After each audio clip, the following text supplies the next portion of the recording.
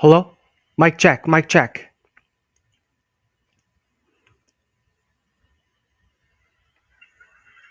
Hello? Mic check, mic check. Okay.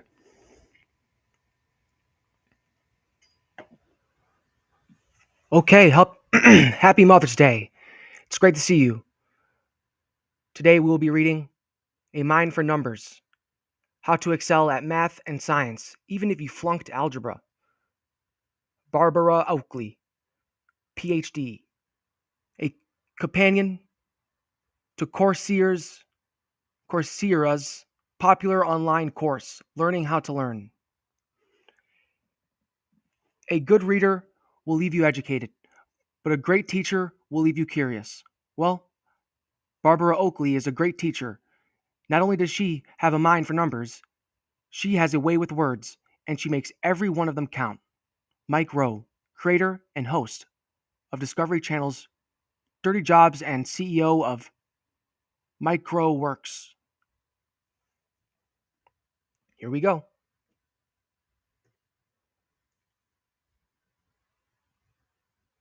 These are shout outs. We don't have to read these.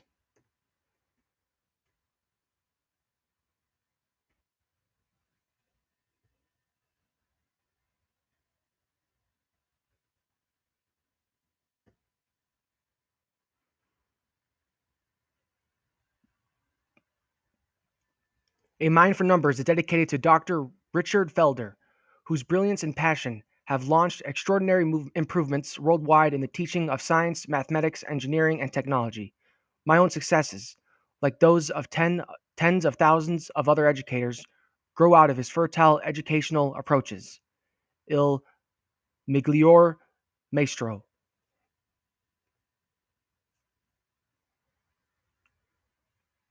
The law of serendipity. The law of serendipity. Lady Luck favors the one who tries. Contents: Praise for a Mind for Numbers. Title page, copyright, dedication, epigraph. Forward by Terrence J. Chesnowski, Francis Crick Professor, Salk Institute for Biological Studies. Preface by Jeffrey D. Karpik, James V. Bradley Associate, Professor of Psychological Sciences, Purdue University. Note to the reader: 1. Open the door. 2. Easy does it. Why trying too hard can sometimes be part of the problem. 3. Learning is creating. Lessons from Thomas Edison's frying pan. 4. Chunking and avoiding illusions of competence. The keys to becoming an equation whisperer. 5. Preventing procrastination. Enlisting your habits, zombies, as helpers. 6. Zombies everywhere. Digging deeper to understand the habit of procrastination. 7. Chunking versus choking. How to increase your expertise and reduce anxiety. 8. Tools, tips, and tricks. 9. Procrastination zombie wrap up. 10. Enhancing your memory. 11. More memory tips. 12. Learning to appreciate your talent. 13. Sculpting your brain. 14. Developing the mind's eye through equation poems. 15. Renaissance learning. 16. Avoiding overconfidence. The power of teamwork. 17. Test taking. 18. Unlock your potential. Afterword by David B. Daniel, PhD, Professor, Psychology Department, James Madison University. Acknowledgements and notes, references, credits, index. Forward. Your brain has amazing abilities, but it did not come with an instruction manual. You'll find that manual in A Mind for Numbers. Whether you're a novice or an expert, you will find great new ways to improve your skills and techniques for learning, especially related to math and science. Henry Poincaré was a 19th century mathematician who once described how he cracked a difficult mathematical problem that he had been intensely working on for weeks without success. He took a vacation. As he was getting on a bus in the south of France, the answer to the problem suddenly came to him, unbidden. from a part of his brain that had continued to work on the problem while he was enjoying his vacation. He knew he had the right solution, even though he did not write down the details until he later returned to Paris. What worked for Poincare can work for you too. As Barbara Oakley explains in this insightful book, surprisingly, your brain can also work on a problem even while you are sleeping and are not aware of anything. But it does this only if you concentrate on trying to solve the problem before falling asleep. In the morning, as often as not, a fresh insight will pop to mind that can help you solve the problem. The intense effort before a vacation or falling asleep is important for priming your brain. Otherwise, it will work on some other problem. There is nothing special about math or science in this regard. Your brain will work just as hard at solving social problems as on math and science problems. If that is what has been on your mind recently, you will find many more insights and techniques about how to learn effectively in this fascinating and timely book, which looks at learning as an adventure rather than hard labor. You will see how you can fool yourself about whether you actually know the material. You will find ways to hold your focus and space out your practice. And you will learn to condense key ideas so you can hold them more easily in your mind. Master the simple, practical approaches outlined here, and you will be able to learn more effectively and with less frustration. This wonderful guide will enrich both your learning and your life. Terence J. Sajnowski, Francis Crick Professor, Salk Institute for Biological Studies. Preface. This book can make a profound difference in how you look at and understand learning. You will learn the simplest, most effective, and most efficient techniques researchers know about how to learn, and you'll have fun while you're doing it.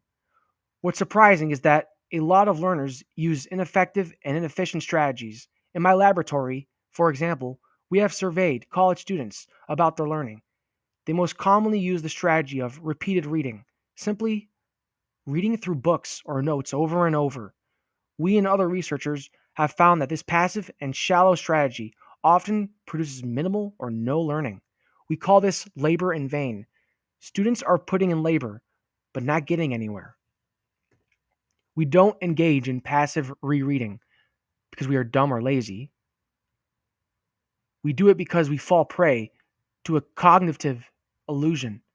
When we read material over and over, the material becomes familiar and fluent, meaning it is easy for our minds to process. We then think that this easy processing is a sign that we have learned something well, even though we have not. This book will introduce you to this and other illusions of learning and give you tools to overcome them. And it will introduce great new tools, such as retrieval practice, that can have a powerful effect in boosting the bang for your buck from your time spent in learning. It's a deeply practical yet inspiring book that helps you see clearly why some approaches are so much more effective than others. We're on the edge of an explosion in knowledge about how to learn most effectively. In this new world of insight, you'll find a mind for numbers to be an indispensable guide. Jeffrey D. Karpik, James V. Bradley, Associate Professor of Psychological Sciences, Purdue University. Note to the reader: people who work professionally with math and science often spend years discovering effective learning techniques. Once they figured these methods out, great. They have unwittingly passed the initiation rites needed to join the mysterious society of math and science practitioners. I've written this book to lay out these simple techniques so that you can immediately begin using them. What takes years for practitioners to discover is now at your fingertips. Using these approaches, no matter what your skill level in math and science, you can change your thinking and change your life. If you're already an expert, this peek under the mental hood will give you ideas for turbocharging successful learning, including counterintuitive test taking tips and insights that will help you make the best use of your time on homework and problem sets. If you're struggling, you'll see a structured treasure trove of practical techniques that walk you through what you need to do to get on track. If you've ever wanted to become better at anything, this book will help serve as your guide. This book is for high school students who love art and English classes but loathe math. It is meant as well as for college students who already excel in math, science, engineering, and business, but who suspect there are mental tools to be added to their learning toolkits. It's for parents whose children are either falling off the math track or anything to rocket toward math and science stardom. It's for the frazzled 9 to 5 worker who hasn't been able to pass an important certification test, and for the night shift convenience store clerk who has dreamed of becoming a nurse or even a doctor. It's for the growing army of homeschoolers. It's for teachers and professors, not only in math, science, engineering, and technology, but also in fields such as education, psychology, and business. It's for the retiree who finally has the time to embrace new knowledge in computing, for example, or the intricacies of great cooking. And it's for readers of all ages who love to learn a little about everything. In short, this book is for you. Enjoy. Barbara Oakley, PhD PE Fellow, American Institute for Medical and Biological Engineering and Vice President, Institute for Electrical and Electronics Engineers, Engineering and Medicine and Biology Society. 1. Open the door. What are the odds you'd open your refrigerator door and find a zombie in there? Knitting socks? The odds are about the same that a touchy-feely, language-oriented person like me would end up as a professor of engineering. Growing up, I hated math and science. I flunked my way through high school math and science courses and only started studying trigonometry, remedial trigonometry, when I was 26 years old. As a youngster, even the simple concept of reading a clock face didn't seem to make sense to me. Why should the little hand point toward the hour? Shouldn't it be the big hand, since the hour was more important than the minute?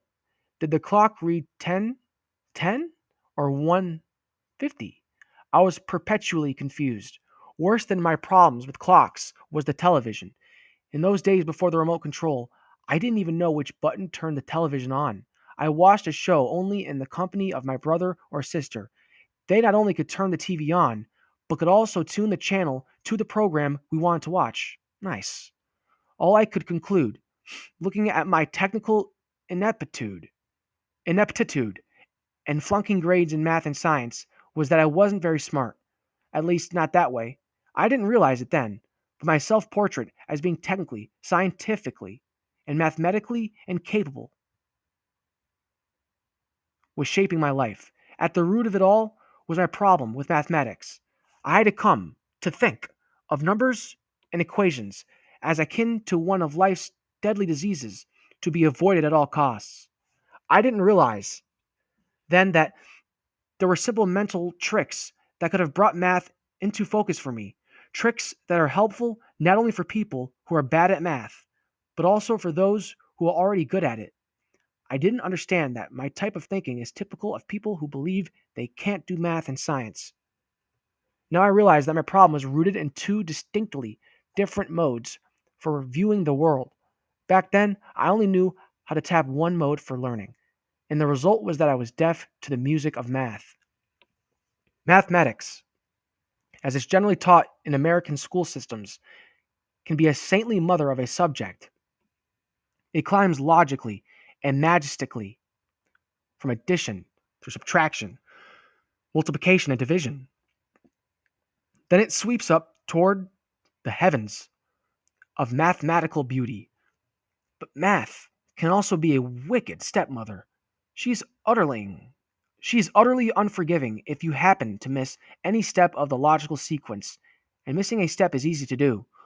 All you need is a disruptive family life, a burned out teacher, or an unlucky extended bout with illness.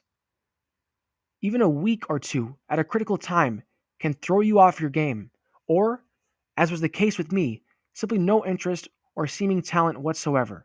In seventh grade, disaster struck my family. My father lost his job after a serious back injury. We ended up in a hard scrabble school district where a crochet math teacher, crochetti. All right, we're looking it up. We're looking it up. This is a stop. That's okay though.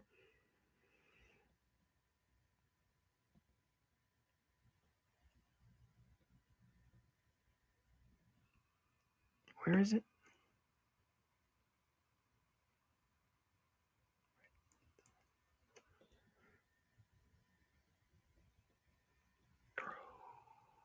Crotchet.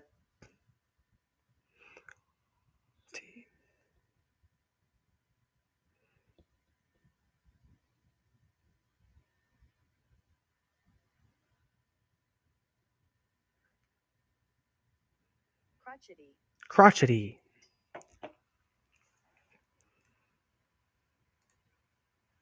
We ended up in a hard Scrabble school district where a crotchety math teacher made us sit for hours in the sweltering heat doing rote addition and multiplication. It didn't help that it didn't help that Mr. Crocetti refused to provide any explanations. He seemed to enjoy seeing us flounder. Me, at age 10, with Earl the Lamb, I loved critters, reading, and dreaming. Math and science weren't on my playlist. By this time, I not only didn't see any use for math, I actively loathed it. And as far as the sciences went, well, they didn't. In my first chemistry experiment, my teacher chose to give my lab partner and me a different substance than the rest of the class. He ridiculed us when we fudged the data in an attempt to match everyone else's results. When my well meaning parents saw my failing grades and urged me to get help during the teacher's office hours, I felt I knew better. Math and science were worthless anyway. The gods of required coursework were determined to shove math and science down my throat.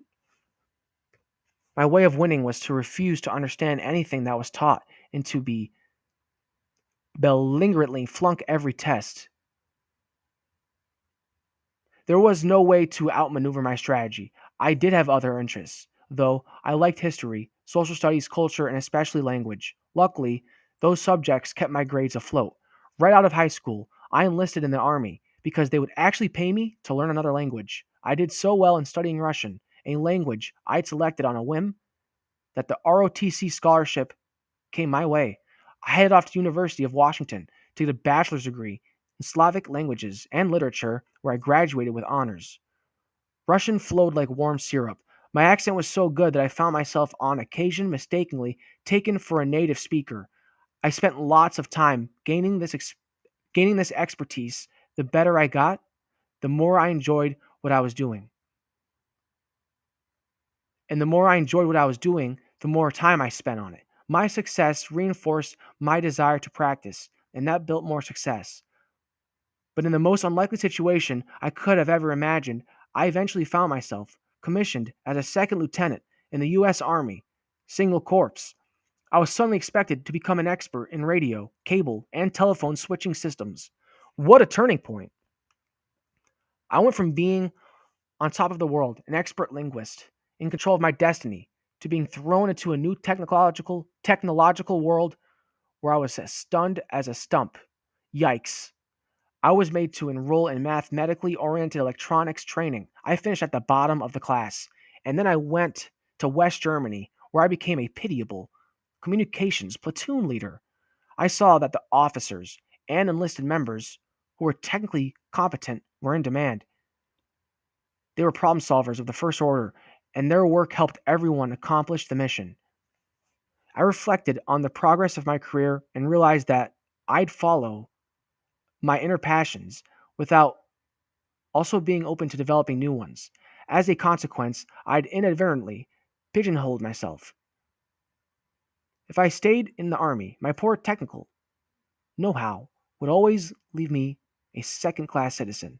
On the other hand, if I left the service, what could I do with a degree in Slavic languages and literature? Slavic languages and literature. There aren't a lot of jobs for Russian linguists. Basically, I'd be competing for entry level secretarial type jobs with millions of others who also had bachelor's of arts degrees. A purist might argue that I distinguished myself in both my studies and my service and could find much better work. But that purist would be unaware of how tough the job market can sometimes be. Fortunately, there was another unusual option. One of the great benefits of my service was that I had GI Bill money to offset the costs of future schooling. What if I used that support to do the unthinkable and try to retrain myself?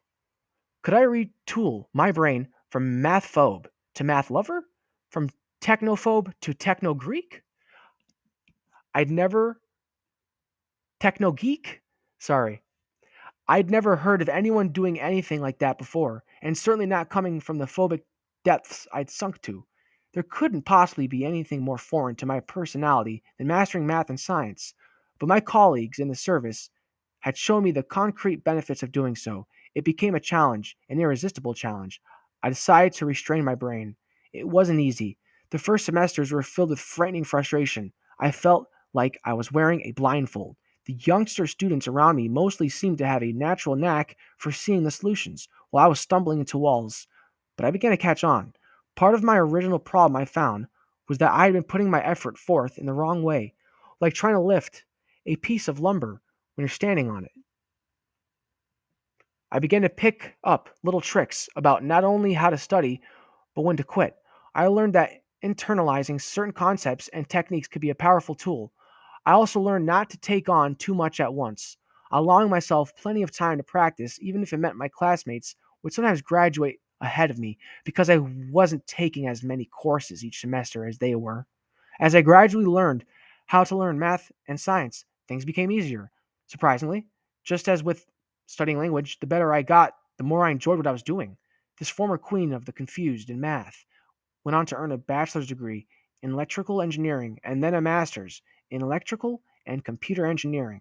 Finally, I earned a doctorate in systems engineering with a broad background that included thermodynamics, electromagnetics, acoustics, and physical chemistry. The higher I went, the better I did. By the time I reached my doctoral studies, I was breezing by with perfect grades. Well, perhaps not quite breezing. Good grades still took work, but the work I needed to do was clear. Now, as a professor of engineering, I have become interested in the inner workings of the brain. My interest grew naturally from the fact that engineering lies at the heart of the medical images that allow us to tease out how the brain functions. I can now see more clearly I can now more clearly see how and why I was able to change my brain. I also see how I can help you learn more effectively without the frustration and struggle I experienced. And as a researcher whose work straddles engineering, the social sciences, and the humanities, I'm also aware of the essential creativity underlying not just art and literature, but also math and science. If you don't yet consider yourself naturally good at math and science, you may be surprised to learn that the brain is designed to do extraordinary mental calculations. We do them every time we catch a ball, or rock our body to the beat of a song, or maneuver our car around a pothole in the road. We often do complex calculations, solving complex equations unconsciously, unaware that we sometimes already know the solution as we slowly work toward it. In fact, we all have a natural feel and flair for math and science. Basically, we just need to master the lingo and culture.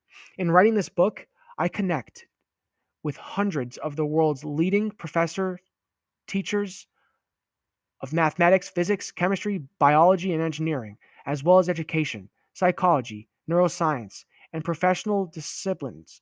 Disciplines such as business and the health sciences.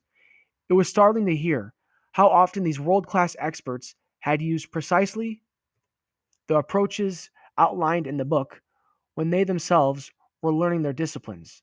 These techniques were also what the experts asked their students to use. But since the methods sometimes seem counterintuitive and even irrational, instructors have often found it hard to convey their simple essence. In fact, because some of these learning and teaching methods are derided by ordinary instructors, superstar teachers sometimes divulged They're teaching and learning secrets to me with embarrassment, unaware that many other top instructors shared similar approaches. By collecting many of these rewarding insights in one place, you too easily learn and apply practical techniques gleaned in part from these best of the best teachers and professors. These techniques are especially valuable for helping you learn more deeply and effectively in limited time frames. You'll also gain insight from students and other fellow learners, people who share your constraints and considerations. Remember, this is a book for math experts and math phobes alike. This book was written to make it easier for you to learn math and science, regardless of your past grades in those subjects or how good or bad you think you are at them. It is desired to expose your thought processes so you can understand how your mind learns and also how your mind sometimes fools you into believing you're learning when you're actually not. The book also includes plenty of skill building exercises that you can apply directly to your current studies. If you're already good at numbers or science, the insights in this book can help make you better. They will broaden your enjoyment, creativity, and equation solving elegance. If you're simply convinced you don't have a knack for numbers or science, this book may change your mind. You may find it hard to believe, but there's hope. When you follow these concrete tips based on how we actually learn, you'll be amazed to see the changes within yourself, changes that can allow new passions to bloom. What you discover will help you be more effective and creative, not only in math and science, but in almost everything you do. Let's begin. 2. Easy does it. Why trying too hard can sometimes be part of the problem. If you want to understand some of the most important secrets to learning math and science, look at the following picture. The man on the right is legendary chess grandmaster Gary Kasparov. The boy on the left is 13-year-old Magnus Carlsen.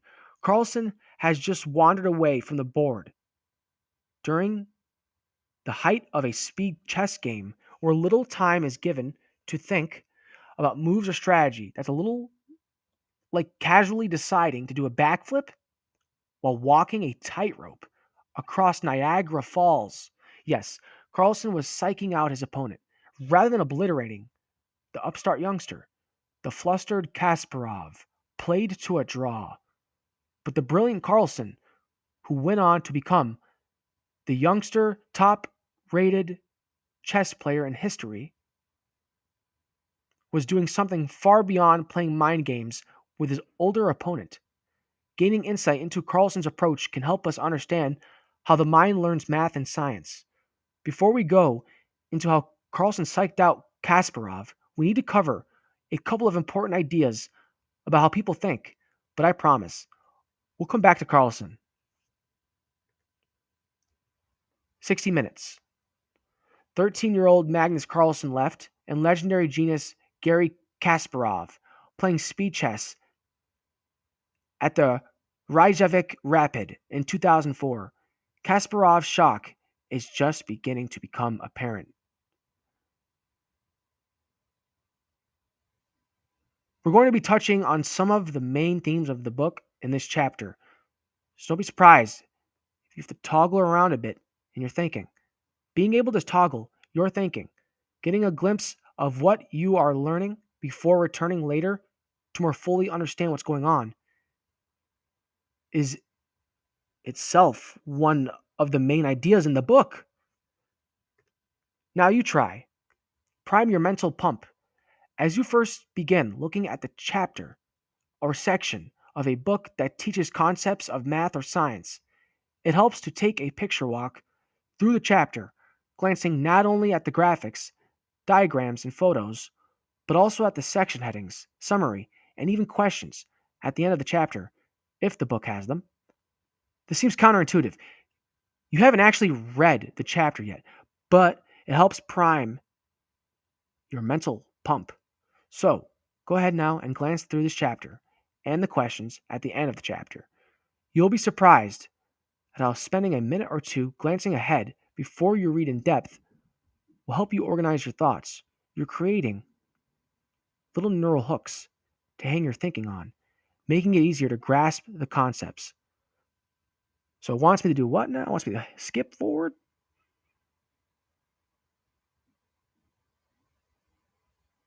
Spending a minute or two glancing ahead. All right, fine. Let's try this. Something to do with the brain. Zombies. Something else. What's that? I don't know what that is. A game? Isn't that game where you just throw something and then you hope it lands in the spot you want it to land in? What's that? Oh, it's pinball. All right. Pinball. Counterintuitive creativity. Some what's that? My friend used to play that game. Um, Ping pong. All right. Let's go back. So focused versus diffuse thinking. Since the very beginning of the 21st century, neuroscientists have been making profound advances in understanding the two different types of networks that the brain switches between: highly attentive states and more relaxed resting state networks. We'll call the thinking processes related to these two different types of networks the focus mode and diffuse mode, respectively.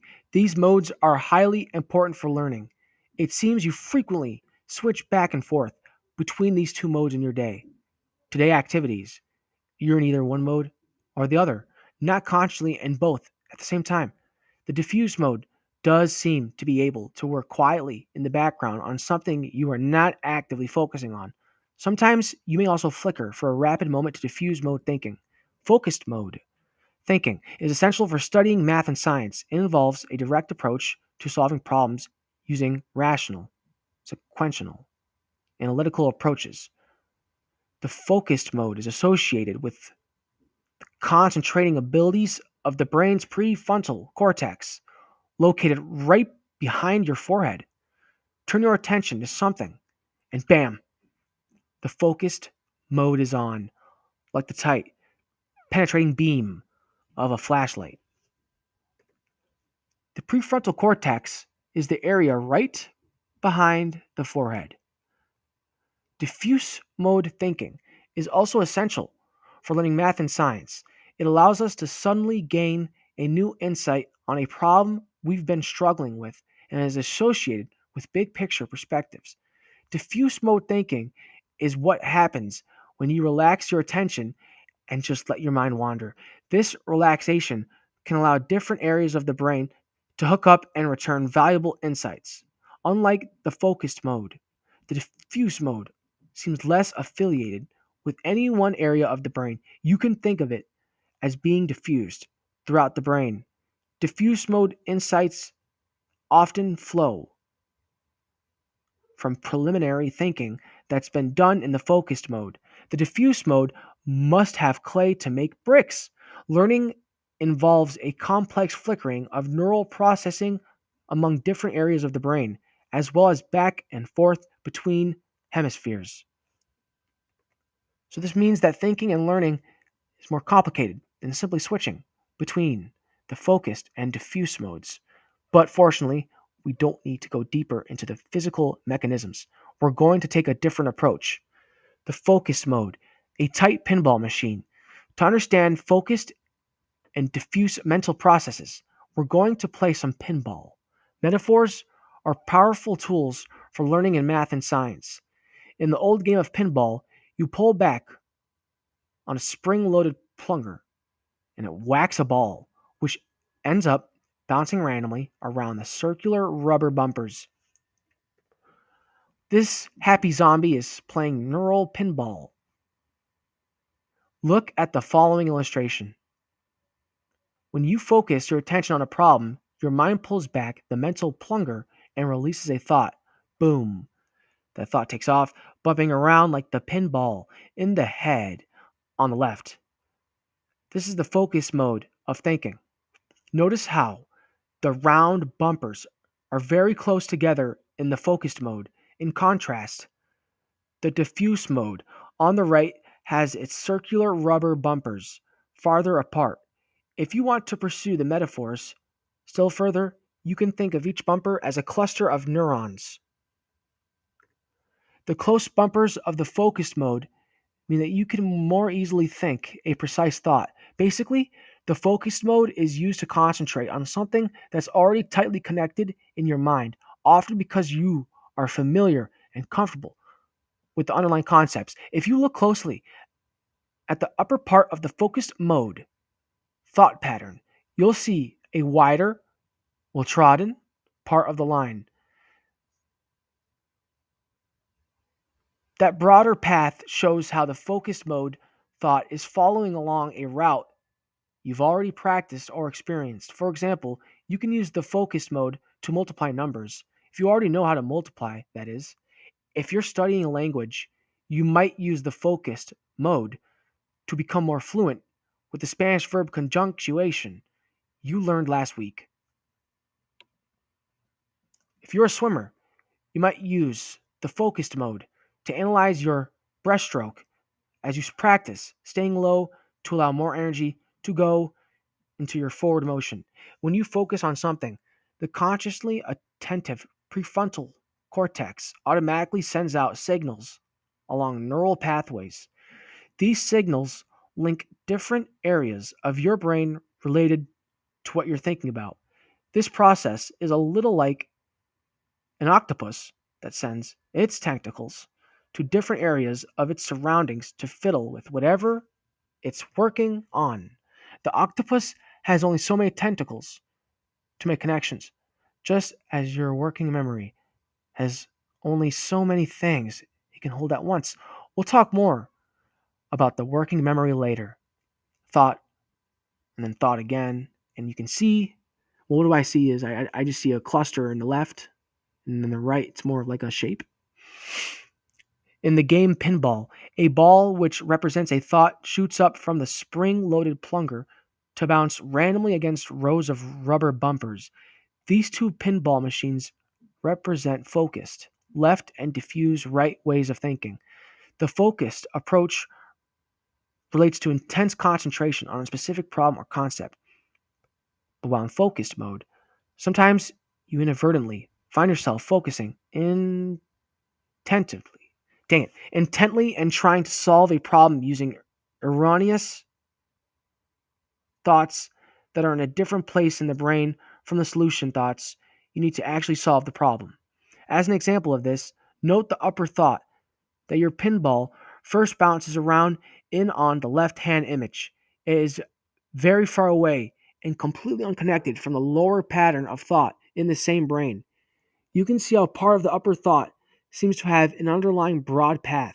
This is because you've thought something similar to that thought before. The lower thought is a new thought. It doesn't have the underlying broad pattern. The diffuse approach on the right often involves a big picture perspective. This thinking mode is useful when you are learning something new. As you can see, the diffuse mode doesn't allow you to focus tightly and intently to solve a specific problem, but it can allow you to get closer to where that solution lies because you're able to travel much farther before running into another bumper. You often first funnel a problem into your brain by focusing your attention on words, reading the book, or looking at your notes from a lecture. Your attentional octopus activates your focused mode. As you do your initial focused, noodling around with the problem, you are thinking tightly using the pinball bumpers that are close together to follow along familiar neural pathways related to something you already know or are familiar with. Your thoughts rattle easily through the previously ingrained patterns and quickly settle on a solution. In math and science, however, it often doesn't take much of a change for a problem to become quite different. Problem solving then grows more difficult. Why math and science can be more challenging. Focused problem solving in math and science is often more effortful than focused mode thinking involving language and people. This may be because humans haven't evolved over the millennia to manipulate mathematical ideas, which are frequently more abstractly encrypted than those of conventional language. Obviously, we can still think about math and science. It's just that the abstractness and encryptedness adds a level, sometimes a number of levels, of complexity, What do I mean by abstractness? You can point to a real live cow chewing its cud in a pasture and equate it with the letters COW on the page, but you can't point to a real live plus sign that the symbol plus is modeled after. The idea underlying the plus sign is more abstract. By encryptedness, I mean that one symbol can stand for a number of different operations or ideas. Just as the manipulation sign symbolizes repeated addition, in our pinball analogy, it's as if the abstractness and encryptedness of math can make the pinball bumpers a bit spungier. It takes extra practice for the bumpers to harden and the pinball to bounce properly. This is why dealing with procrastination, while important in studying any discipline, is particularly important in math and science. We'll be talking more about this later. Related to these difficulties in math and science is another challenge. It's called the Einstein effect, pronounced Einstein. Einstein. In this phenomenon, an idea you already have in mind or your simple initial thought prevents a better idea or solution from being found. We saw this in the focused pinball picture, where your initial pinball thought went to the upper part of the brain, but the solution thought pattern was in the lower part of the image. The German word Einstellung means mindset. Basically, you can remember Einstellung as installing a roadblock because of the way you are initially looking at something. This kind of wrong approach is especially easy to do in science because sometimes your initial intuition about what's happening is misleading. You have to unlearn your erroneous older ideas, even while you're learning new ones.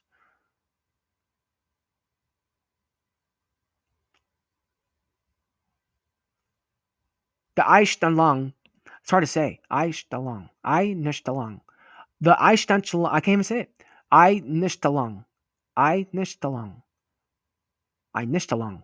The Einstellung effect is a frequent stumbling block for students. It's not just that sometimes your natural intuitions need to be retrained, it's that sometimes it's tough even figuring out where to begin, as when tackling a homework problem. You bumble about your thoughts far from the actual solution because the crowded bumpers of the focused mode prevent you from springing to a new place where the solution might be found. This is precisely why one significant mistake students sometimes make in learning math and science is jumping into the water before they learn to swim. In other words, they blindly start working on homework without reading the textbook, attending lectures, viewing online lessons, or speaking with someone knowledgeable. This is a recipe for sinking. It's like randomly allowing a thought to pop off in the focused mode pinball machine without paying any real attention to where the solution truly lies. Understanding how to obtain real solutions is important, not only in math and science problem solving, but for life in general. For example, a little research, self awareness, and even self experimentation can prevent you from being parted with your money or even your good health on products that come with bogus scientific claims. And just having a little knowledge of the relevant math can help prevent you from defaulting on your mortgage, a situation that can have a major negative impact on your life. The diffuse mode, a spread out pinball machine. Think back several pages to the illustration of the diffuse mode pinball machine brain, where the bumpers were spread far apart. This mode of thinking allows the brain to look at the world from a much broader perspective. Can you see how a thought can travel much further before it runs into a bumper? The connections are further apart. You can quickly zoom from one clump of thought to another's that's quite far away. Of course, it's hard to think precise, complex thoughts while in this mode. If you are grappling with a new concept or trying to solve a new problem, you don't have pre existing neural patterns to help guide your thoughts. There's no fuzzy underlying pathway to help guide you. You may need to range widely to encounter a potential solution. For this, diffuse mode is just the ticket. Another way to think of the difference between focused and diffuse modes is to think of a flashlight. You can set a flashlight so it has a tightly focused beam that can penetrate deeply into a small area, or you can set the flashlight onto a more diffuse setting where it casts light broadly but not very strongly in any one area. If you are trying to understand or figure out something new, your best bet is to turn off your precision focused thinking and turn on your big picture diffuse mode long enough to be able to latch on to a new, more fruitful approach. As we'll see, the diffuse mode has a mind of its own. You can't simply command it to turn on, but we'll soon get to some tricks that can help you transition between modes. Counterintuitive creativity. When I was learning about the diffuse mode, I began to notice it in my daily life. For instance, I realized my best guitar riffs always came to me when I was just messing around, as opposed to when I sat down, intent on creating a musical masterpiece, in which case my songs were often cliched and unsurprising. Similar things happened when I was writing a school paper, trying to come up with idea for a school project, or trying to solve a difficult math problem. I now follow the rule of thumb that's basically the harder you push your brain to come up with something creative, the less creative your ideas will be. So far, I have not found a single situation where this does not apply. Ultimately, this means that relaxation is an important part of hard work and good work, for that matter.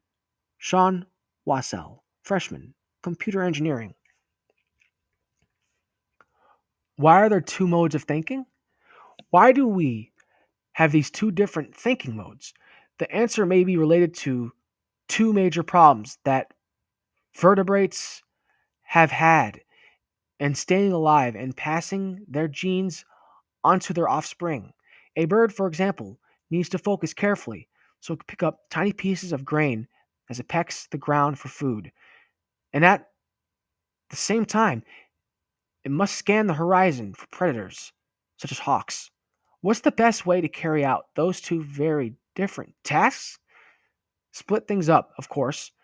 You can have one hemisphere of the brain more oriented toward the focused attention needed to peck at food, and the other oriented toward scanning the horizon for danger. When each hemisphere tends toward a particular type of perception, it may increase the chance of survival. If you watch birds, they'll first peck and then pause to scan the horizon, almost as if they are alternating between focused and diffuse modes. In humans, we see a similar splitting of brain functions. The left side of the brain is somewhat more associated with careful, focused attention. It also seems more specialized for handling sequential information and logical thinking. The first step leads to the second step, and so on. The right seems more tied to diffuse scanning of the environment and interacting with other people, and seems more associated with processing emotions. It also is linked with handling simultaneous big picture processing. The slight differences in the hemispheres give us a sense of why two different processing modes may have arisen. But be wary of the idea that some people are left brain or right brain dominant. Research indicates that is simply not true. Instead, it is clear that both hemispheres are involved in focused as well as diffuse mode of thinking. To learn about and be creative in math and science, we need to strengthen and use both the focused and diffuse modes.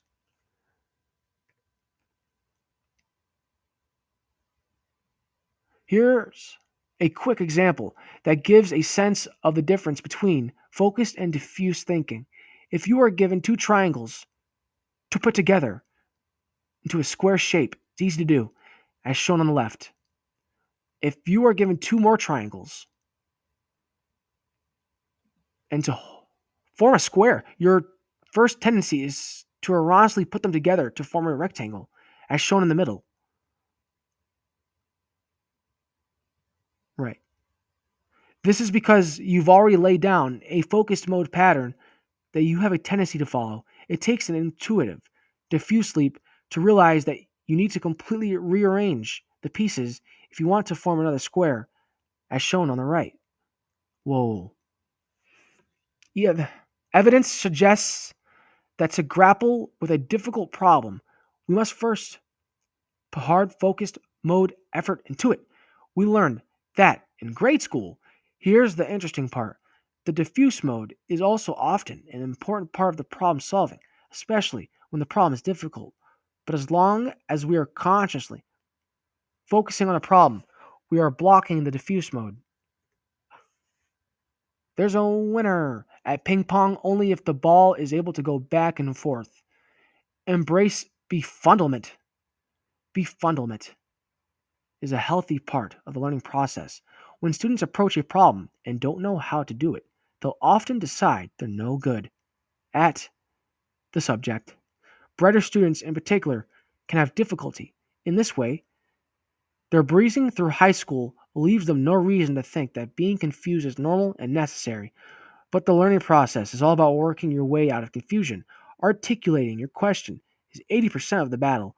By the time you've figured out what's confusing, you're likely to have answered the question yourself. Kenneth R. Leopold, Distinguished Teaching Professor, Department of Chemistry, University of Minnesota. The bottom line is that problem solving in any discipline often involves an exchange between the two fundamentally different modes. One mode will process the information it receives and then send the result back to the other mode. This volleying of information back and forth as the brain works its way toward a conscious solution appears essential for understanding and solving all but trivial problems and concepts. The ideas presented here are extremely helpful for understanding learning in math and science, but as you are probably beginning to see, they can be just as helpful for many other subject areas, such as language, music, and creative working, writing. Thank you. Now you try. Shifting modes. Here's a cognitive exercise that can help you feel the shift from focused to diffuse mode. See whether you can form a new triangle that points down by moving only 3 coins. When you relax your mind, releasing your attention and focusing on nothing in particular, the solution can most easily come to you. You should know that some children get this exercise instantly, while some highly intelligent professors finally just give up. To answer this question, it helps us summon your inner child. The solutions for this challenge and for all the now you try challenges in the book can be found in the endnotes.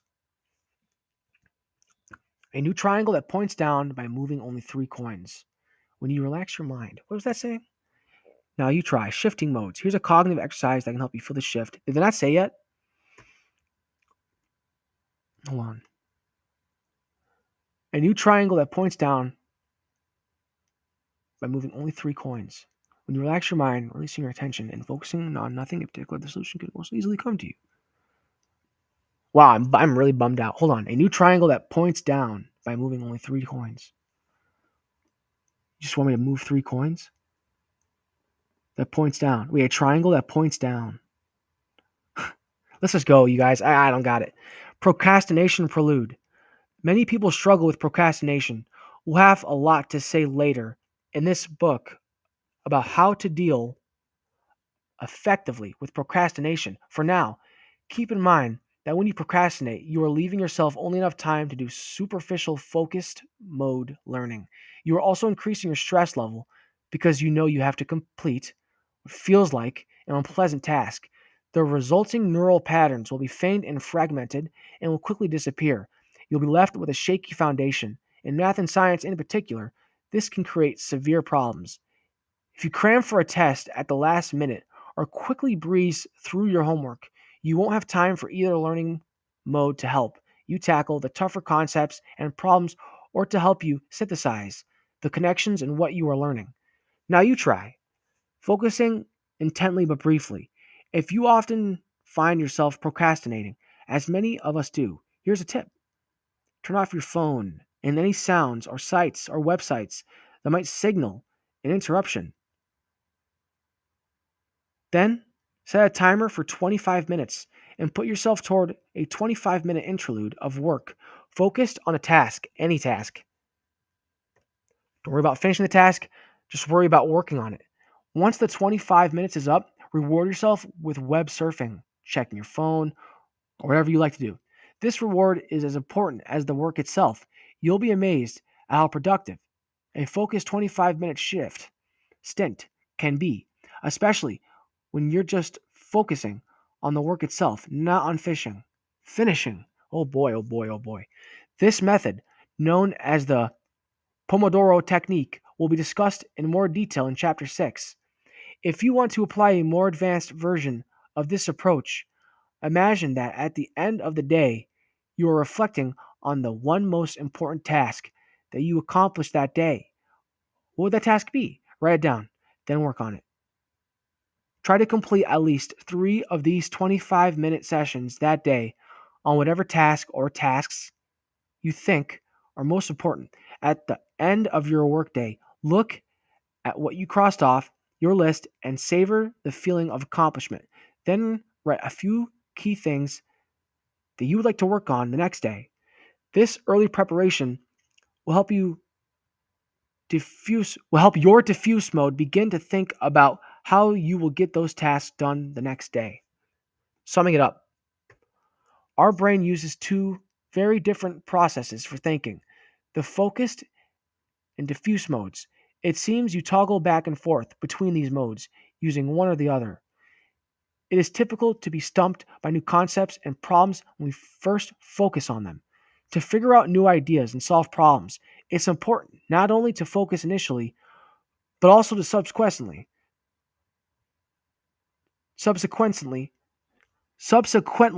turn our focus away from what we want to learn. Here we go. I think there's an N. Yeah, of course there's an N. The Einstein. Oh my God. I N. It's I Nell. No, it's I N. Einstellung. The Einstellung effect. The Einstellung effect refers to getting stuck in solving a problem or understanding a concept as a result of becoming fixated on a flawed approach. Switching modes from focused to diffuse can help free you from this effect. Keep in mind, then, that sometimes you will need to be flexible in your thinking. You may need to switch modes to solve a problem or understand a concept. Your initial ideas about problem solving can sometimes be very misleading. Pause and recall. Close the book and look away. What were the main ideas of this chapter? I remember the pinball thing, the focus and diffuse mode, the cramped thinking, where you're really focusing on one thing, and then the spread out thinking, I think. I don't know if that's what it was, but something like that. Don't worry if you can't recall very much when you first begin trying this. As you continue practicing this technique, you'll begin noticing changes in how you read and how much you recall. Enhance your learning. 1. How would you recognize when you are in the diffuse mode? How does it feel to be in the diffuse mode?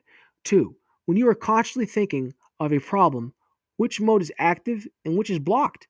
What can you do to escape this blocking? 3. Recall an episode where you experienced the Einstellung effect.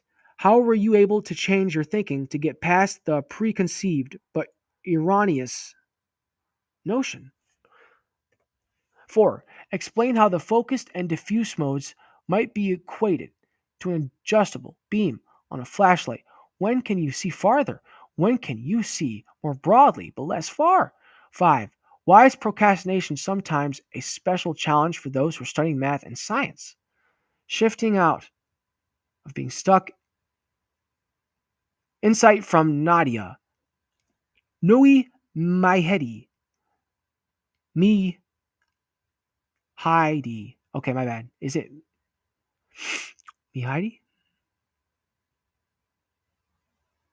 Shifting out of being stuck. Insight from Nadia Nawi Mihaidi, a senior studying economics. I took calculus 1 in 11th grade and it was a nightmare.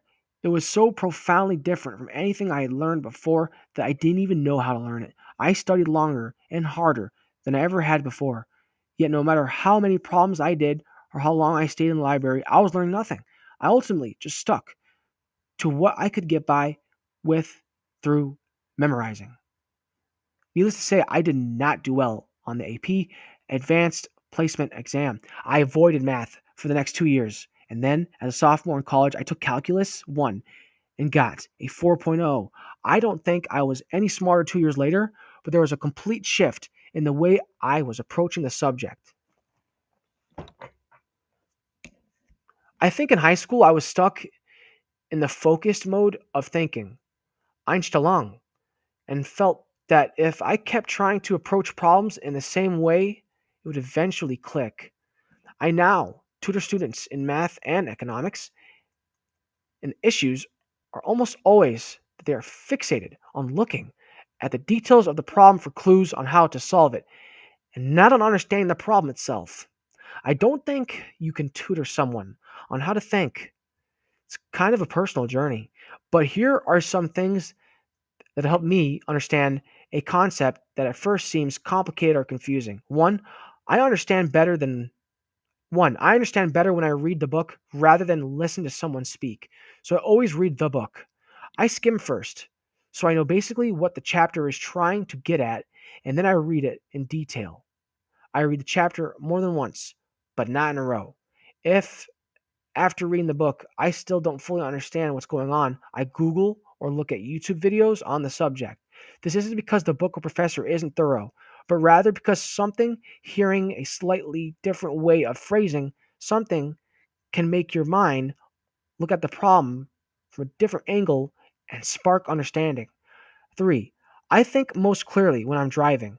Sometimes I'll just take a break and drive around. This helps a lot. I have to be somewhat occupied because if I just sit down and think, I end up getting bored or distracted and can't concentrate. All right, we're on three. That's two chapters done. How much pages have we done? 29? Because we have a lot more to go, but shoot. What time is it? 12:46. I have till like 7 or something around there. Let's take a quick break. I'll be right back. We will return with learning is creating. Lessons from Thomas Edison's frying pan.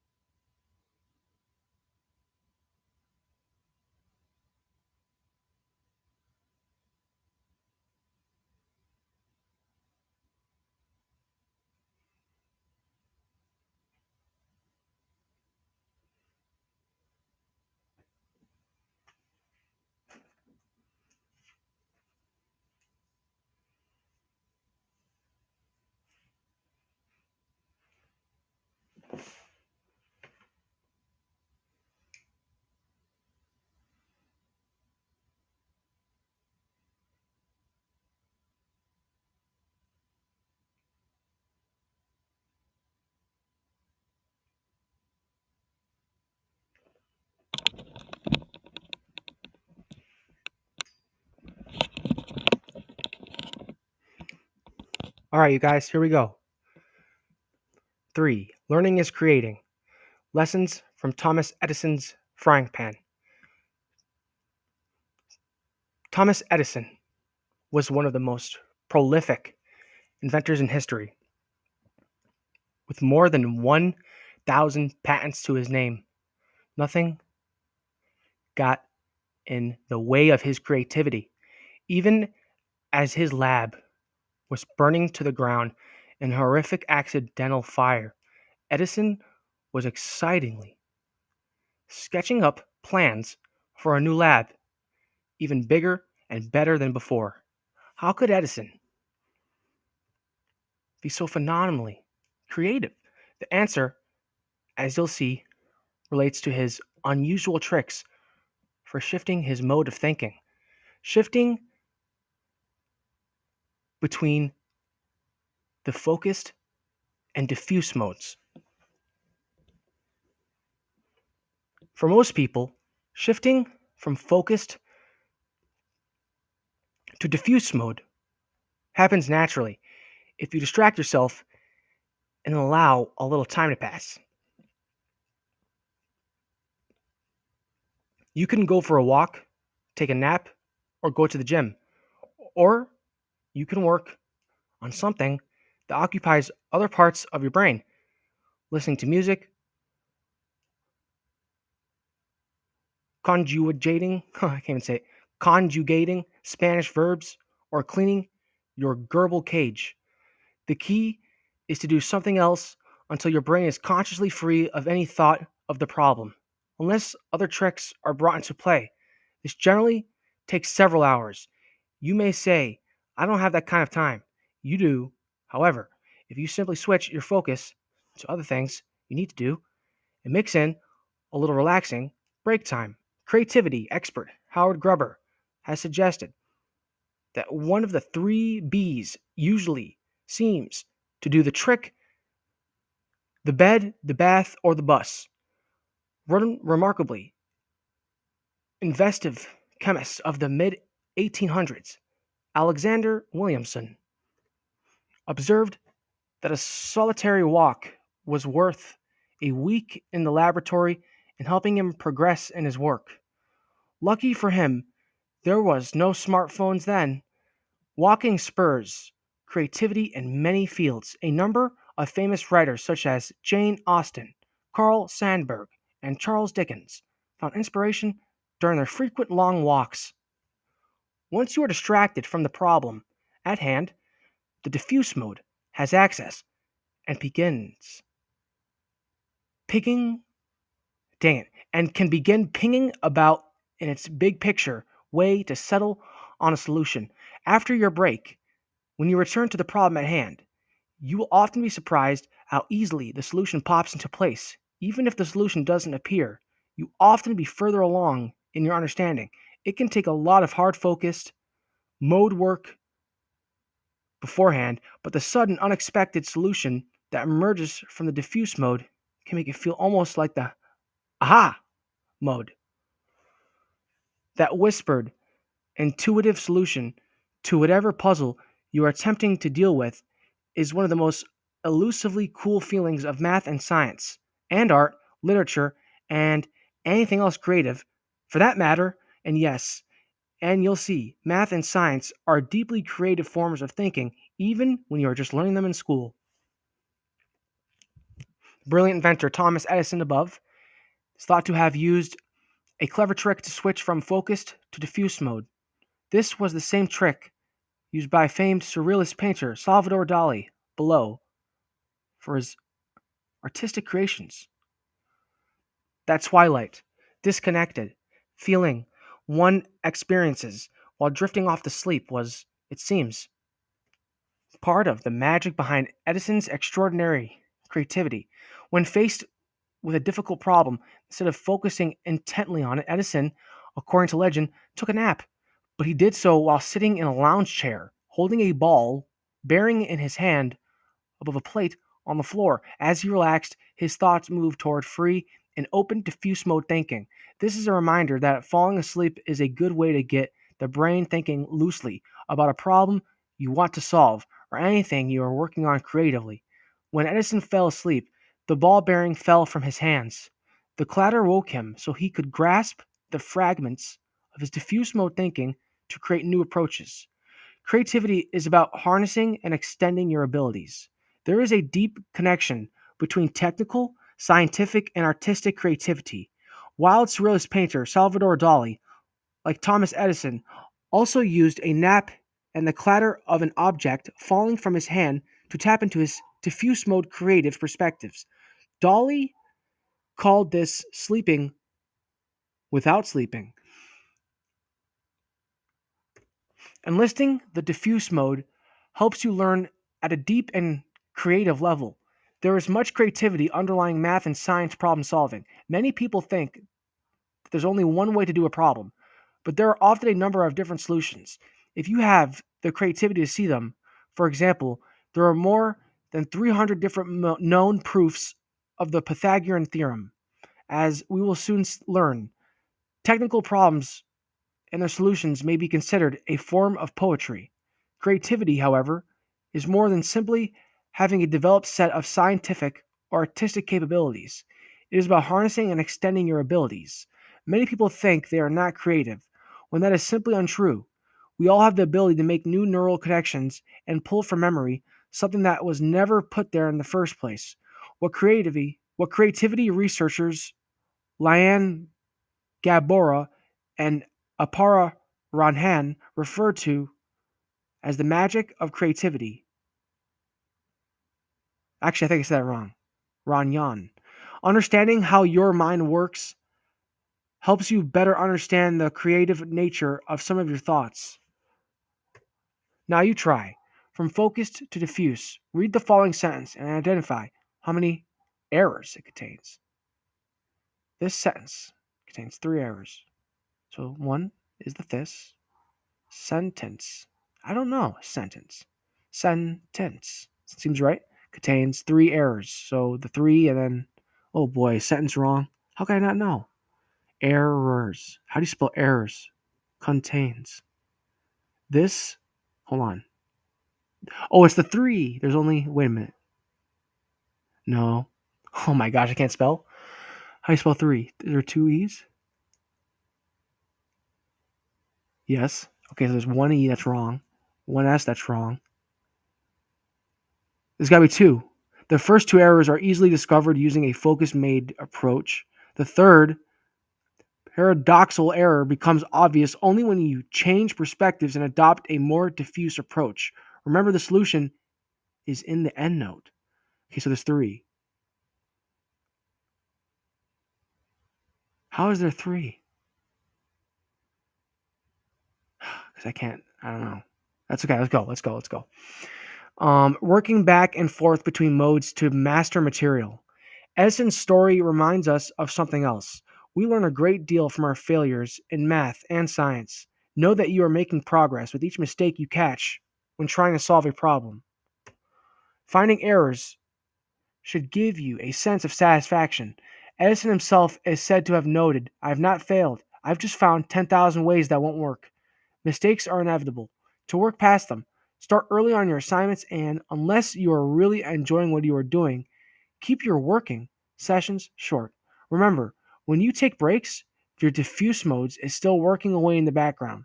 It's the best deal around. You continue to learn while you are taking it easy. Some people think they never enter diffuse mode, but that's simply not true. Every time you relax and think of nothing in particular, your brain enters into a natural default mode that is a form of diffuse thinking. Everybody does this. Sleep is probably the most effective and important factor in allowing your diffuse mode to tackle a difficult problem. But don't be fooled by the diffuse mode's seemingly easygoing, sometimes sleepy nature. One way to think of the diffuse mode is as a base station when you are mountain climbing. Base stations are essential resting spots in a long journey to difficult mountaintops. You use them to pause, reflect, check your gear, and make sure you've got the right route picked out. But you would never confuse resting at a base station with the hard work of getting to the top of a mountain. In other words, just using your diffuse mode doesn't mean you can lollygag around and expect to get anywhere. As the days and weeks pass, It's the distributed practice, the back and forth between focused mode attention and diffuse mode relaxation that does the trick. Enlisting the focused mode, which is often what you need to do to first get a problem to your brain, requires your full attention. Studies have shown that we have only so much mental energy, willpower, for this type of thinking. When your energy flags, sometimes you can take a break by jumping to other focused type tasks, such as switching from studying math to studying French vocabulary. But the longer you spend in focused mode, the more mental resources you use. It's like a concentrated, extended set of mental weightlifting. That's why brief interludes that involve movement or talking with friends, where you don't have to concentrate intently, can be so refreshing. You may want your learning to progress more quickly, to somehow command your diffuse mode to assimilate new ideas faster, but compare it to exercise. Constantly lifting weights won't make your muscles grow.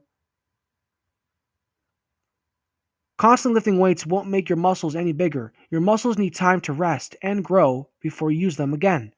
Taking time off between weight sessions help build strong muscles in the long run. Consistency over time is key.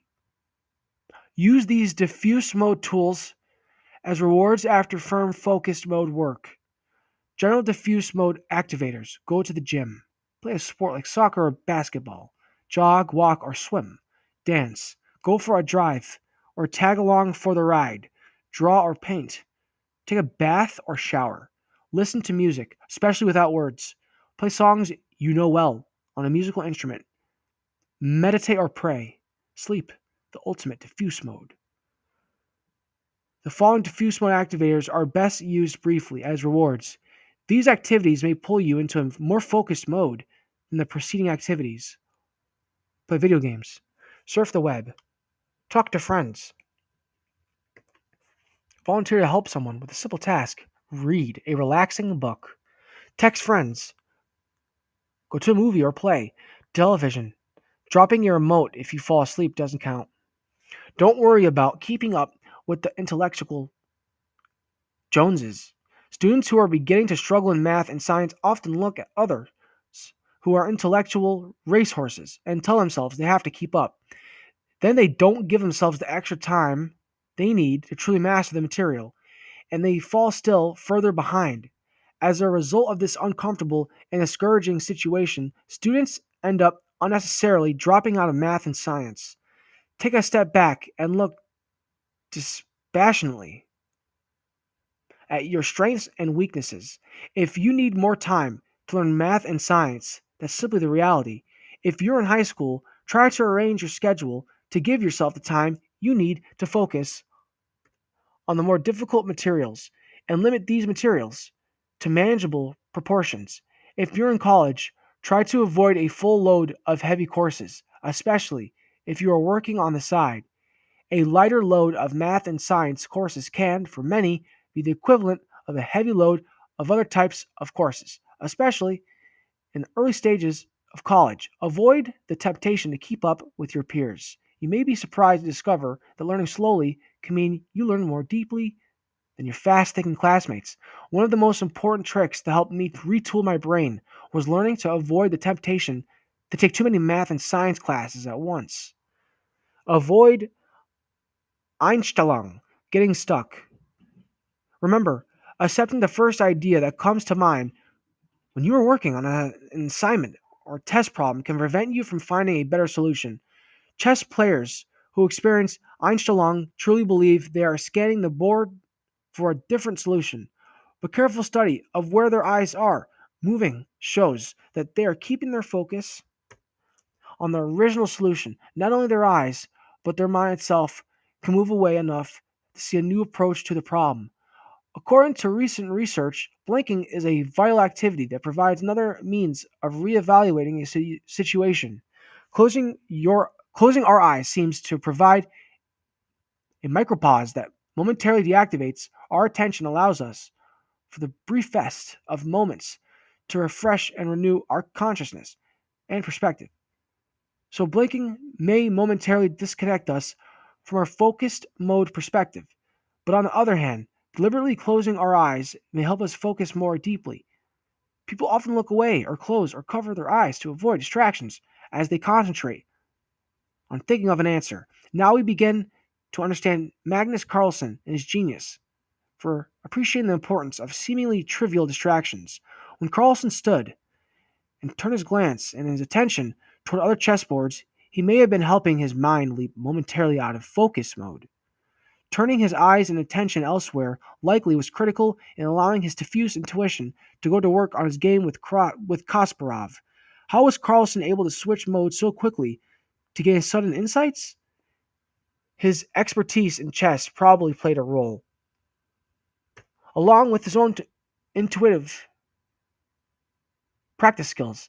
This is a hint that you, too, may be able to develop ways to quickly toggle between the focused and diffuse modes as you develop your expertise in a subject. Incidentally, Carlsen probably also knew his bouncing from his chair would distract Kasparov. Kasparov. Even slight distractions at that level of play can be disconcerting. A reminder for you that deep focused attention is an important resource that you don't want to get pulled out of, unless that is, it's time to purposefully take a step back and let the diffuse mode take over. Figuring out a difficult problem or learning a new concept almost always requires one or more periods when you aren't consciously working on the problem. Each interlude in which you are not directly focused on the problem allows your diffuse mode to look at it in a fresh way. When you turn your focused attention back to the problem, you consolidate. You consolidate new ideas and patterns that the diffuse mode has delivered. Learning well means allowing time to pass between focused learning sessions so the neural patterns have time to solidify properly. It's like allowing time for the motor to dry when you are building a brick wall. As shown on the left, trying to learn everything in a few cram sessions doesn't allow time for neural structures to become consolidated, consolidated in your long-term memory. The result is a jumbled pile of bricks like those on the right. Altering focused and diffuse thinking. As a piano player for a decade and a half, I sometimes found myself facing a particularly difficult run. I just couldn't get it. So I would force my fingers to do it over and over again. I'll bite very slowly or incorrectly, and then I'd take a break. The next day, when I tried it again, I would be able to play it perfectly, as if by magic. I tried taking a break today with a calculus problem that was tricky and was starting to infuriate me. In the car on the way to the Renaissance Festival, it came to me, and I had to write it on a napkin before I forgot. Always have napkins in your car. You never know. Trevor Drozd, Junior, Computer Science. The resting times between your focused mode efforts should be long enough to get your conscious mind completely off the problem you're working on. Usually, a few hours is long enough for the diffuse mode to make significant progress, but not so long that its insights fade away before being passed on to the focused mode. A good rule of thumb when you are first learning new concepts is not to let things go untouched for longer than a day. The diffuse mode not only allows you to look at the material in new ways, but also appears to allow you to synthesize and incorporate the new ideas in relation to what you already know. This idea of looking from fresh perspectives also gives us insight on why sleeping on it before making major decisions is generally a good idea, and why taking vacation is important. The tension between the focus and diffuse modes of learning takes time for your brain to resolve as you work your way through learning new concepts and solving new problems. Working in the focus mode is like providing the bricks, while working in the diffuse mode is like gradually joining the bricks together with mortar. The patient ability to keep working away a little bit at a time is important. This is why, if procrastination is an issue for you, it will be critical to learn some of the upcoming neural tricks to effectively address it. Now you try. Observe yourself. Next time you find yourself becoming frustrated at something or someone, try taking a mental step back and observing your reaction. Anger and frustration can occasionally have their place in motivating us to succeed, but they can also shut down key areas of the brain that we need in order to learn. Rising frustration is usually a good timeout signal for you, signaling that you need a shift to diffuse mode. What do you do when you're really stumped? People with strong self control can have the most difficulty in getting themselves to turn off their focused mode so that the diffuse mode can begin its work. After all, they've been successful because sometimes they could keep going when others flagged.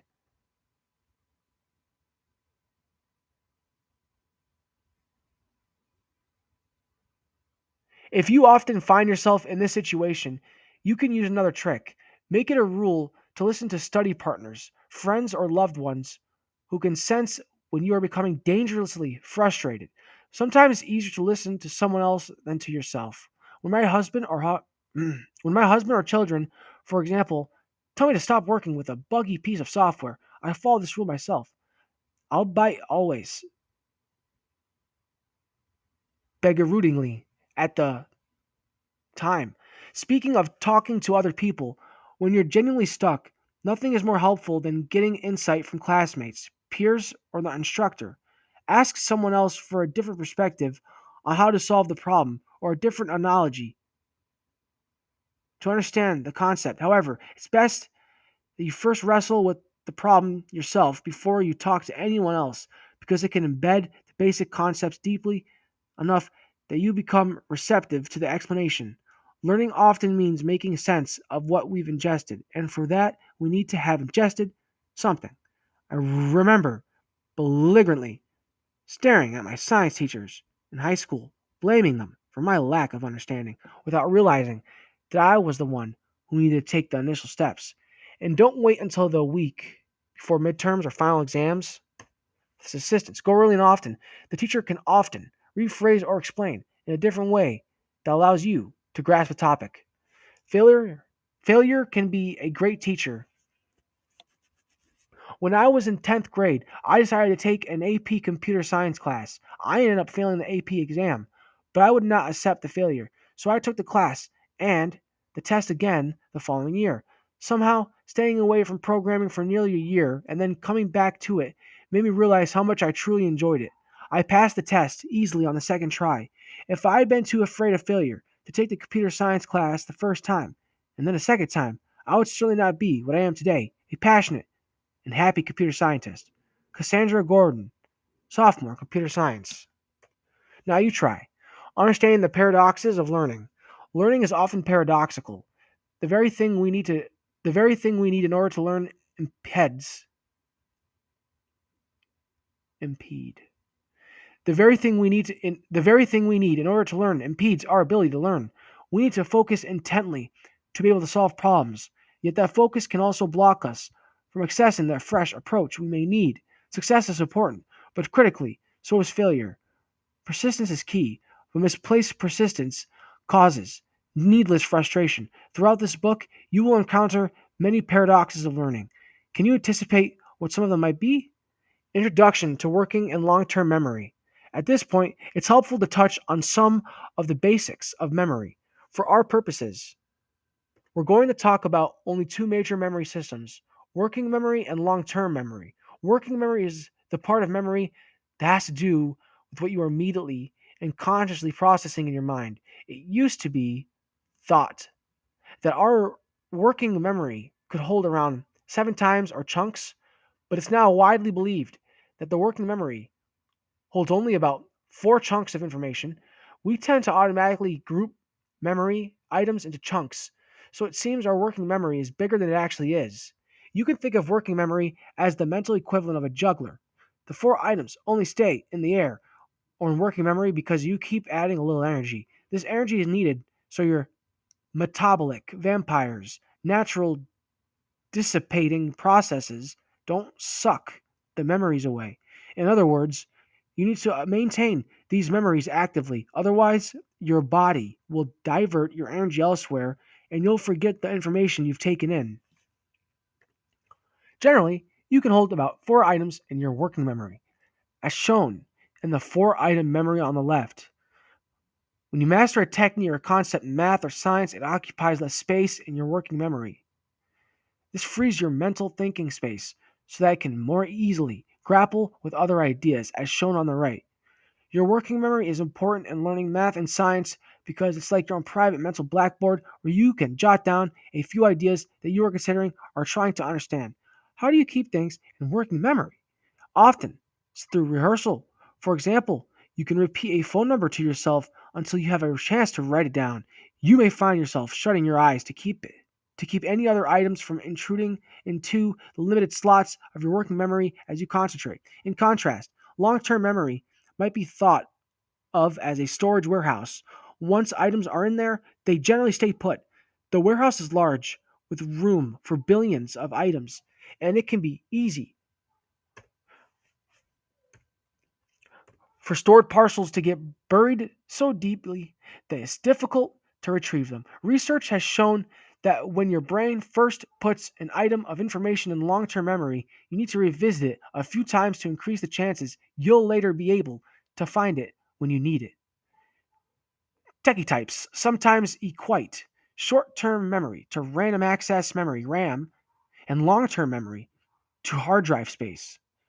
Long term memory is important for learning math and science because it is where you store the fundamental concepts and techniques that you need to use in problem solving. It takes time to move information from working memory to long term memory. To help with this process, use a technique called spaced repetition. As you may have guessed, this technique involves repeating what you are trying to retain, like a new vocabulary word or a new problem solving technique, but spacing this repetition out over a number of days. Putting a day between bouts of repetition, extending your practice over a number of days, does make a difference. Research has shown that if you try to glue things into your memory by repeating something 20 times in one evening, for example, it won't stick nearly as well as it will if you practice it the same number of times over several days or weeks. This is similar to building the brick wall we saw earlier.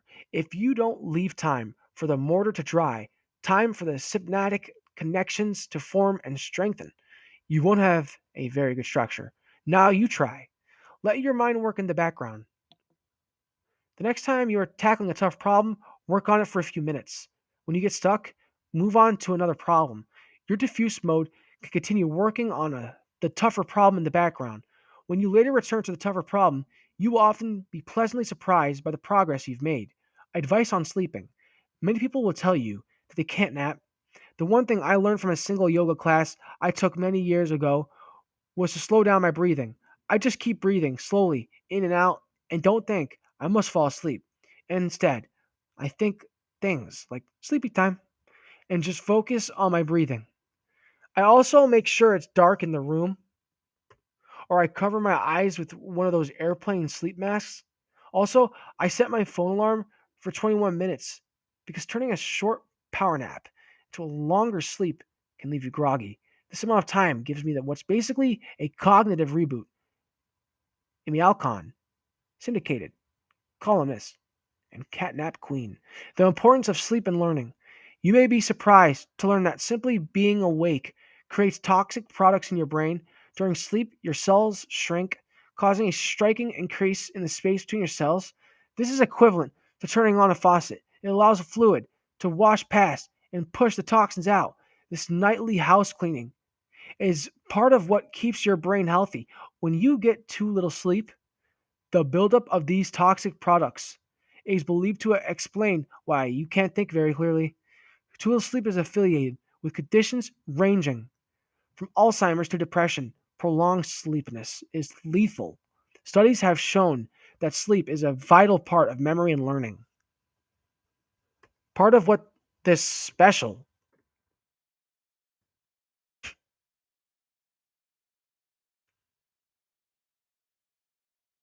Part of what this special sleep time tidying does is erase trivial aspects of memories and simultaneously strengthen areas of importance. During sleep, your brain also rehearses some of the tougher parts of whatever you are trying to learn, going over and over neural patterns to deepen and strengthen them. Finally, sleep has been shown to make a remarkable difference in people's ability to figure out difficult problems and to find meaning and understanding in what they are learning.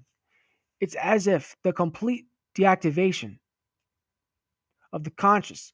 You in the prefrontal cortex helps other areas of the brain start talking more easily to one another. allowing them to put together the neural solution to your problem as you sleep. Of course, you must plant the seed for diffuse mode by first doing focused mode work.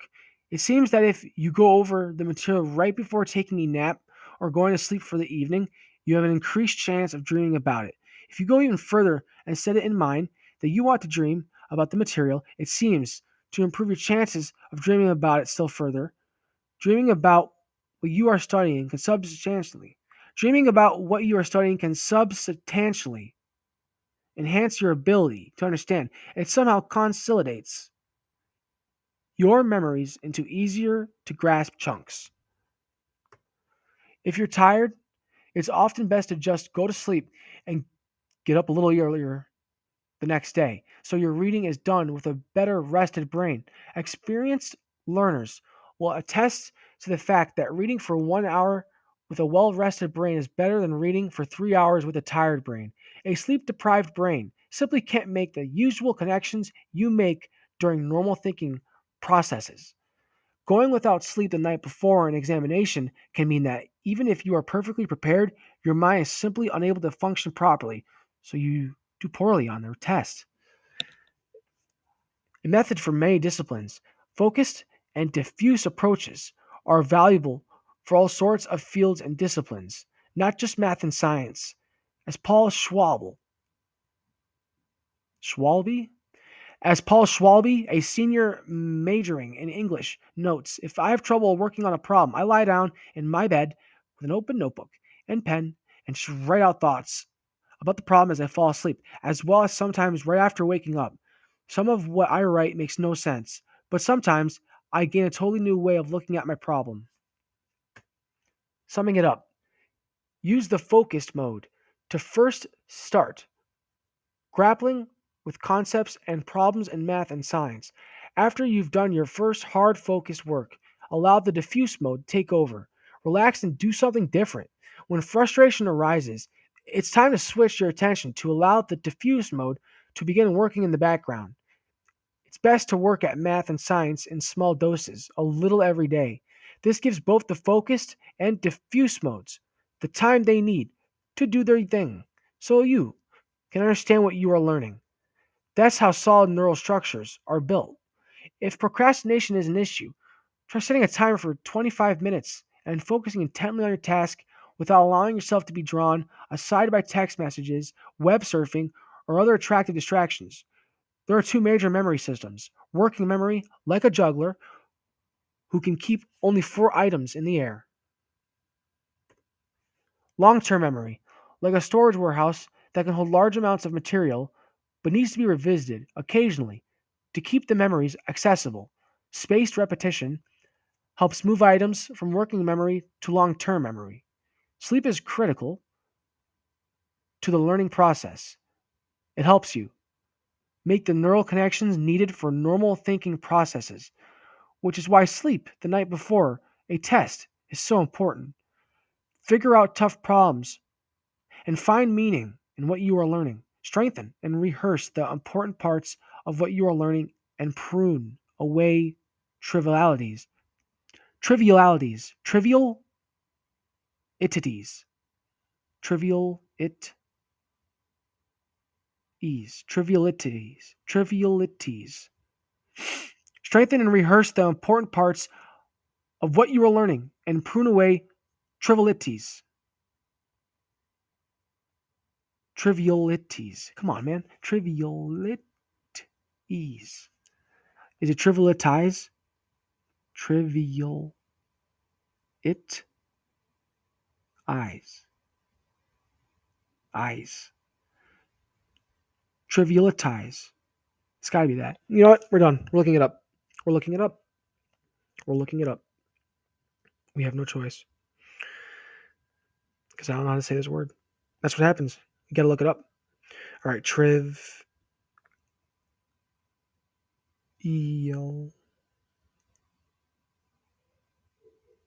it is. Trivialities. Why did I just say it like that? Triviality. That's got to be it.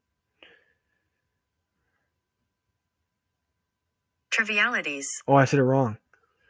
Trivialities. Okay. It's trivialities.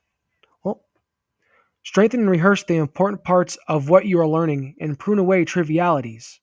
Pause and recall. Get up and take a little break. Get a glass of water or snack, or pretend you're an electron and orbit a nearby table. As you move, check your recall of the main ideas of this chapter. I don't know, but I know one thing came to mind, and that's that our memory is not too good when you're tired and working after a long period of time. So after this chapter, I'm gonna take a break instead of going 2 chapters because that was my plan is going 2 chapters, but maybe we should do one because maybe we'll gain more knowledge from this if we do it 1 chapter at a time. Enhance your learning. 1. Name some activities you would find helpful for switching from focused to diffuse mode. 2. Sometimes you can feel certain you have explored new approaches to analyzing your problem when you actually haven't.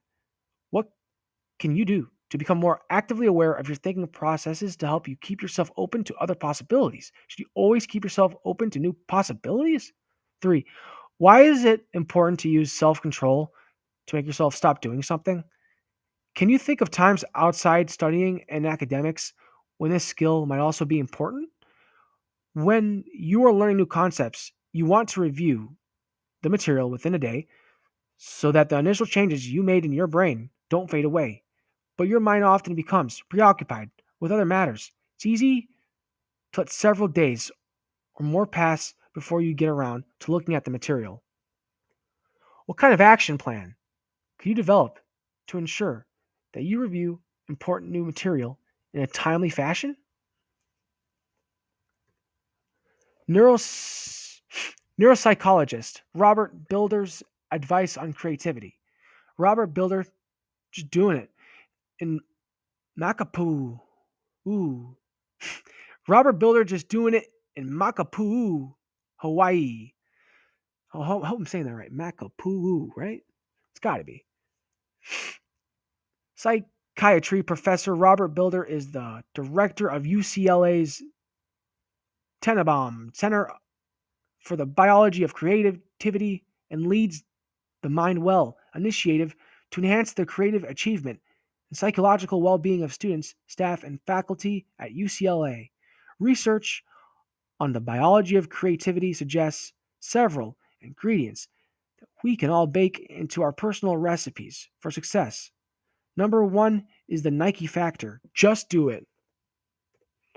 Creativity is a numbers game. The best predictor of how many creative works we produce in our lifetime is the number of works we produce.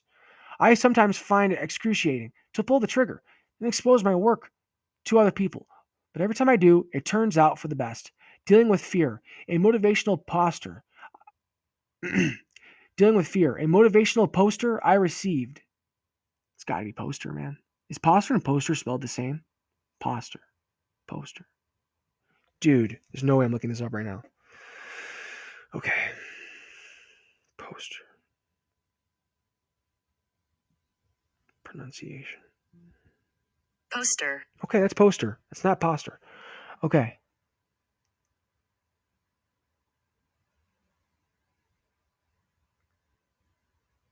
Dealing with fear. A motivational poster I received after giving a talk at Facebook headquarters reads, "What would you do if you weren't afraid?" I try to look at this daily, and I aim to do something fearless every day. What are you afraid of? Don't let it stop you. Redos come with the territory. If you don't like the way it turned out, do it again. Criticism makes us better by exposing our work to others and by externalizing it so we can inspect it ourselves. We gain unique perspective and insight and develop new and improved plans for the next version. Be willing to be disagreeable. There is a negative correlation between the level of creativity and agreeableness. So those who are the most disagreeable tend to be most creative. Looking back at the few times when I found something novel, it was because I challenged the existing answers. So I believe the creative way is advanced whenever we strip a problem back to its roots and question our own assumptions, along with the assumptions suggested by others. Then repeat. Let's read that again. So I believe the creative way is advanced Whenever we strip a problem back to its roots and question our own assumptions, along with assumptions suggested by others, then repeat. All right, chapter 4. We'll do this next. I will see you soon.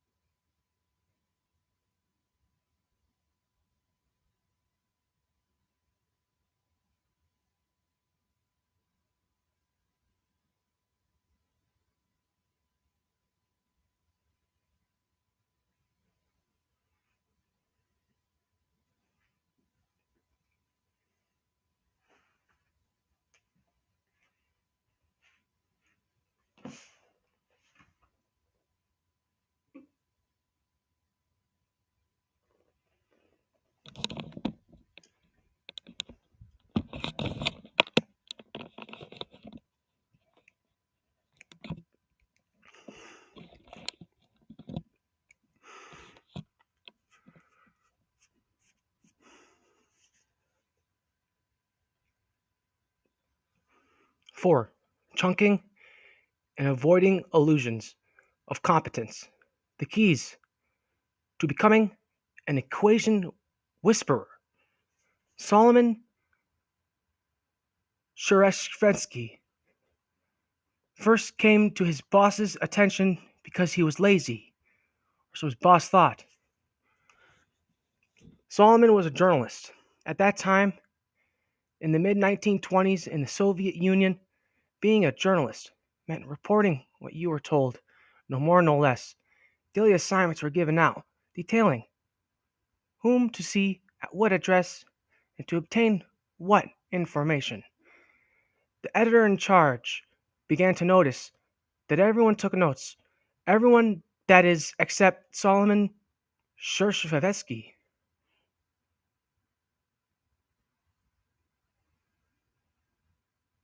Shereshevsky. Curious, the editor asked Solomon what was going on. Solomon was surprised. Why should he take notes? He asked, when he could remember whatever he heard. With that, Solomon repeated part of the morning's lecture, word for word. What Solomon found surprising was that he thought everyone had a memory like his, perfect, indelible. Wouldn't you love to have the gift of such a memory? Actually, you probably wouldn't. Because, hand in hand with his extraordinary memory, Solomon had a problem. In this chapter, we'll be talking about precisely what the problem is, involving how focus links to both understanding and memory. What happens when you focus your attention? We learned in the last chapter about the irritating situation when you become stuck in one way of looking at a problem and can't step back to see easier, better ways. Einstellung, focused attention, in other words, can often help solve problems, but it can also create problems by blocking our ability to see new solutions.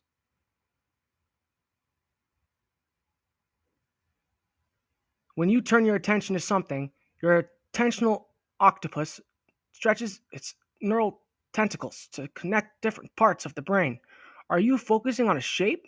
If so, one tentacle of consciousness reaches from the thalamus back toward the occipital lobe, even as another tentacle reaches toward the wrinkled surface of the cortex. The result?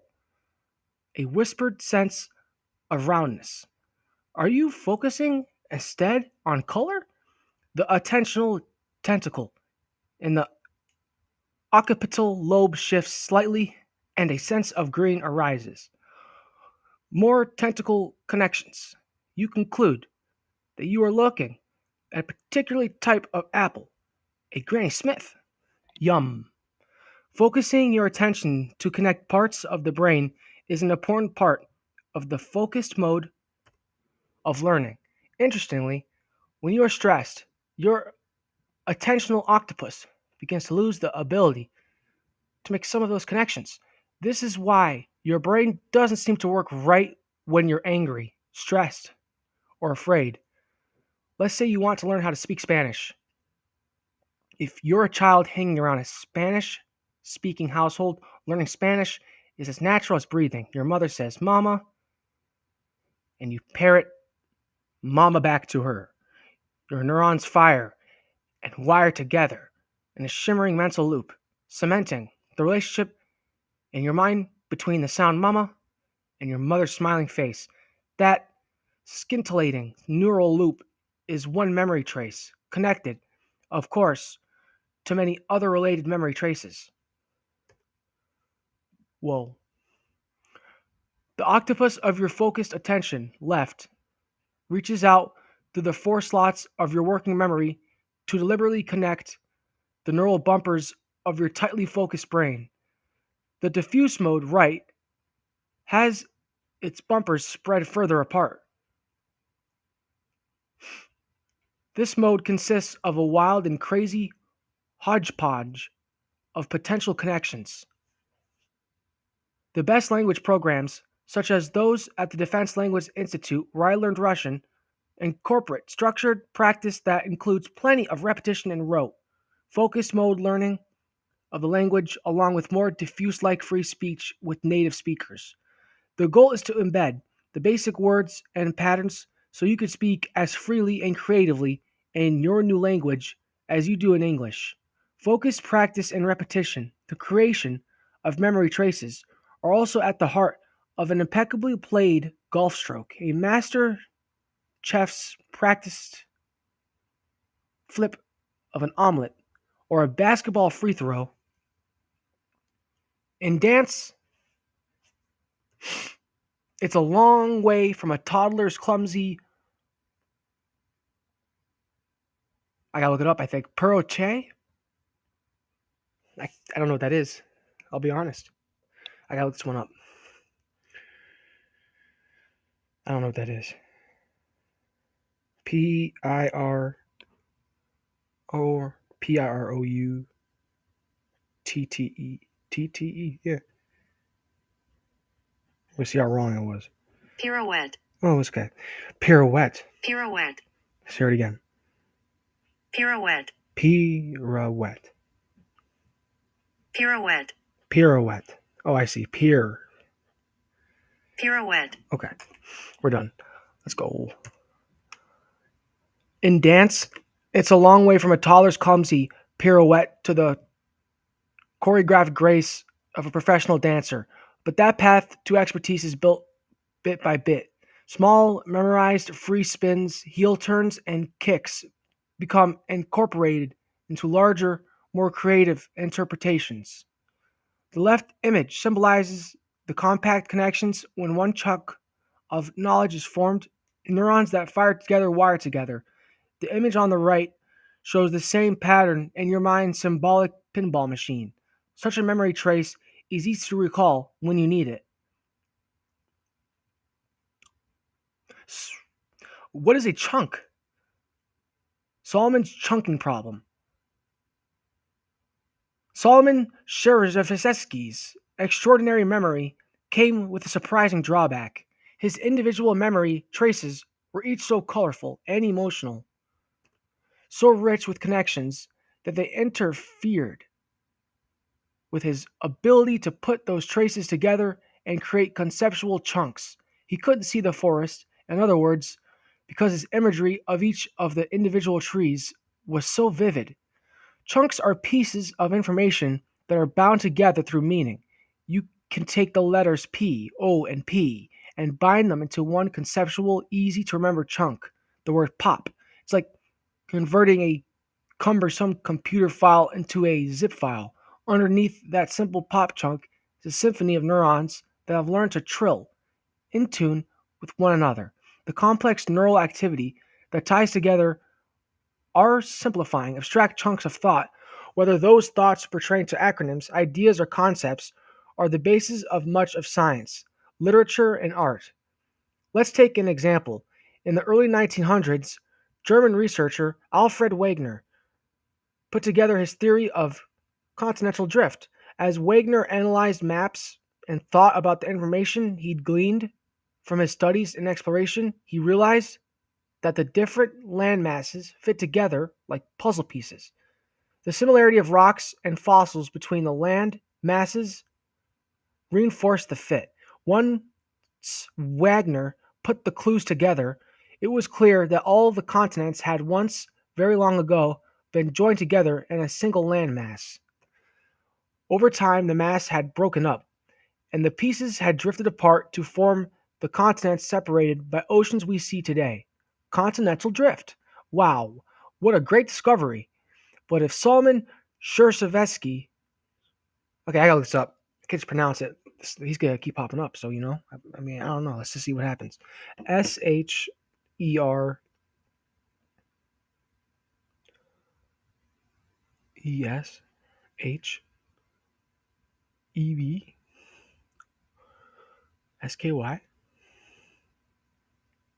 pronunciation. Oh my gosh, here we go. Szymanowski. Oh, that's not bad. Shereshevsky? Is that what it was? Hold on, let's hear it again. Shereshevsky. Oh, it's pretty cool. Sure. Oh my gosh, I don't even know how to say it. Let's hear it again. Oh, I clicked the wrong button. Great. Shereshevsky. Shereshevsky. Shereshevsky. Shereshevsky. But if Solomon Shereshevsky, oh my gosh, let's hear it one more time. One more time. Shereshevsky. Shereshevsky. Nope. Shereshevsky. Shereshevsky. Shereshevsky. But if Solomon Shereshevsky had read this same story about the discovery of continental drift, he wouldn't have gotten the point. Even though he would have been able to repeat every individual word in the story, the concept of continental drift would have been very difficult for him to grasp, since he was unable to link his individual memory traces together to create conceptual chunks. As it turns out, one of the first steps toward gaining expertise in math and science is to create conceptual chunks, mental leaps that unite separate bits of information through meaning. Chunking the information you deal with helps your brain run more efficiently. Once you chunk an idea or concept, you don't need to remember all the little underlying details. You've got the main idea, the chunk, and that's enough. It's like getting dressed in the morning. Usually, you just think one simple thought, I'll get dressed, but it's amazing when you realize the complex swirl of underlying activities that take place with that one simple chunk of a thought. When you are studying math and science, then, how do you form a chunk? Basic steps to forming a chunk. Chunks related to different concepts and procedures can be molded in many different ways. It's often quite easy. You formed a simple chunk, for example, when you grasp the idea of continental drift. But since this is a book about how to learn math and science in general rather than geology in particular, we're going to take our initial illustrative chunk, the ability to understand and work a certain type of math or science problem. When you are learning new math and science material, you're almost always given sample problems with worked out solutions. This is because when you're first trying to understand how to work a problem, you have a heavy cognitive load, so it helps to start out with a fully worked through example. It's like using a GPS unit when you are driving on unfamiliar roads in the familiar of the night. Most of the details in the worked out solution are right there, and your task is simply to figure out why the steps are taken the way they are. That can help you see the key features and underlying principles of your problem. Some instructors do not like to give students extra worked out problems or old tests, as they think it makes matters too easy. But there is a bountiful evidence that having these kinds of resources available helps students learn much more deeply. The one concern about using worked out examples to form chunks is that it can be all too easy to focus too much on why an individual step works and not on the connection between steps, that is, on why this particular step is the next thing you should do. So keep in mind that I'm not talking about a cookie cutter, just do as you're told, mindless approach when following a worked out solution. It's more like using a guide to help you when traveling to a new place. Pay attention to what's going on around you when you're with the guide, and soon you'll find yourself able to get there on your own. You'll even you will even begin to figure out new ways of getting there that the guide didn't show you. Raw information, memorization without understanding, information is chunked and understood. When you first look at a brand new concept in science or math, it sometimes doesn't take much sense, as shown by the puzzle pieces above on the left. Just memorizing a fact, center, without understanding or context doesn't help you understand what's really going on or how the concept fits together with the other concepts you are learning. Notice there are no interlocking puzzle edges on the piece to help you fit into other pieces. Chunking, right, is the mental leap that helps you unite bits of information together through meaning. The new logical whole makes the chunk easier to remember and also makes it easier to fit the chunk into the larger picture of what you are learning. 1. The first step in chunking, then, is to simply focus your attention on the information you want to chunk. If you have the television going in the background, you are looking up every few minutes to check or answer your phone or computer messages. It means that you're going to have difficulty making a chunk because your brain is not really focusing on the chunking. When you first begin to learn something, you are making new neural patterns and connecting them with pre existing patterns that are spread through many areas of the brain. Your octopus tentacles can't make connections very well. Some of them are off on other thoughts. 2. The second step in chunking is to understand the basic idea you are trying to chunk. Whether it is understanding a concept such as a continental drift, the idea that force is proportional to mass, the economic principle of supply and demand, or a particular type of math problem. Although this step of basic understanding, synthesizing the gist of what's important, was difficult for Solomon Shershevsky. Most students figure out these main ideas naturally, or at least they can grasp those ideas if they allow the focused and diffuse modes of thinking to take turns in helping them figure out what's going on. Understanding is like a superglue that helps hold the underlying memory traces together. It creates broad, encompassing traces that link to many memory traces. Can you create a chunk if you don't understand? Yes, but it's a useless chunk that won't fit in with other material you are learning.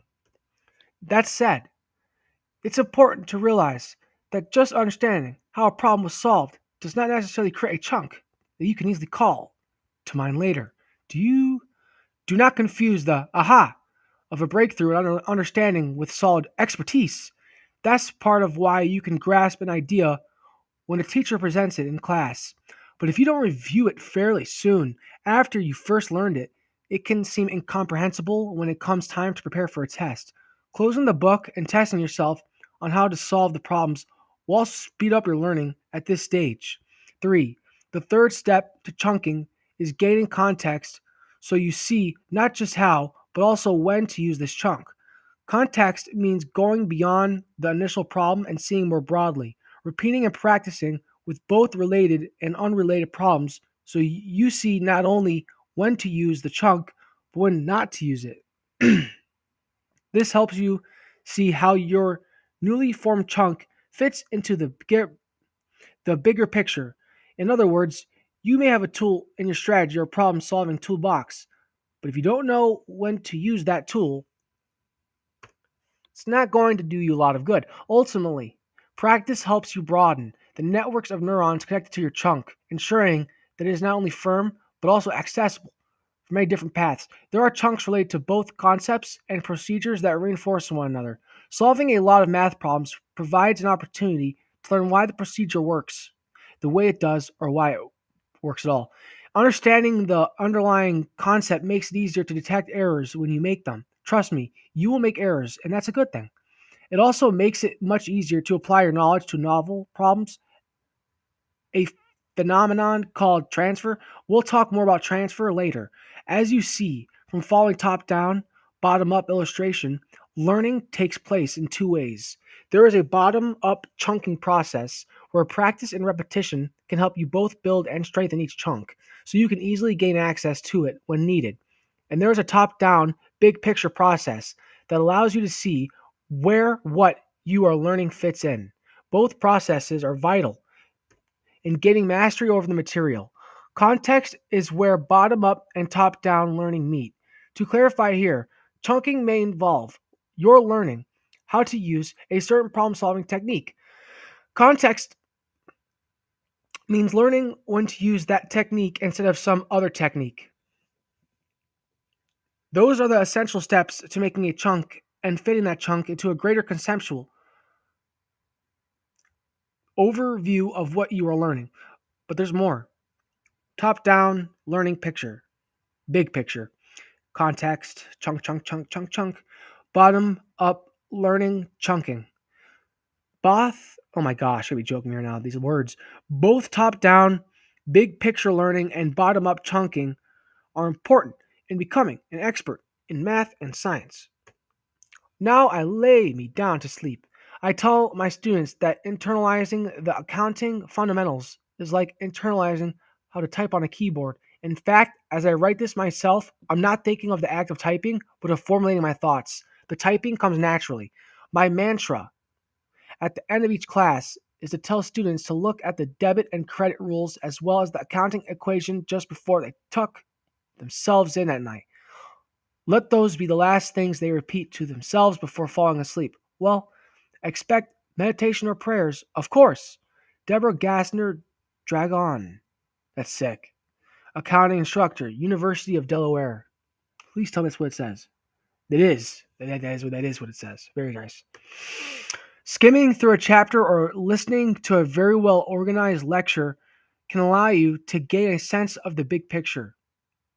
This can help you know where to put the chunks you are constructing. Learn the major concepts or points first. These are often the key parts of a good instructor or book chapters outline. Flowcharts, tables, or concept maps. Once you have this done, fill in the details, even if a few of the puzzle pieces are missing. At the end of your studies, you can still see the big picture. Illusions of competence and the importance of recall. Attempting to recall the material you are trying to learn, retrieval practice, is far more effective than simply rereading the material. Psychologist Jeffrey Karpik and his colleagues have shown that many students' experience illusions of competence when they're studying. Most students, Karpik found, is it care? It's gotta be car. It's care. Wait a minute, let's look this up. Kind of. If it's Karpik, I don't know. Hold on, Carepick. Carepick. I'm not making fun of anyone. I'm just saying. It's just you pick up a car. Carepick. Pronunciation. Pronunciation.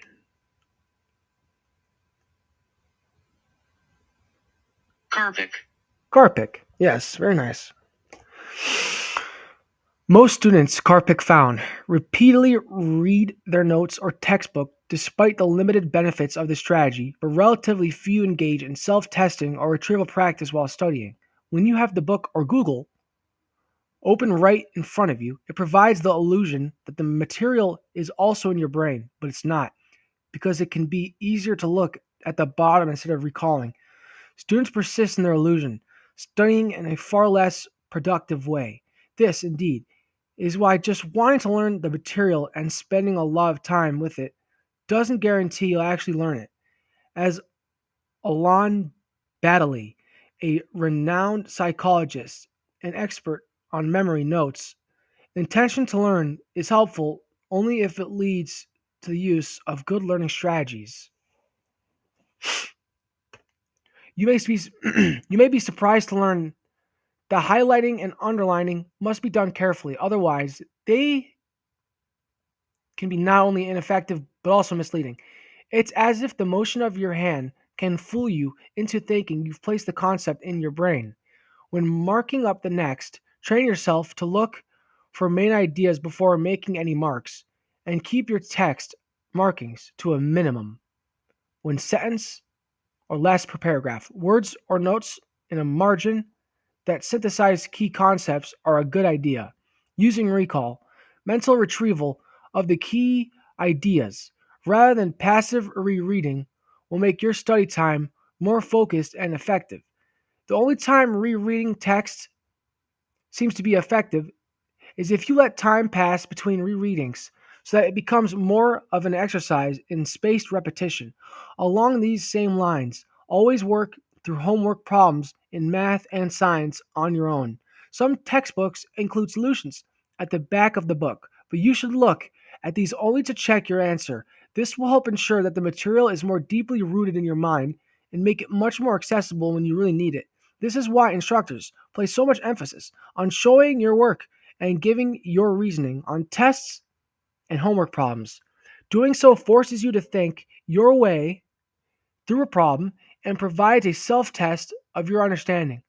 This additional information about your thinking also gives graders a better opportunity to provide useful feedback. You don't want to wait too long for the recall practice so that you have to start the reinforcement of the concept from scratch every time.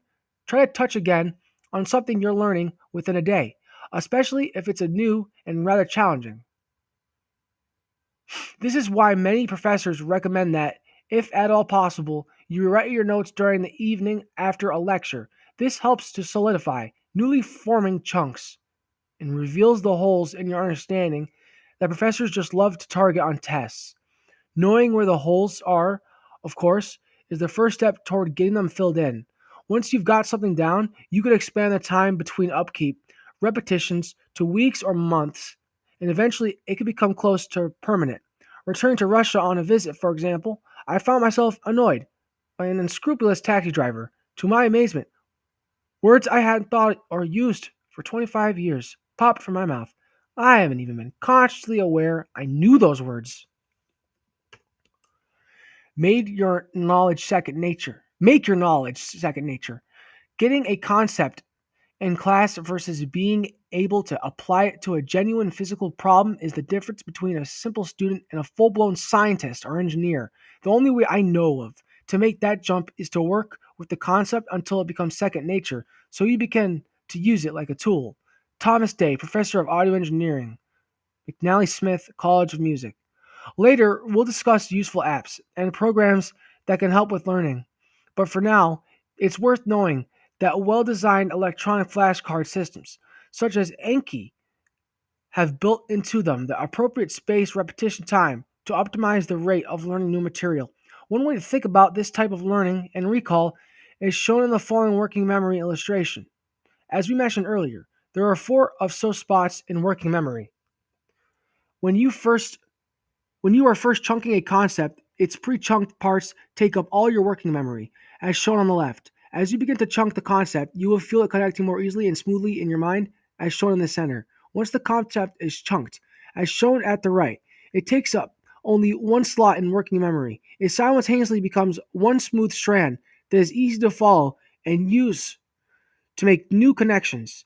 The rest of your working memory is left clear. The dangling strand of chunked material has, in some sense, increased the amount of information available to your working memory, as if the slot in working memory is a hyperlink that has been connected to a big web page. When you are first learning how to solve a problem, your entire working memory is involved in the process, as shown by the mad tangle of connections between the four slots of working memory on the left. But once you become smoothly familiar with the concept or method you are learning and have it encapsulated as a single chunk, it's like having one smooth ribbon of thought, as shown on the right. The chunking, which enlists long term memory, frees the rest of your working memory to process other information, whatever you want, whenever you want. You can slip that ribbon chunk from long term memory into your working memory and follow along the strand, smoothly making new connections. Now you understand why it is key that you are one doing the problem solving, not whoever wrote the solution manual. If you work a problem by just looking at the solution and then tell yourself, oh yeah, I see why they did that, then the solution is not really yours. They've done almost nothing to knit the concepts into your underlying neurosecurity.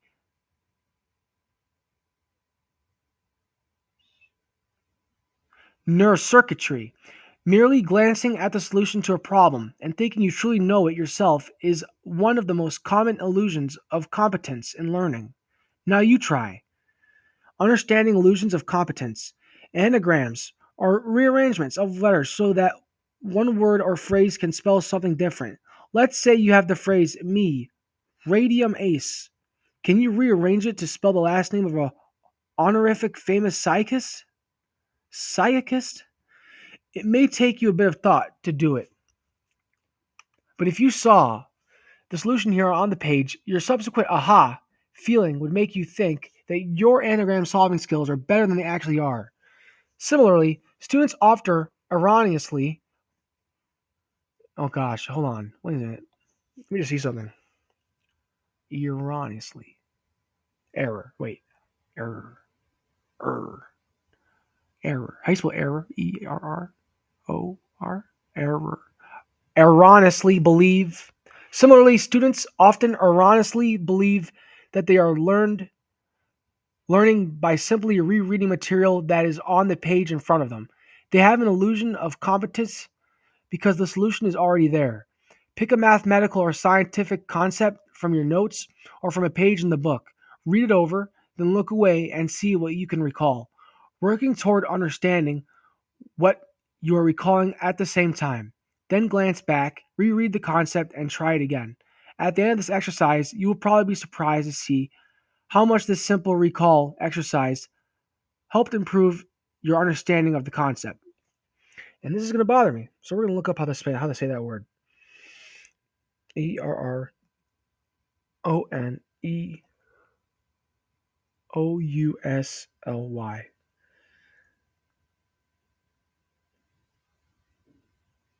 Erroneously. Erroneously. Oh, erroneously.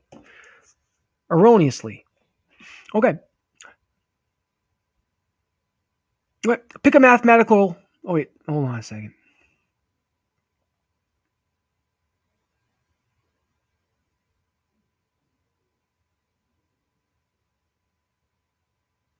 You must have information persisting in your memory if you are to master the material well enough to do well on tests and think creatively with it. The ability to combine chunks in novel ways underlies much of historical innovation. Stephen Johnson, in his brilliant book Where Good Ideas Come From, describes the slow hunch, the gentle, years-long simmering of focused and diffuse processes that has resulted in creative breakthroughs ranging from Darwin's evolutionary theory to the creation of the World Wide Web. Key to the slow hunch is simply having mental access to aspects of an idea. That way, some aspects can tentatively and randomly combine with others until eventually beautiful novelty can emerge. Bill Gates and other industry leaders, Johnson notes, set aside extended, week-long reading periods so that they can hold many and varied ideas in mind during one time. This fosters their own innovative thinking by allowing fresh, in mind, not yet forgotten ideas to network among themselves. An important side note here is that a key difference between creative scientists and technically competent but non-imaginative ones is their breadth of interest. The bigger your chunked mental library, the more easily you will be able to solve problems. Also, as you gain more experience in chunking, you will see that the chunks you are able to create are bigger, the ribbons are longer. Let's do that again. You will see the chunks you are able to create are bigger, the ribbons are longer. You may think there are so many problems and concepts just in a single chapter of the science or math subject you are studying that there's no way to do them all. This is where the law of serendipity, what the heck? Serendipity. This is where the law of serendipity comes to play. Lady Luck favors the one who tries. Just focus on whatever section you are studying. You'll find that once you put the first problem or concept in your library, whatever it is, then the second concept will go in a bit more easily, and the third more easily still. Not that all of this is a nap. Oh my gosh. Not that all of this is a snap, but it does get easier. Diffuse thinking, thought, chunked neural pattern, focused thinking. If you have a library of concepts and solutions internalized as chunked patterns, you can more easily skip to the right solution to a problem by listening to the whispers from your diffuse mode. Your diffuse mode can also help you connect two or more chunks together in new ways to solve unusual problems. There are two ways to solve problems. First, through sequential, step-by-step reasoning, and second, through more holistic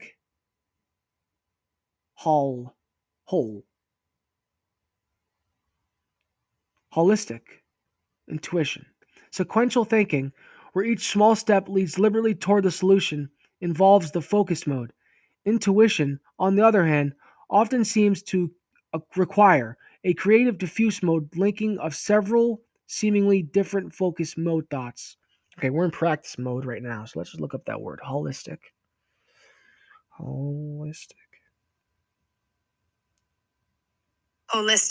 Holistic. It's holistic. My bad. Okay.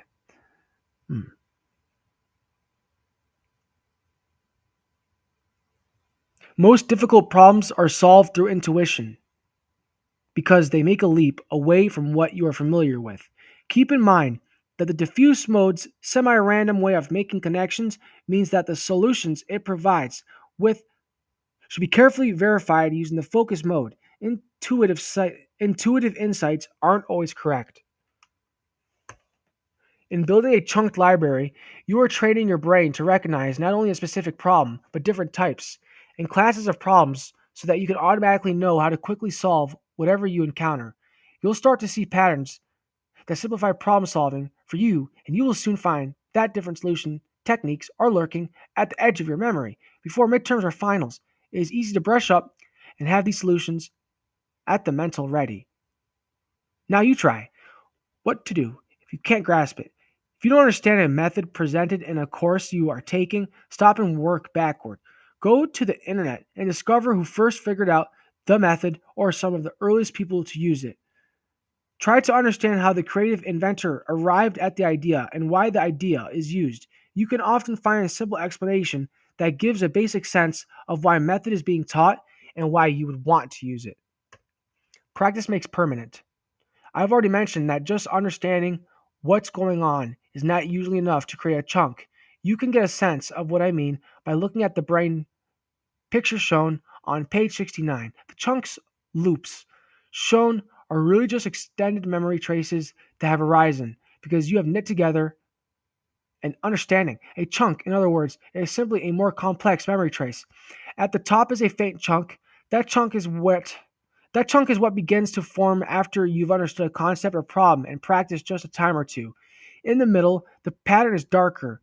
This is the stronger neural pattern that results after you've practiced a little more and seen the chunk in more contexts. At the bottom, the chunk is very dark. You've now got a solid chunk that's firmly embedded in long term memory. Solving problems in math and science is like playing a piece on the piano. The more you practice, the firmer, darker, and stronger your mental patterns become. Incidentally, strengthening an initial learning pattern within a day after you first begin forming it is important. Without the strengthening, the pattern can quickly fade away. Later, we'll talk more about the importance of spaced repetition in learning. Also, you can reinforce a wrong process by doing the same problems over and over this wrong way. This is why checking things is so important. Even getting the right answer can occasionally mislead you if you get it by using an incorrect procedure. The importance of chunking. Mathematics is amazingly Mathematics is amazingly compressible. You may struggle a long time, step by step, to work through the same process or idea from several approaches, but once you really understand it and have the mental perspective to see it as a whole, there is often a tremendous mental compression. You can file it away, recall it quickly and completely when you need it, and use it as just one step in some other mental process. The insight that goes with this comprehension is one of the real joys of mathematics. William Thurston, winner of the Fields Medal, the top award in mathematics. Nice. The challenge with repetition and practice, which lie behind the mind's creation of solid chunks, is that it can be boring. Worse yet, in the hands of a poor instructor, like my old math teacher, Mr. Crocetti, practice can become an unrelenting instrument of torture. Despite its occasional misuse, however, it's critical. Everybody knows you can't effectively learn the chunked patterns of chess, language, music, dance, just about anything worthwhile without repetition. Good instructors can explain why the practice and repetition is worth the trouble.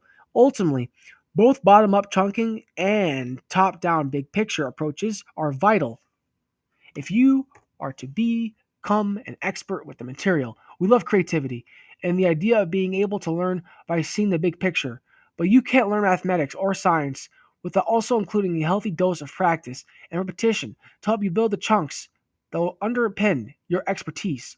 Research published in the journal Science provides solid evidence along these lines. Students studied a scientific test and then practiced it by recalling as much of the information as they could.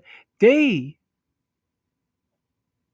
Then they restudied the text and recalled it. That is, tried to remember the key ideas once more. The results? In the same amount of time, by simply practicing and recalling the material, students learn far more and at a much deeper level than they did using any other approach, including simply rereading the text a number of times or drawing concept maps that supposedly enrich the relationships in the materials under study. This improved learning comes whether students take a formal test or just informally test themselves. This reinforces an idea we've alluded to already. When we've retrieved knowledge, we're not being mindless robots.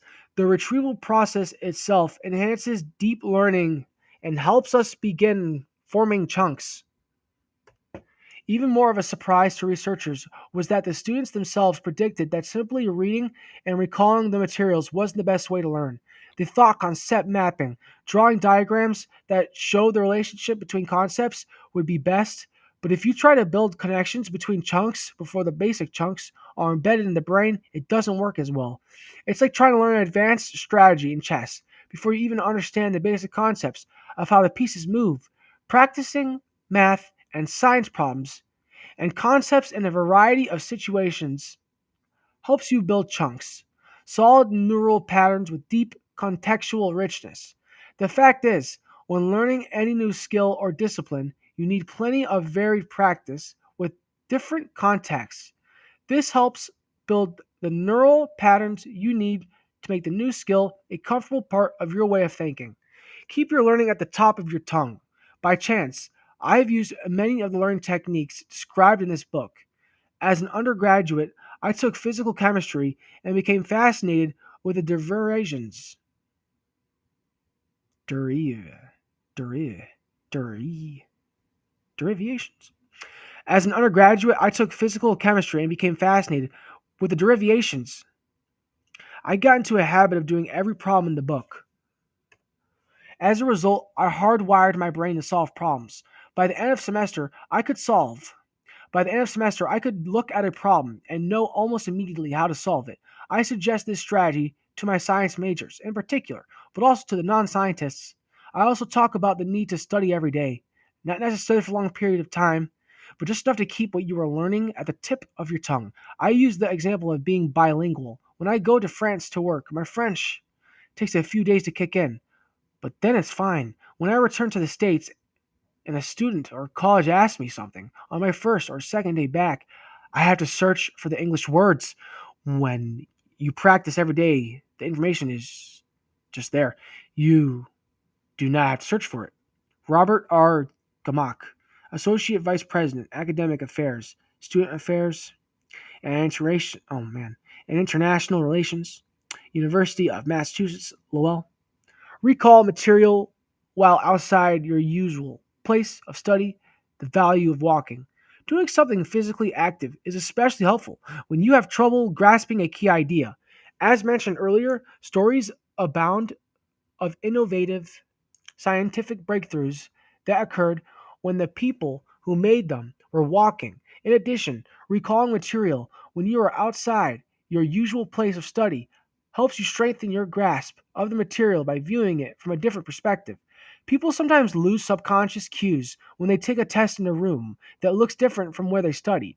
By thinking about the material while you are in various physical environments, you become independent of cues from any one location, which helps you avoid the problem of the test room being different from where you originally learned the material.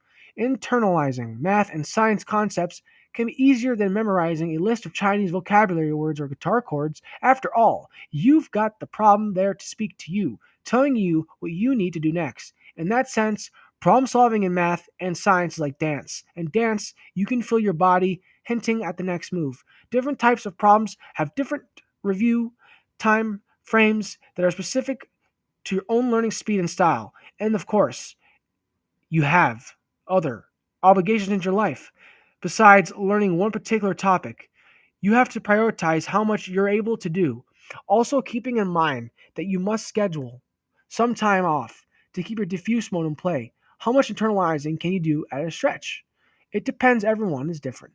But here's the real beauty of internalizing problems, solutions in math and science. The more you do it, the easier it becomes, and the more useful it is. Organize, chunk, and succeed.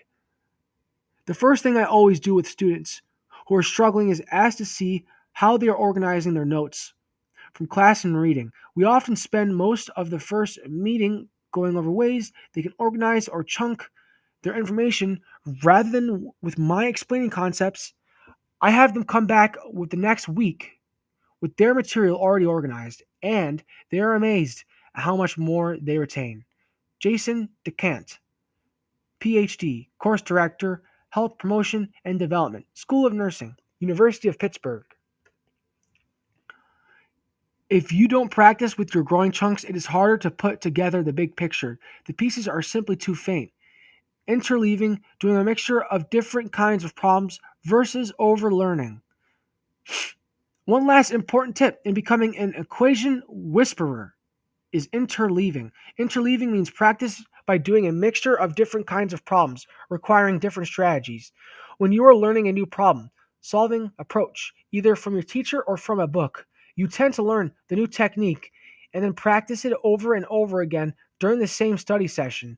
Continuing the study or practice after it is well understood is called overlearning. Overlearning can have its place. It can help produce an automatically shoot.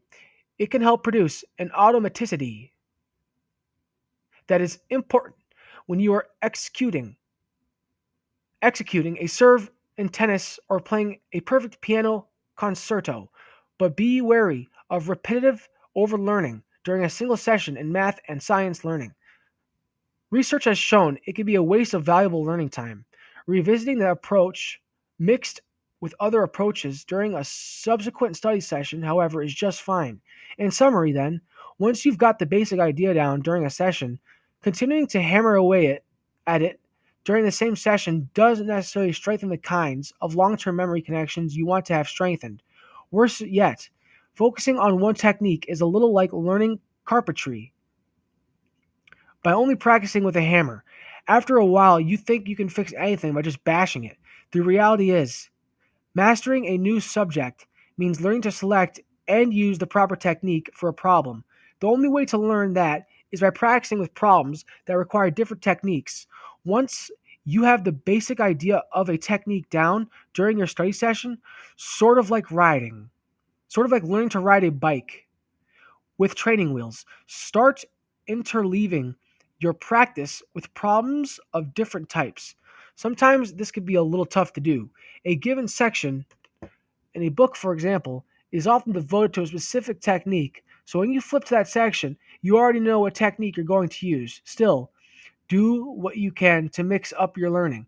It can help to look ahead at the more varied problem sets that are sometimes found at the end of chapters, or you can deliberately try to make yourself occasionally pick out why some problems call for one technique as opposed to another. You want your brain to become used to the idea that just knowing how to use a particular problem solving technique isn't enough. You also need to know when to use it. Consider creating index cards with the problem question on one side and the question and solution steps on the other. That way, you can easily shuffle the cards and be faced with a random variety of techniques you must call to mind. When you first reveal the cards, you could sit at a desk or table and see how much of the solution you can write on a blank sheet of paper without peeking at the back of the card. Later, when mastery is more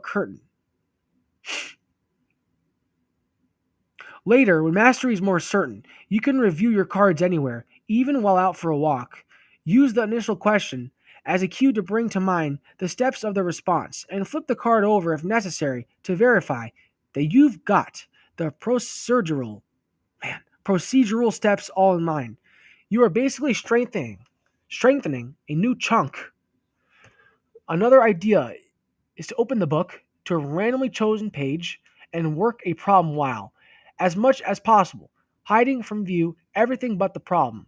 Emphasize interleaving instead of overlearning. Psychologist Doug Rohrer of the University of South Florida has done considerable research on overlearning and interleaving in math and science. He notes, many people believe overlearning means studying or practicing until mastery is achieved. However, in the research literature, overlearning refers to a learning strategy in which a student continues to study or practice immediately after some criterion has been achieved.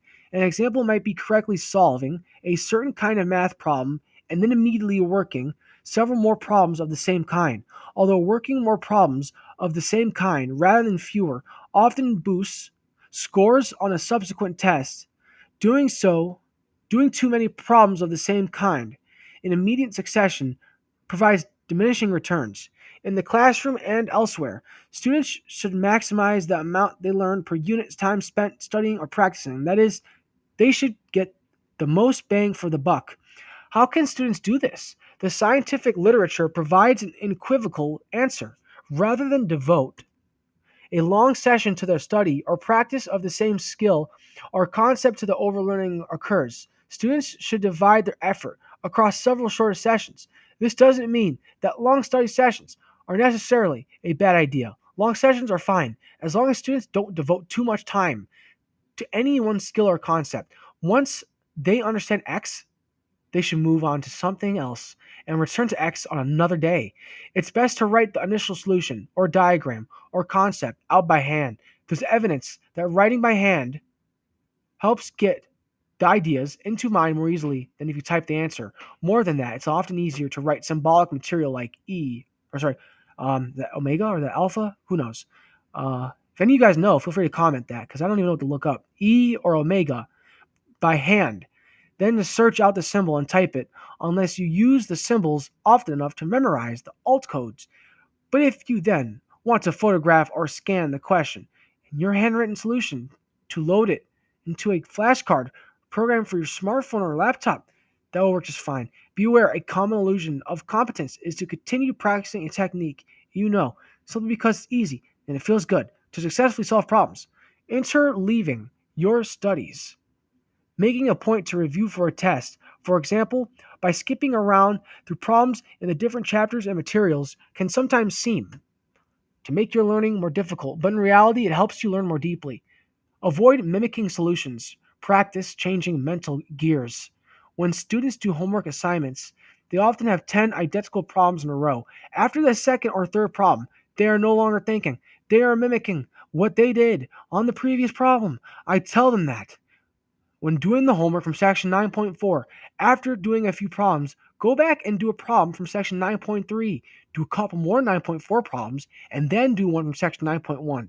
This will give them practice in mentally shifting gears in the same way they'll need to switch gears on the test. I also believe too many students do homework just to get it done. They finish a problem, check their answer in the back of the text, smile, and go on to the next problem. I suggest that they insert a step in between.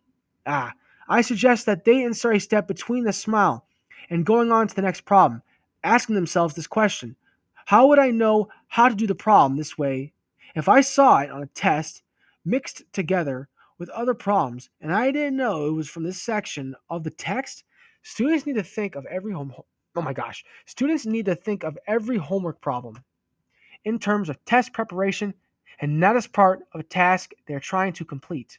Mike Rosenthal, Senior Instructor of Mathematics, Florida International University. Summing it up, practice helps build strong neural patterns, that is, conceptual chunks of understanding. Practice gives you the mental fluidity and agility you need for tests. Chunks are best built with focused attention, understanding of the basic idea, practice to help you gain big picture context, simple recall, try and remember the key points without looking at the page. It's one of the best ways to help the chunking process along. In some sense, recall helps build neural hooks that you can hang your thinking on, enhance your learning. Hold on. In some sense, recall helps build neural hooks that you can hang your thinking on. Enhance your learning. 1. How is a chunk related to a memory trace? 2. Think of a topic you are passionate about. Describe a chunk involving that topic that was at first difficult for you to grasp but now seems easy. Okay, think of a topic. Maybe I should have done that. Hold on. How is a chunk related to a memory trace? How is a chunk related to a memory trace? I think a chunk is a section and a trace is the entire rope of the memory that is being shown. 2. Think of a topic you are passionate about. Describe a chunk involving that topic.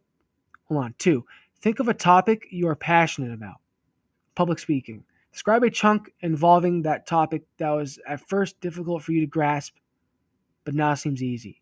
Okay. Math. Well, I don't know about that. It's kind of hard. Hold on. Let's think something different. Um, oh, wait. Hold on. Describe a chunk involving that topic that was at first difficult for you to grasp, but now seems easy.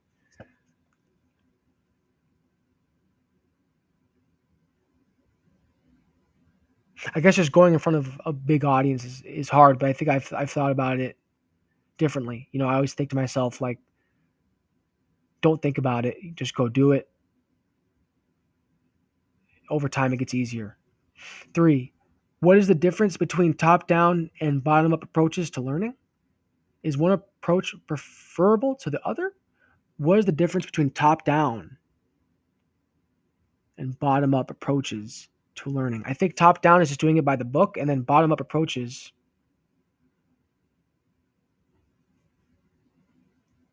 is just doing it in different ways, right? Than doing it by the book.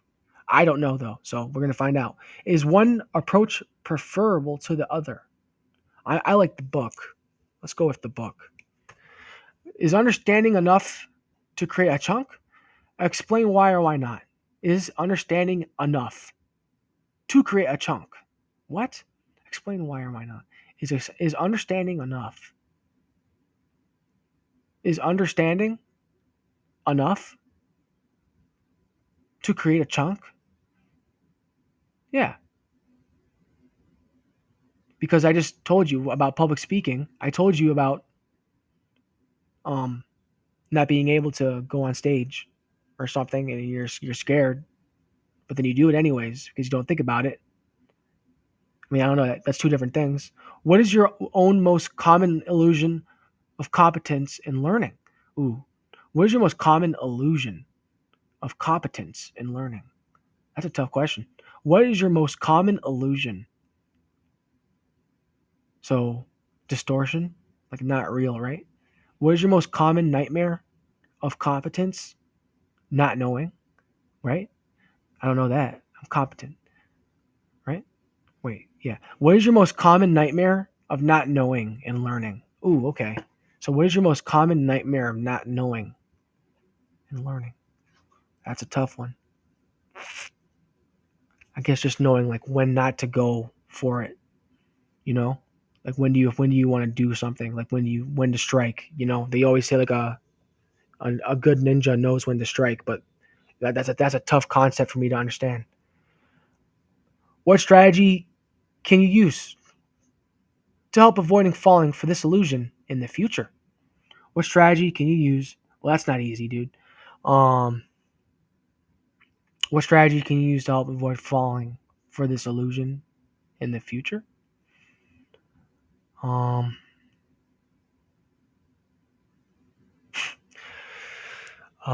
what strategy can you use to help avoid falling for this illusion in the future? I guess I would just like trust my instincts a little more, or something. I don't know. That's a tough one. Pause and recall. Next time you are with a family member, friend, or classmate, relate the essence of what you have been learning, either from this book or in regard to a class you are taking. Retelling whatever you are learning about not only helps fuel and share your own enthusiasm, but also clarifies and cements the ideas in your mind. So you remember them better in the weeks and come on now, and months to come. Even if what you are studying is very advanced, simplifying so you can explain to others who do not share your educational background can be surprisingly helpful in building your understanding. Even if what you are studying is very advanced, simplifying so you can explain to others who do not share your educational background can be surprisingly helpful in building your understanding. Very cool. Overcome traumatic brain injury and learning to learn with limited time. Paul Krukko's story. Paul Krukko with his wife and daughter who have helped provide the motivation for him to reshape his life. I grew up poor, with a lot of domestic turmoil. I barely graduated from high school. Afterward, I enlisted in the Army, where I was deployed as an infantry. Oh my gosh. I enlisted in the Army, where I was deployed as an infantryman to Iraq. My vehicle was hit. 8 out of 12 times our platoon was ambushed with roadside bombs. During my tour, through lucky chance, I met my wonderful wife. Meeting her convinced me to leave the service and start a family. The problem was I didn't know what to do. Worse yet, after returning home, I started to have problems with concentration, lack of cognition, and irritability and had never experienced before. Sometimes I could barely finish a sentence. It was only later that I read about soldiers returning home from Iraq and Afghanistan having issues with undiagnosed traumatic brain injury, TBI. I enrolled in a computer and electronics engineering technology problem. My TBI program, sorry, sir, program. My TBI was severe enough that at first I even struggled to comprehend fractions, but it was a blessing in disguise. The learning was doing something to my brain.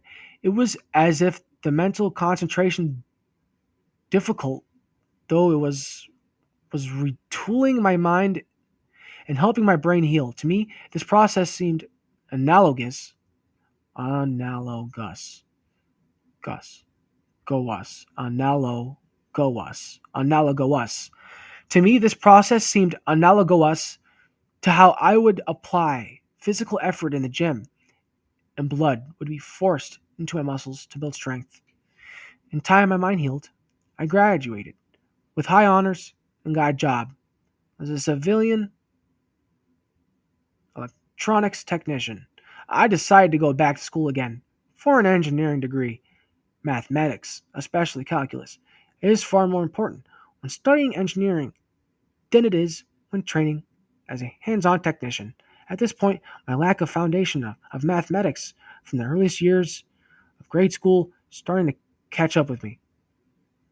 By this time, I was married, a new father, and working full time. Now, the challenge I faced was no longer just basic cognition, but time management. I had only a few hours each day to learn advanced concepts at a far deeper level than I ever had to before. It was only after a few hard knocks I earned a D in my differential equations class. Ouch! That I started to approach learning in a more strategic way. Each semester, I get a copy of the syllabi from my professors and begin reading the textbooks at least 2 to 3 weeks before the course begins. I try to stay at least a chapter ahead of the class, although by the middle of the semester, this is often impossible. Practice is problem solving. Building chunks is key. Over my learning career, I gradually developed the following rules, which have allowed me to satisfactorily complete my courses. My objective is a good career that will support my family. These techniques are helping me get there. Paul's techniques for limited study time. 1. Read, but don't yet solve assigned homework and practice exams and quizzes. With this initial step, I prime my mental pump for learning new concepts, new chunks. 2. Review lecture notes. Attend every lecture as much as possible. 1 hour of lecture is worth 2 hours reading the book. I learn far more effectively. Dang it. I learn far more efficiently if I am faithful in attending lectures and taking detailed notes, not just staring at my watch and waiting for it to be over.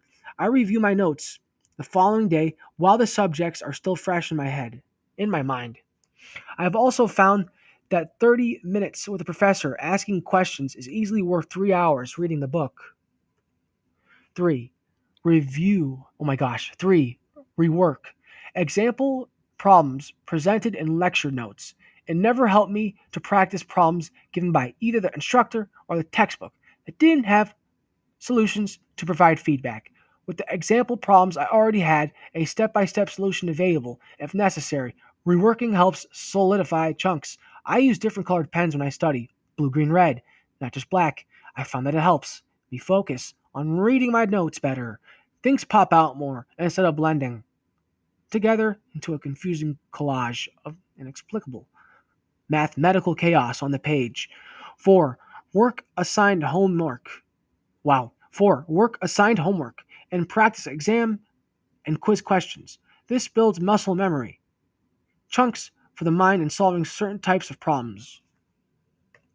All right, we are on 5. We'll be doing preventing procrastination when we get back. We're on page 83 though, and it is, what time is it? It's 2:52.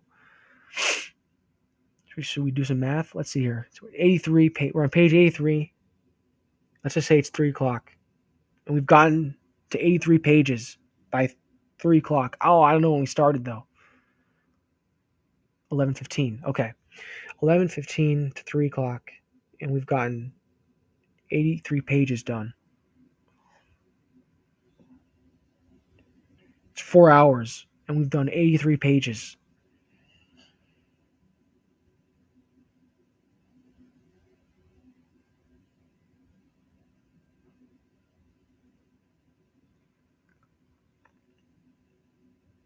So we have to keep up what kind of streak here?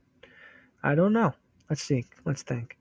4 hours, 83 pages, meaning another 4 hours would be 166 pages? Hopefully. Wait a second. What time will it be then? It'll be 8? Shoot. It's kind of rough. That's okay. We'll see how this goes. I have an idea. All right, I'll be back. Thanks, guys. Keep it up.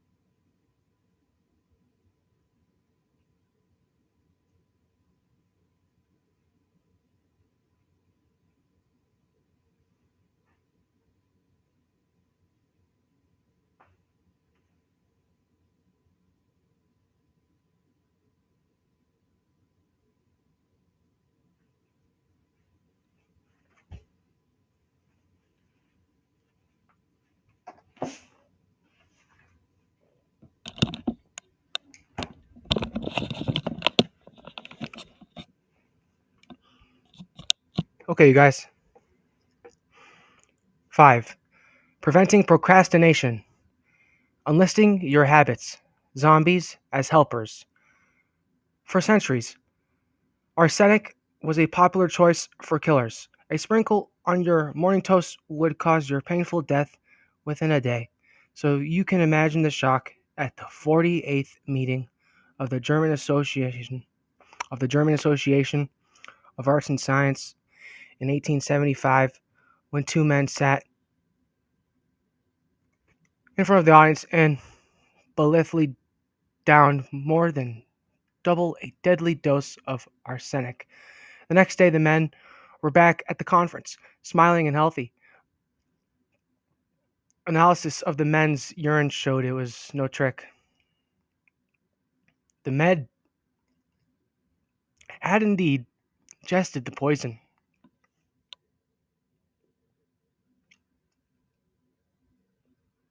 How is it possible to take something so bad for you and stay alive and even look healthy? The answer has an uncanny relationship to procrastination. Understanding something of the cognitive psychology of procrastination, just like understanding the chemistry of poison, can help us develop healthy preventatives.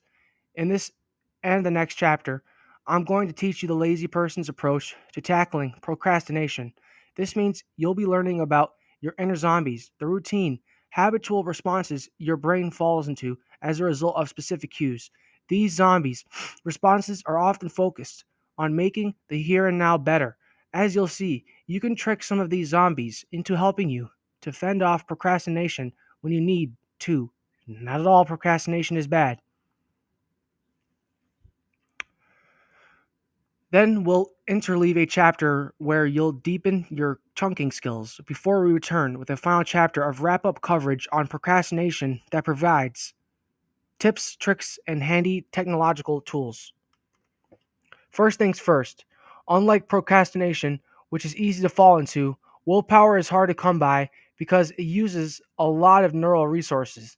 This means that the last thing you want to do in tackling procrastination is to go around spraying willpower on it like it's cheap air freshener.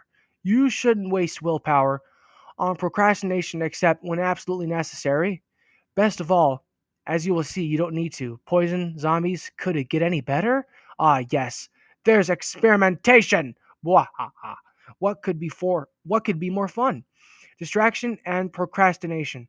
Procrastination is one of our generation's biggest problems. We have so many distractions. I am always thinking, before I start my homework, let me just check my Facebook, Twitter, Tumblr, and email. Before I even realize it, I have wasted at least an hour. Even after I finally start my homework, I have those distracting websites open in the background. I need to find a way just to focus on my studying and homework. I think it depends a lot on my environment at the time and the time. I should not be waiting until the last minute to do everything. Procrastination and discomfort.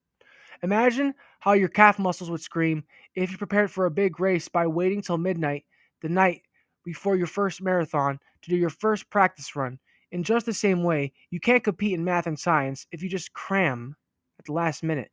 For most people, learning math and science depends on two things: brief study sessions where the neural bricks are laid, and time in between for mental motor to dry. This means that procrastination, a terribly common problem for many students, is particularly important for math and science students to master. We procrastinate about things that make us feel uncomfortable.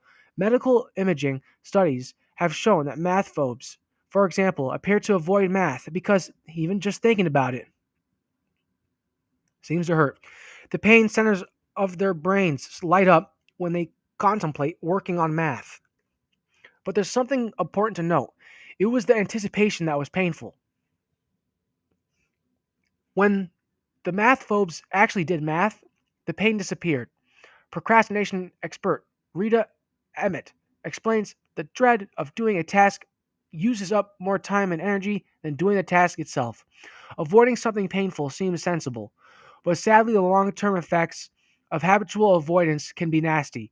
You put off studying math, and it becomes even more painful to think about studying it. You delay practicing for the SAT or ACT, and on the critical exam day, you choke because you haven't laid the firm neural foundations you need to feel comfortable with the material. Your opportunity for scholarships evaporates. Perhaps you'd love a career in math and science, but you give up and settle on a different path. You tell others you couldn't hack the math, when the reality was that you had simply let procrastination get the best of you. Procrastination is a single, monumentally important keystone bad habit. A habit, in other words, that influences many important areas of your life. Change it. In a myriad myriad, myriad. Change it, and a myriad of other positive changes will gradually begin to unfold. And there's something more, something crucially important. It's easy to feel distaste for something you're not good at, but the better you get at something, the more you'll find you enjoy it. How the brain procrastinates. Beep, beep, beep. It's 10 a.m. on Saturday, and your alarm clock pulls you from luscious sleep. An hour later, you're finally up, coffee in hand, poised over your books and your laptop. You've been meaning to put in a solid day of studying so you can wrap up that math homework that's due on Monday. You also plan to get a start on the history essay and to look at the confusing chemistry section. You look at your math textbook. There's a subtle, barely detectable. There's a subtle, barely detectable. Come on. There's a subtle, barely detectable ouch. Your brain's pain centers light up as you anticipate looking at the confusing graphs and tangle of strange verbiage. You really don't want to be doing math homework now. The thought of spending the next several hours studying math, as you'd planned, makes the idea of opening the book even less pleasant. You shift your focus from your textbook to your laptop. That's more like it. No painful feelings there, just a little dollop of pleasure as you flip open the screen and check your messages. Look at that funny picture Jesse sent. 2 hours later, you haven't even started your math homework. 1, unhappy feeling. 2, you funnel attention onto a more pleasant task.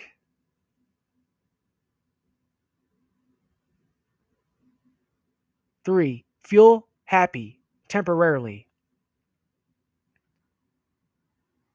This is a typical procrastination pattern.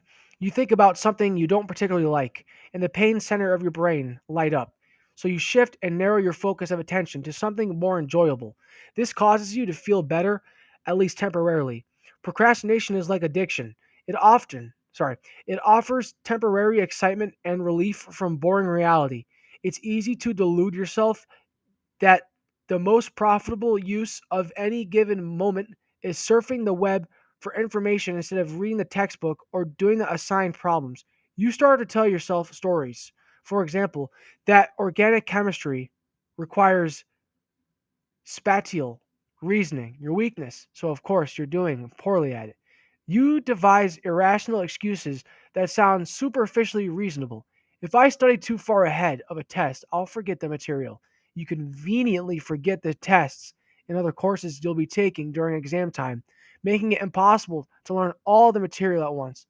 When the semester is ending, and you start your desperate cramming for the final exam, do you realize that the real reason you are doing so badly in organic chemistry is that you have been continually procrastinating? Researchers have found that procrastination can even become a source of pride as well as an excuse for doing poorly. I crammed for the quiz last night after finishing the lab report and the marketing interview. Of course, I could have done better, but with so many things on my plate, what do you expect? Even when people work hard at their studies, they sometimes like to falsely claim they procrastinated because it makes them seem cool and smart. I finally made myself cram last night for the midterm. Like any habit, procrastination is something you can simply fall into. You get your procrastination cue and unthinkingly relax into your comfortable procrastination response. Over time, your habitual zombie-like pose. Over time, your habitual zombie-like response and obtaining those temporarily dollops of pleasure can gradually lower your self-confidence, leaving you with even less of a desire to learn how to work effectively. Procrastinators report higher stress, worse health, and lower grades. As time goes on, the habit can become entrenched. At that point, fixing it can feel hopeless. Change is possible, I used to be a procrastinator, but I've changed. I had an AP class in high school that really helped me into career. Help, helped get me into gear. My teacher assigned 4 to 6 hours of American history homework at night, a night. What I learned is to take it one task at a time. I found that if I've accomplished something, it's easier to keep moving forward and stay on track. Paula Mearshart, Mir Mir Mearshart, Mearshart, Mir Ert, Miss Chayert, Paula Mearshart, freshman, creative writing. Occasionally, you can pull an all nighter in your studies and still get a decent grade. You can even feel a sort of high when you've finished. Much as with gambling, this minor win can serve as a reward that prompts you to take a chance at procrastinate again. You may even start telling yourself that procrastination is an innate characteristic, a trait that is as much a part of you as your height or the color of your hair. After all, if your procrastination were easily fixable, wouldn't you have it fixed by now? The higher you go in math and science, however, the more important it is to take control of procrastination. Habits that worked in earlier years can turn around and bite you. What I'll show you in these next few chapters is how you can become the masters of your habits. You should be making your decisions, not your well meaning, but unthinking. Zombies, your habits. As you will see, the strategies for dealing with procrastination are simple. It's just that they aren't intuitively obvious. Let's return to the story that begins this chapter. The arsenic eaters started with tiny doses of arsenic. In tiny dose, I'm gonna look it up. We're gonna look it up because it could be arsenic. I don't know. This kind of sounds weird though. It's probably arsenic. Arsenic, right?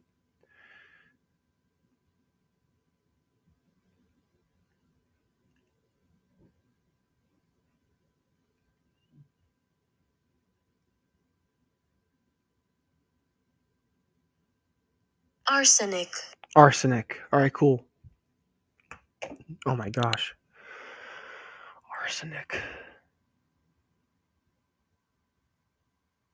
The arsenic eater started with tiny doses of arsenic. In tiny doses, arsenic doesn't seem harmful. You can even build up an immunity to its effects. This can allow you to take large doses and look healthy, even as the poison is slowly increasing your risk of cancer and ravaging your organs. In a similar way, procrastinators put off just that one little thing. They do it again and again, gradually growing used to it. They can even look healthy, but the long term effects, not so good. A little goes a long way. When a student complains of failing and tells me he studied for 10 whole hours the day before the exam, I answer, that's why you failed. When the student looks at me in disbelief, I say, you should have been studying a little bit all along. Richard Nadell, Senior Instructor of Mathematics, Florida International University, Miami, Florida. Summing it up, we procrastinate about things that make us feel comfortable. But what makes us feel good temporarily isn't necessarily good for us in the long run. Procrastination can be like taking tiny amounts of poison. It may not seem harmful at the time, but the long term effects can be very damaging. Pause and recall. In Chapter 4, we learned that it can help to recall material when you are in a physically different location from where you originally learned it. This helps you become independent of location cues. Later, you will find yourself thinking more comfortably about the material no matter where you are. This is often important when you are being tested. Let's try this idea now. What were the main ideas of this chapter? Procrastination is only the one I can think of, I think. And then, like, something to do with, like, height? I don't even know. You can recall them where you are currently sitting, but then try to recall the ideas again in a different room, or better yet, when you are outside. Okay, let's think about it.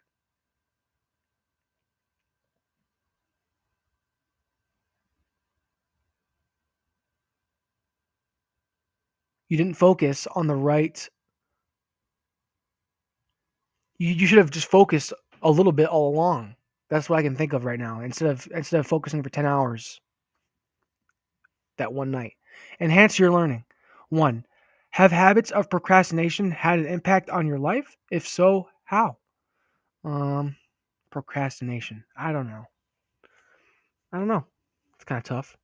Procrastination. It's kind of tough for me to think of. We're gonna go with no. Two. What types of stories have you heard other than two? What types of stories have you heard other people tell about why they procrastinate? Can you see the holes in some of these stories? What holes are in your own stories about procrastination? I'm not sure. I'm trying to think of other people that might procrastinate, but it's hard to think of. Three, list some specific actions you could take that would help you curb habits of procrastination without relying very much on willpower. Hmm. List some specific actions you could take that would help you curb habits of procrastination without relying very much on willpower. Well, I can tell you something. My sister, she when she like, I remember one time she like did some, she did a big thing, and it was in front of people instead of doing it alone because she didn't want to like be worried about it. I don't know if that helps anything, but uh, you could take that would help you curb habits of procrastination without relying very much on willpower. Yeah, like that, because then someone would be there with you to talk you through it. Actively seek good advice. Insights from Norman Fortenberry, a national leader in engineering education. When I was a first year college student, I already knew I wanted to be an engineer. So I signed up for calculus with applications instead of the regular calculus being taken by most of my classmates. This was a mistake. Many of the students in this class had already taken calculus in high school and were expanding their knowledge base. So I was at a competitive disadvantage. More critical, since far fewer students were in the version of calculus that I was taking, there are very few potential study partners. Unlike in high school, there is no premium. Indeed, there is a penalty for going it alone in college. Professors in engineering, a field where teamwork is an important professional trait, often assume that you're working with others and design homework accordingly. I squeaked through with a B, but always felt that I had an inadequate conceptual and intuitive understanding of the fundamentals of calculus and of the subsequent courses that depended on it. I did lots of studying on my own in a just in time fashion for the calculus portions of subsequent classes, but that cost me a lot of time that could have been devoted to other pursuits. I am lucky that I made it through the I'm lucky that I made it through to graduation with a bachelor's degree in mechanical engineering and with the encouragement and mentorship of some peers and my faculty advisor, continued on to graduate school and my doctorate in mechanical engineering. But a point to take to heart from all of this is to ask your peers and teachers for good advice as you choose your classes. Their collective wisdom will serve you well. All right. That was a quick one. We're already on chapter 6. Great. 93. We got a long way to go. Oh my gosh. Maybe we can get to 200. We'll see. We'll see. But I'm going to listen to this book. We'll take another break. Thank you.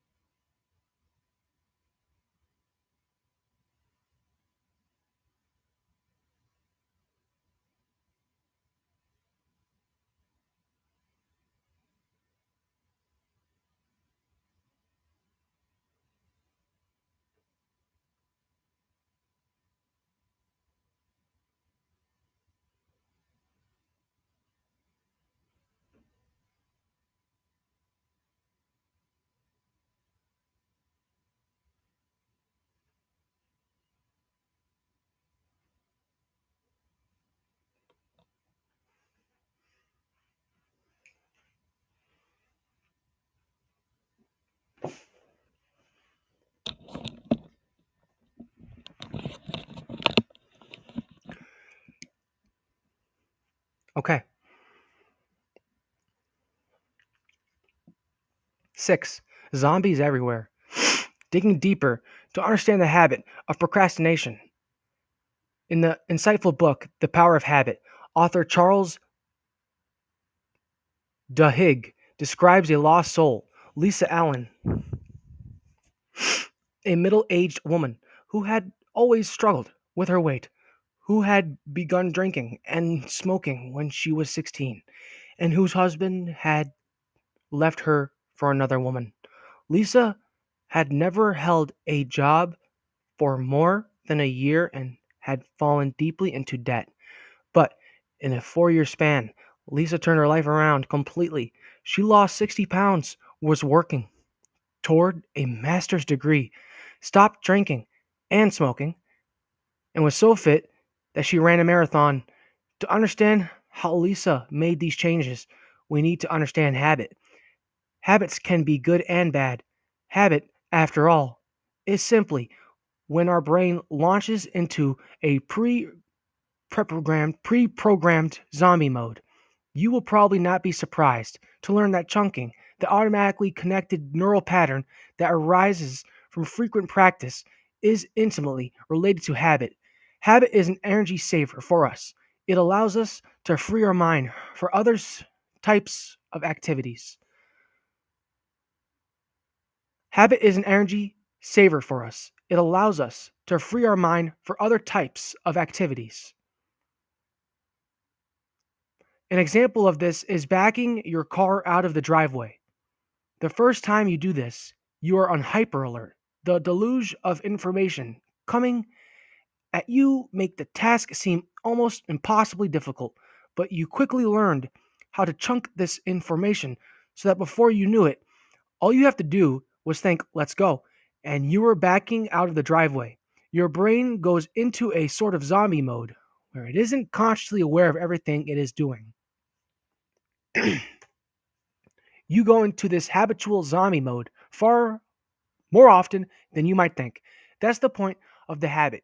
You don't think in a focused manner about what you are doing while you are performing the habit. It saves energy.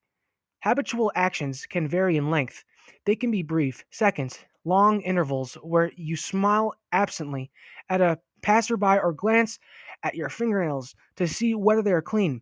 Habits can also take some time. For example, when you go for a run or watch television for a few hours after you go home from work. Habits have four parts. One, the cue. This is the trigger that launches you into zombie mode. The cue may be something as simple as seeing the first item on your to do list, time to start next week's homework, or seeing a text message from a friend. Time to dawdle. Just kidding. Time to dawdle. A cue by itself is neither helpful nor harmful. It's the routine. What we do in reaction to that cue that matters. Two, the routine. This is your zombie mode. The routine, habitual response your brain is used to falling into when it receives the cue. Zombie responses can be harmless, useful, or, in the worst case, so destructive that they defy common sense. The reward. Habits develop and continue because they reward us, give us a dollop of pleasure. Procrastination is an easy habit to develop because the reward, moving your mind's focus to something more pleasant, happens so quickly. But good habits can also be rewarded. Finding ways to reward good study habits in math and science is vital to escaping procrastination. 4. The belief. Habits have power because of your belief in them. For example, you might feel that you'll never be able to change your habit of putting off your studies until late in the day. To change a habit, you'll need to change your underlying belief. I often find that when I cannot bring myself to start something, if I go for a quick run or do something active first, when I come back to it, it is much easier to start. Catherine Folk, freshman industrial and systems engineering. Harnessing your habits, your zombies to help you. In this section, we're going to get into the specifics of harnessing your zombie powers of habit to help you avoid procrastination while minimizing your use of willpower. You don't want to do a full-scale change of old habits. You just want to overwrite parts of them and develop a few new ones. The trick to overwriting a habit is look for the pressure point, your reaction to a cue. The only place you need to apply willpower is to change your reaction to the cue. To understand that, it helps to go back through the four components of habit and reanalyze them from the perspective of procrastination. 1. The cue. Recognize what launches you into your zombie procrastination mode. Cues usually fall into one of the following categories: location, time, how you feel, reactions to other people, or something that just happened.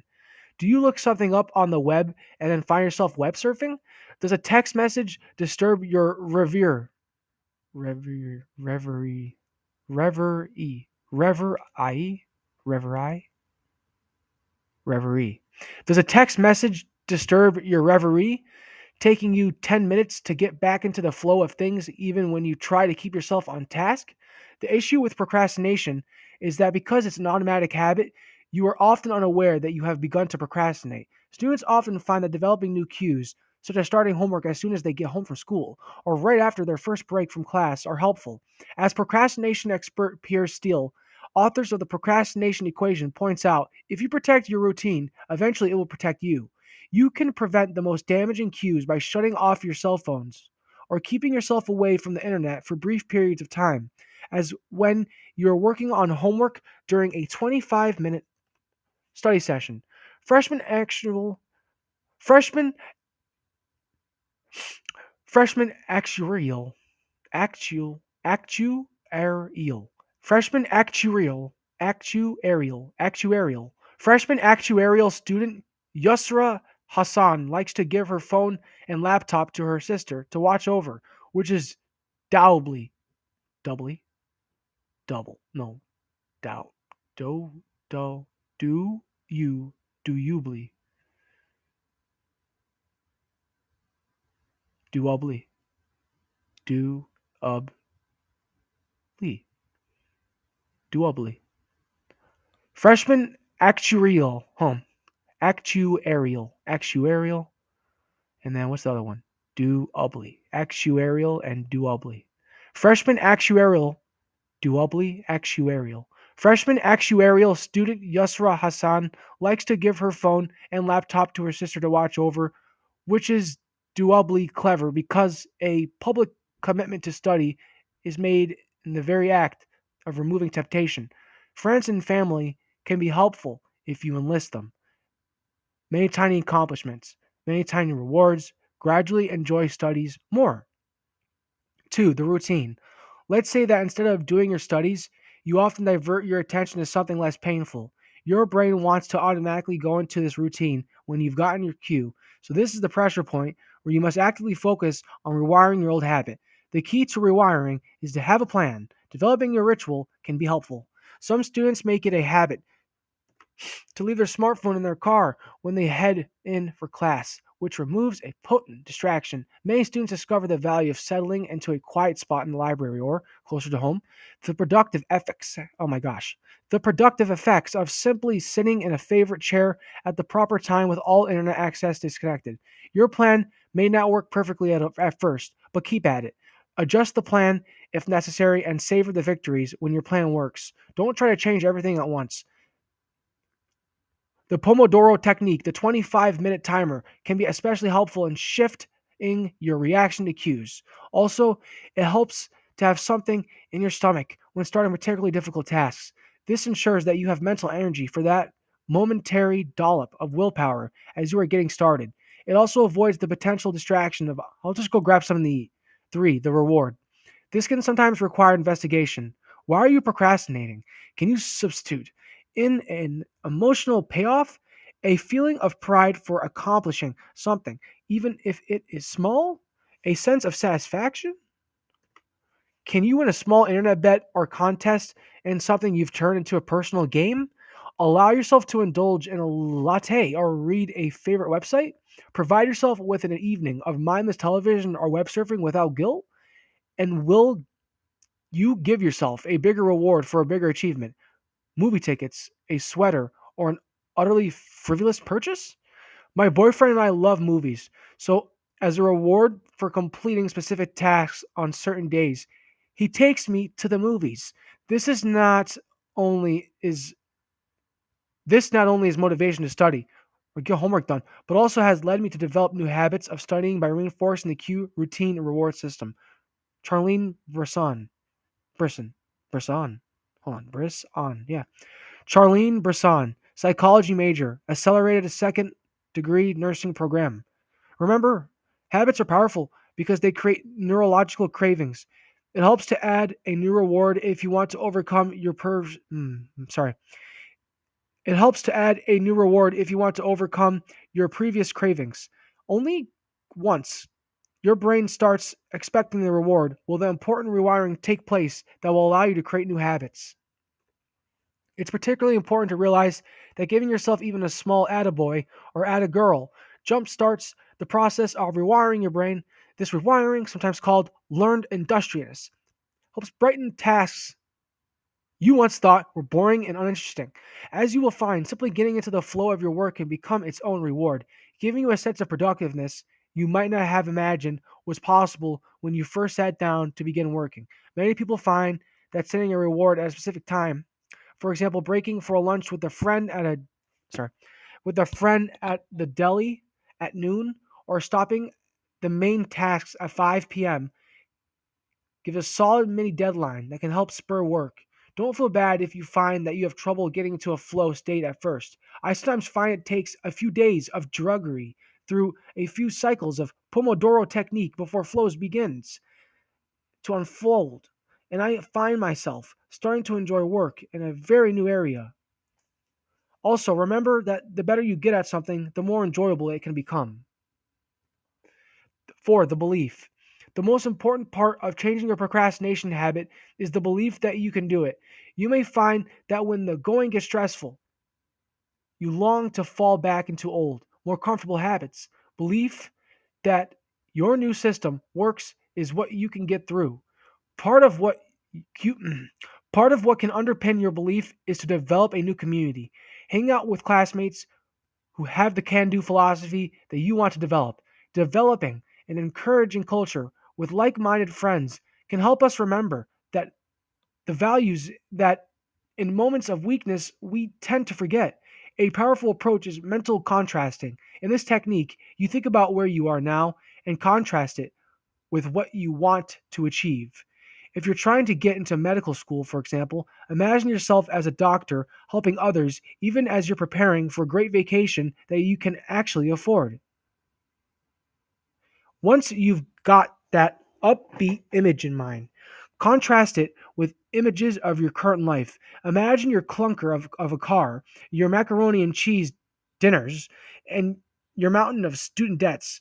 Yet there's hope.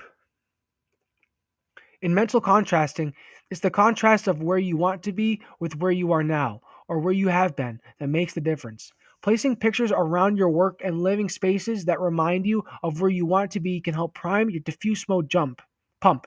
Just remember to contrast those great images with the real, more mundane life that currently surrounds you or that you are emerging from. You can change your reality. One day can spur many better ones.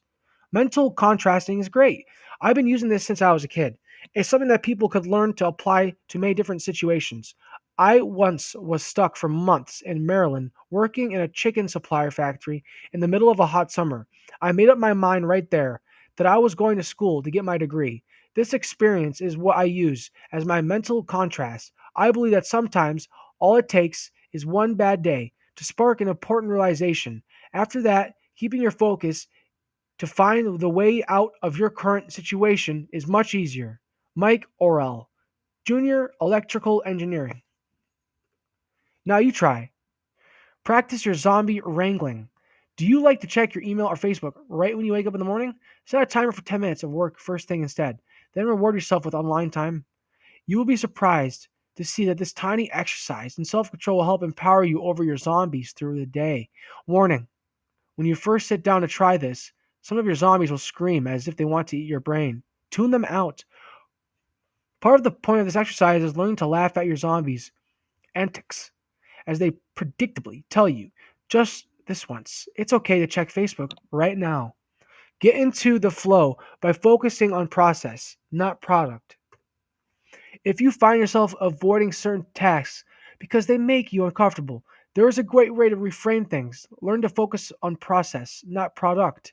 Process means the flow of time and the habits and actions associated with that flow of time. As in, I'm going to speed. I'm going to spend 20 minutes. Sorry, guys. I'm going to spend 20 minutes working. Product is an outcome. For example, a homework assignment that you need to finish. To prevent procrastination, you want to avoid concentrating on product. Instead, your attention should be on building processes, habits that coincidentally allow you to do the unpleasant tasks that need to be done. For example, let's say you don't like doing your math homework, so you put off working on the homework. It's only 5 problems, you think. How hard could that be? Down deep, you realize that solving 5 problems could be a daunting task. It's easier to live in a fantasy world where the 5 homework problems or the 20-page report or whatever can be done at the last minute. Your challenge here is to avoid focusing on the product, the solved homework problems. The product is what triggers the pain that causes you to procrastinate. Instead, you need to focus on the process, the small chunks of time you need over days or weeks to solve the homework problems or prepare for tests. Who cares whether you finished the homework or grasped key concepts in any one session? The whole point instead is that you calmly put forth your best effort for a short period, the process. The essential idea here is that the zombie, habitual part of your brain like processes because it can march mindlessly along. It's far easier to enlist a friendly zombie habit to help with the process than to help with the product. X marks the spot. It's a good idea to mark the objective of your daily reading assignment with a bookmark or post-it note. This gives immediate feedback on progress. You're more motivated when you can see the finish line. Forrest Newman, professor of astronomy and physics, Sacramento City College. Break your work into bite-sized pieces, then work intently but briefly. The Pomodoro is a technique that's been developed to help you focus your attention over a short period of time. Pomodoro is Italian for tomato. Francesco Cirillo, sorry, Cirillo, who originally developed this time management system in the 1980s, used a tomato-shaped timer. In the Pomodoro technique, you set a timer for 25 minutes. You were introduced earlier to this idea in one of the Now You Try challenges in Chapter 2. Once the timer starts ticking, you're on the clock. No sneaking off to web surf, chat on the phone, or instant message your buddies. What's nice about doing a Pomodoro is that if you're working around friends or family, you can tell them about the technique. Then, if they happen to interrupt you, all you need to do is mention that you're doing a Pomodoro or on the clock, and it gives a friendly reason for them to leave you alone. You may object that it is stressful being under the timer, but researchers have found something fascinating and counterintuitive. If you learn mild stress, you can handle greater stress much more easily. For example, as researcher Sion Belloc describes in her book, Choke, golfers who practice putting in front of others aren't phased later on when they have to perform before an audience in competitions. In the same way, if you get used to figuring things out under a mild time crunch, you are much less likely to choke later. When you are in a high pressure test taking situation, time after time, top performers in fields as different as surgery and computer programming deliberately seek coaches who place them under stress by challenging them and driving them to perform better. Focusing on process, not product, is important in avoiding procrastination. It is the consistent daily time you spend getting into the flow of your studies that matter most. Focus on doing a Pomodoro, a 25-minute timed work session, not on completing a task. In a similar way, notice how in this picture, psychiatrist and surfer Dude Garrett Lisi is focused on the moment, not on the accomplishment of having surfed a wave. When you first try using the Pomodoro, you'll probably be amazed at how often the urge arises to take a quick peek at something non work related. But at the same time, you will also be pleased at how easy it is to catch yourself and turn your attention back to your work. 25 minutes is such a brief period that almost any adult or near adult can focus his attention for that long. And when you are done, you can learn back. And when you are done, you can lean back and savor the feeling of accomplishment. Start. One helpful tip is to just get started. This advice sounds relatively simple, but once you get off to a good start, it is much easier to accomplish something. I like to go to the quiet floor in the library because you can often see other people in the same situation. I learn best by visualizing. If I can see other people working on homework, then I am more inclined to do that myself. Joseph Coyne, Junior History. The key is when the distraction arises, which it inevitably will, you want to train yourself to ignore it. One of the single most important pieces of advice I can give you on dealing with the procrastination is to ignore distractions. Of course, setting yourself up so that distractions are minimal is also a good idea. Many students find that either a quiet space or noise canceling headphones or both are invaluable when they are really trying to concentrate. Off with the distractions. I was born without auditory canals and thus am deaf. I'm a Treacher Collins mutant. So when I study, off goes the hearing aid. I can really focus. I love my handicap. I took an IQ test. At the end of the first grade, my IQ was 90, well below average. My mom was dismayed. Wait a minute.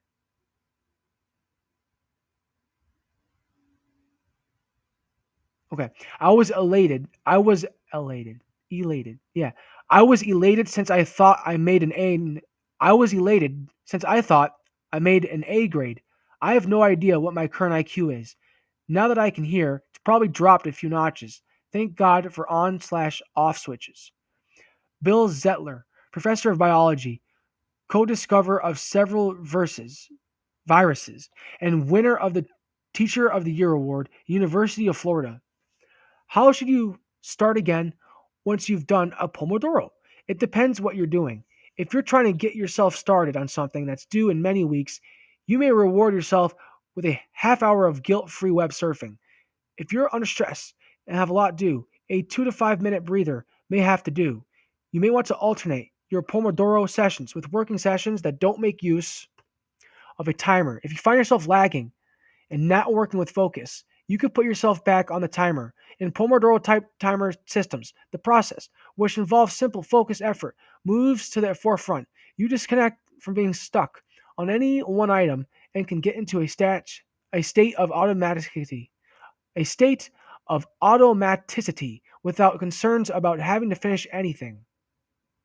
This automaticity appears to allow you to more easily access diffuse mode capabilities. By focusing on process rather than product, you allow yourself to back away from judging yourself. Am I getting closer to finishing?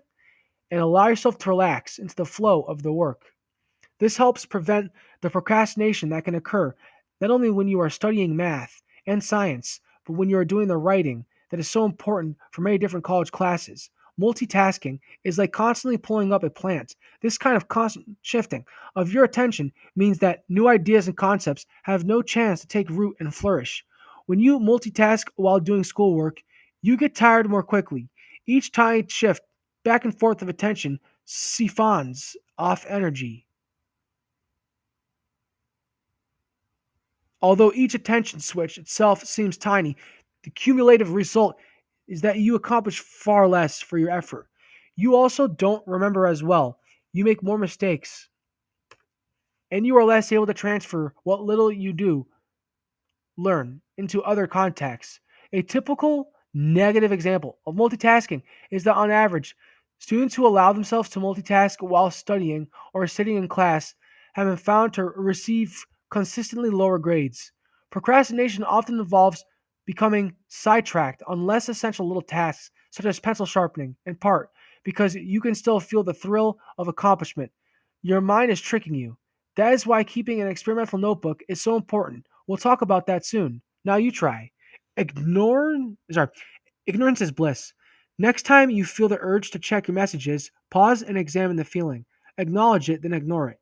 Practicing ignoring distractions is a far more powerful technique than trying to will yourself to not feel the distractions in the first place. Summing it up, a little bit of work on something that feels painful can ultimately be very beneficial. Habits such as procrastination, have four parts: the cue, the routine, the reward, and the belief. Change a habit by responding differently to a cue or even avoiding that cue altogether. Reward and belief make the change long lasting. Focus on the process, the way you spend your time, instead of the product, what you want to accomplish. Use the 25-minute Pomodoro to stay productive for brief periods. Then reward yourself after each successful period of focused attention. Be sure to schedule free time to nurture your diffuse mode. Mental contrasting is a powerful, motivating technique. Think about the worst aspects of your present or past experiences and contrast these with the upbeat vision of your future. Multitasking means that you're Multitasking means that you are not able to make full, rich connections in your thinking because the part of your brain that helps make connections is constantly being pulled away before neural connections can be firmed up. Pause and recall. If you feel muzzy or feather brained as you're trying to look away and recall a key idea, or you find yourself rereading the same paragraphs over and over again, try doing a few sit ups, push ups, or jumping jacks. A little physical edge exertion can have a surprisingly positive effect on your ability to understand and recall. Try doing something active now before recalling the ideas of this chapter. I would, for the first time, we are not going to follow this one. Let's just think here. What can we recall from this chapter? Oh boy.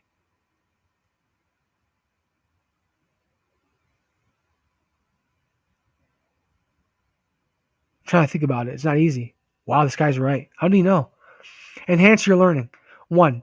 Why do you think the zombie like habitual part of your brain might prefer process to product? What can you do to encourage a process orientation even 2 years from now, long after you've finished this book? What kind of subtle change could you make in one of your current habits that could help you avoid procrastination? All right, let's go back for a second. I'm not doing this right. Tasking. Pomodoro, right. That thing was huge. The 25. Oh, yeah, it's where you're trying to not look at your phone, right? I remember. Enhance your learning. 1. Why do you think the zombie like habitual part of your brain might prefer process to product? Why do you think it might prefer process to product? We want to know how it's made.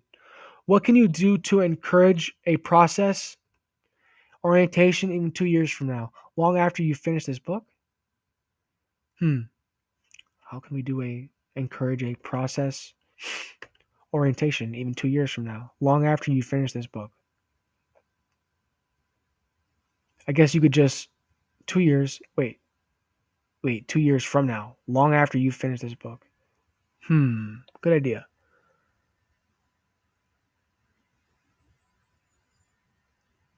I would just look at my library of books. I always like doing that, looking through my books, seeing how I'm doing. Maybe that's helpful. I don't know. 2, what kind of subtle change could you make in one of your current habits that could help you avoid procrastination? What kind of subtle change could you make in one of your current habits that could help you avoid procrastination? Um,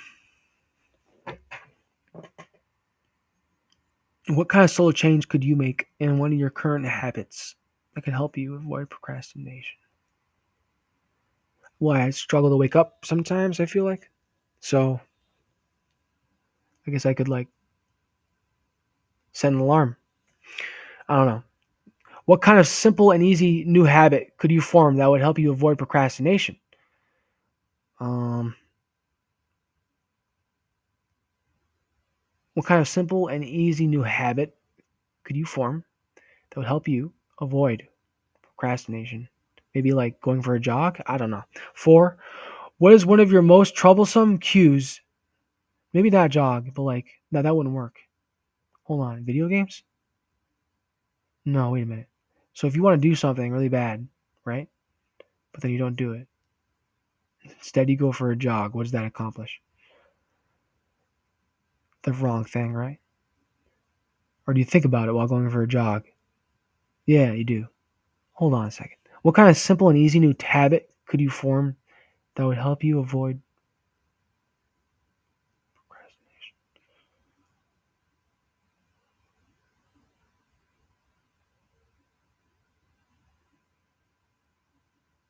guess just do it. That's all I could think of is Nike. You know what I mean? The thing they were talking about before. You don't want to do something. You know, but you should. Then do it.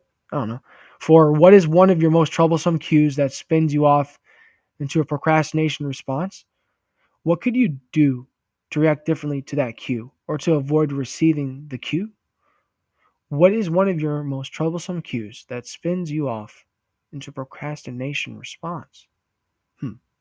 What is one of your most troublesome cues that spins you off into a procrastination response?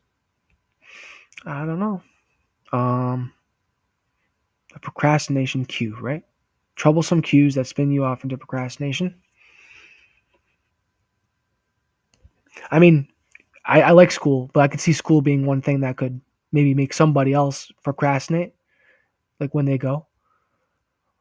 What could you do to react differently to that cue or to avoid receiving the cue? Go earlier. I don't know. Math professor Orlado. Oh man, Oraldo. Math professor Oraldo Buddy Susto on how failure can fuel success. Orlando Buddy Sosto is a highly recommended math professor on ratemyprofessors.com. He is a full-time math instructor for the Dallas County Community College District in Texas. One of his teaching mottos is I offer opportunities for success.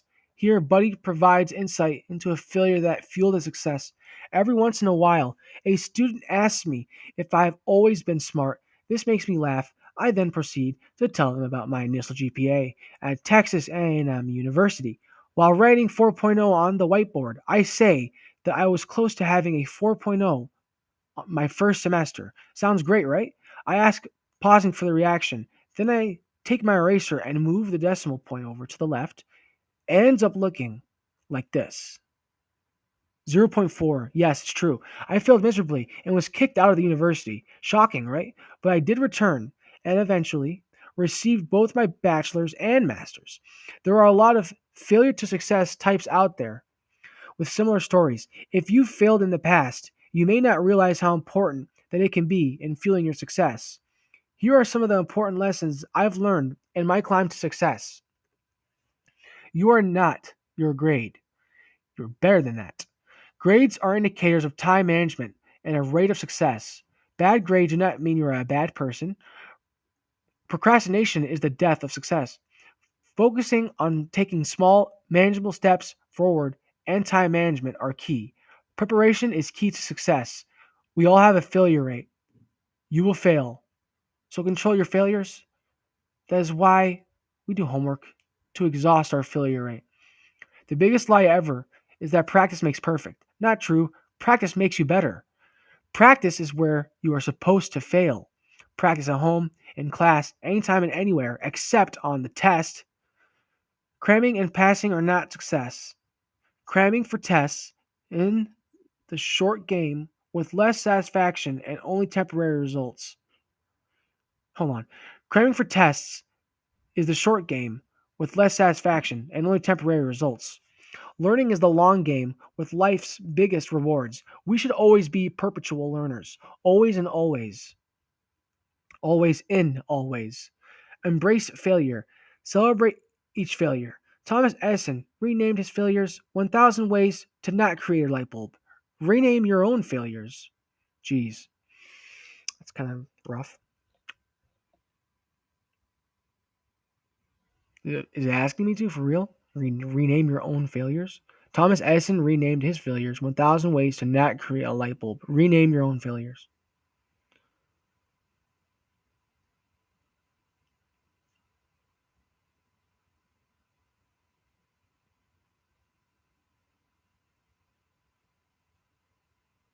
Don't promote with robots, please. I don't know. I can't think of anything. All right, here we go. Here we go.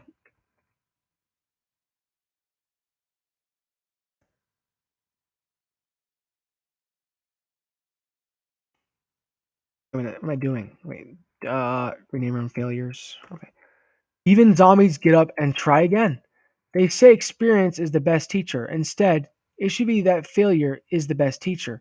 I found that the best learners are the ones who cope best with failure and use it as a learning tool. Wow, I've found that the best learners are the ones who cope best with failure and use it as a learning tool. I like that. All right, we're on 7, and we're on page 112. Let's do this. We're going to keep going. Gork, I'll be back.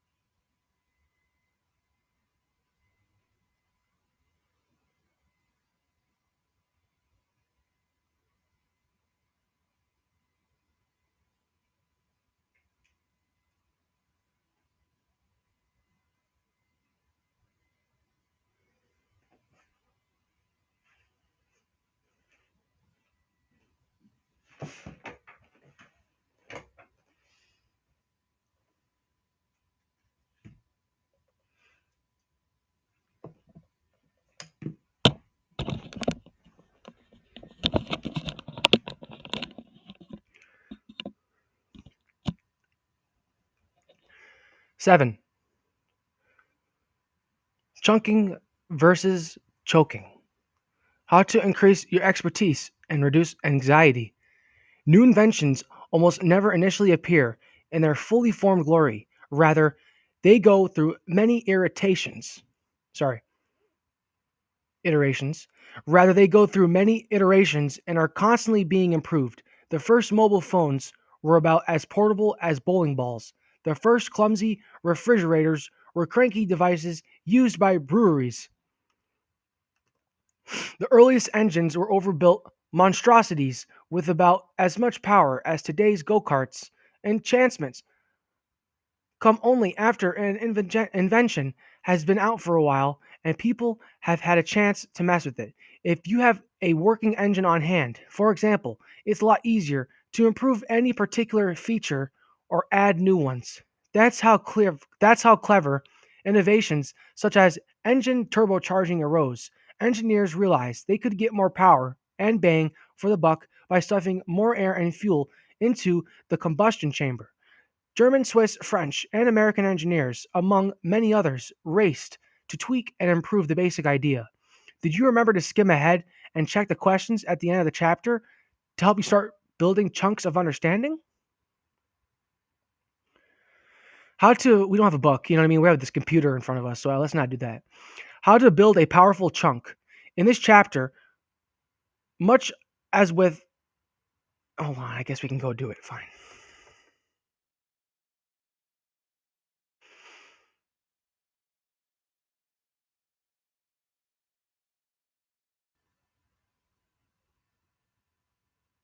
If you begin to encapsulate ideas related to what you are learning into a few key chunks. Enhance your learning. What does chunking have to do with working memory? All right, but let's just go back. Take a break. Yeah. How to build a powerful chunk. In this chapter, much as with enhancing and refining inventions, we're going to learn to enhance and refine our chunking skills. Creating a little library of these chunks will help you perform better on tests and solve problems more creatively. Excuse me. These processes will lay the groundwork for you to become an expert at whatever you're working on.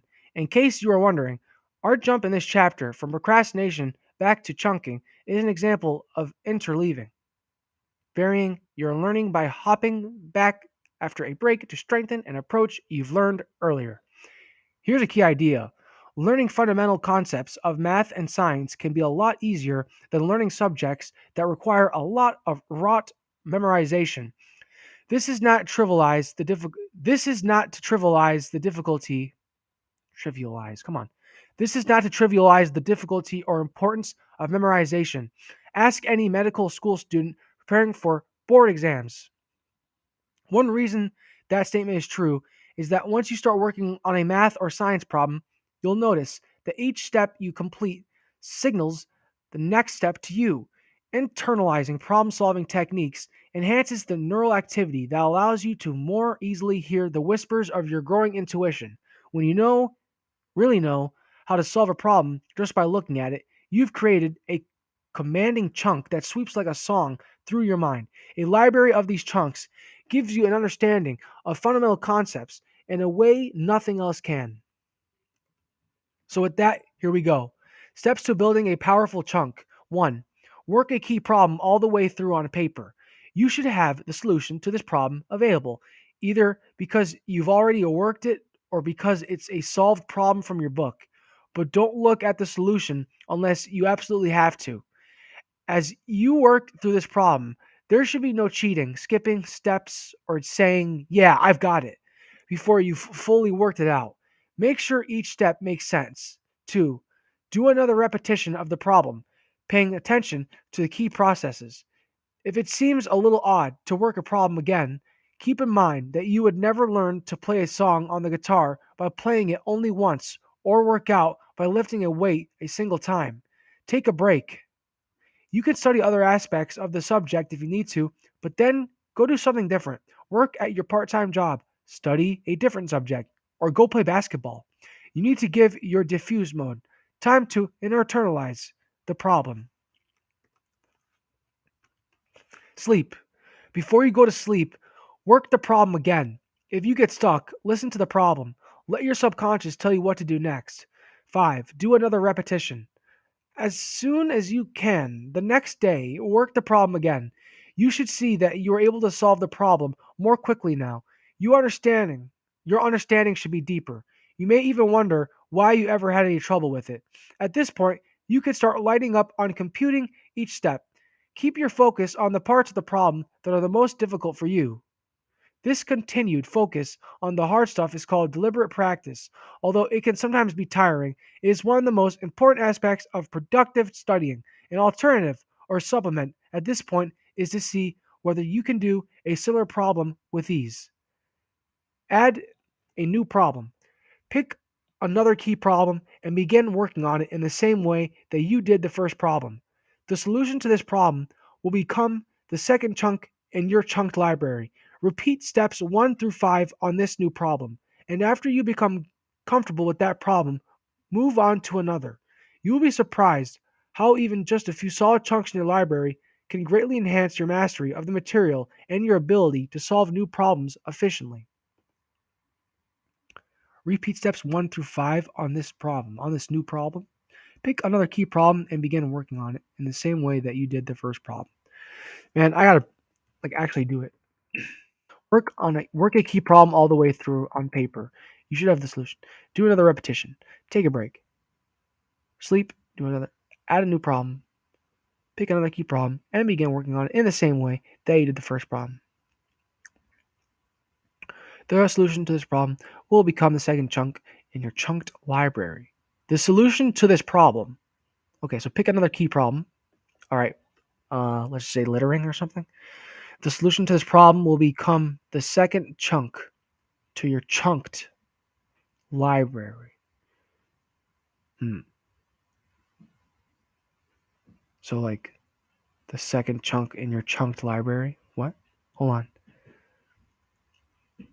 Your library has a bunch of, like, books, right? So then that's, like, all your chunks that you know. So then the solution to this problem will become the second chunk in your chunked library. So it'll become second nature kind of thing. The solution to this problem will become the second chunk in your chunked library. I don't know. Repeat steps 1 through 5 on this new problem. And after you become comfortable with that problem, move on. Hold on. Do we already? Whatever.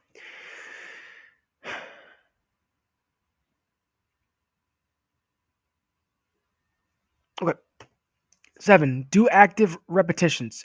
Mentally review key problem steps in your mind while doing something active, such as walking to the library or exercising. You could also use spare minutes to review as you are waiting for a bus, sitting in the passenger seat of a car, or twiddling your thumbs until a professor arrives in the classroom.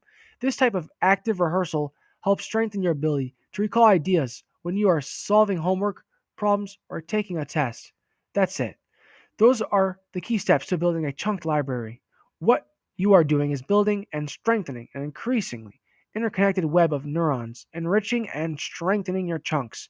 This makes use of what is known as the generation effect. Generating, that is, recalling the material, helps you learn it much more effectively than supplying. No, sorry. Generating, that is, recalling the material. Generating, that is, recalling the material, helps you learn it much more effectively than simply rereading it.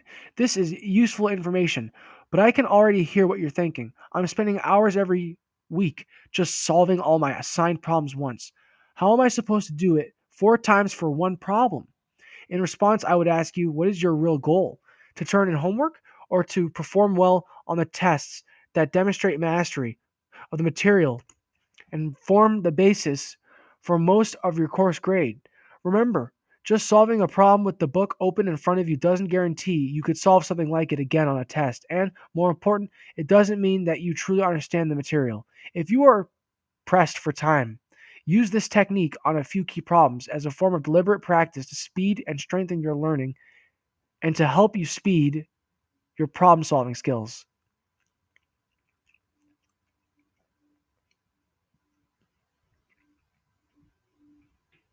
I think they're just trying to tell you, like, don't always try to go and like take the book and find the answers to it, try to figure it out yourself, right? The law of serendipity. Remember, Lady Luck favors the one who tries. So don't feel overwhelmed with everything you need to learn about a new subject. Instead, focus on nailing down a few key ideas. You'll be surprised at how much that simple framework can help. The way in which musicians improve their ability to play an instrument can also be applied to learning math in this sense. A master violinist, for example, doesn't just play a musical piece from beginning to end over and over again. Instead, she focuses on the hardest parts of the piece, the parts where the fingers fumble and the mind becomes confused. You should be like that in your own deliberate practice, focusing and becoming quicker at the hardest parts of the solution procedures you are trying to learn. Remember, research has shown that the more effort you put into recalling material, the deeper it embeds itself into your memory. Recall, not simple rereading, is the best form of deliberate practice and study. Recall, not simple rereading. Recall, not simple rereading. Recall, not simple rereading, is the best form of deliberate practice and study. So going fast, I don't know. This strategy is also similar to that used by chess masters. These mental wizards internalize board configurations as chunks associated with the best next moves in their long-term memory. Those mental structures help them select their best option for each move in their current game. The difference between lesser ranked players and grand masters is that grand masters devote far more time to figuring out what their weaknesses are and working to strengthening those areas. It is not as easy as just sitting around playing chess for fun, but in the end, the result can be far more gratifying. Remember, retrieval practice is one of the most powerful forms of learning. It is far more productive than simply reading. It is far more productive than simply rereading material. Building a chunk library of ways to solve problems is effective precisely because it is built on methods of retrieval practice. Do not be fooled by illusions of competence. Remember, just starting at material that's already on the page in front of you can fool you into thinking you know it when you actually don't. When you first start practicing this way, it may feel awkward, as if you're a 30-year-old sitting down for your first piano lesson. But as you practice, you'll find it gradually coming together more easily and swiftly. Be patient with yourself. As your ease with the material begins to grow, you'll find yourself enjoying it more and more. Is it work? Sure. And so is learning to play the piano with verse and style. But the payoff is well worth the effort. Chunk Chunk putters are great.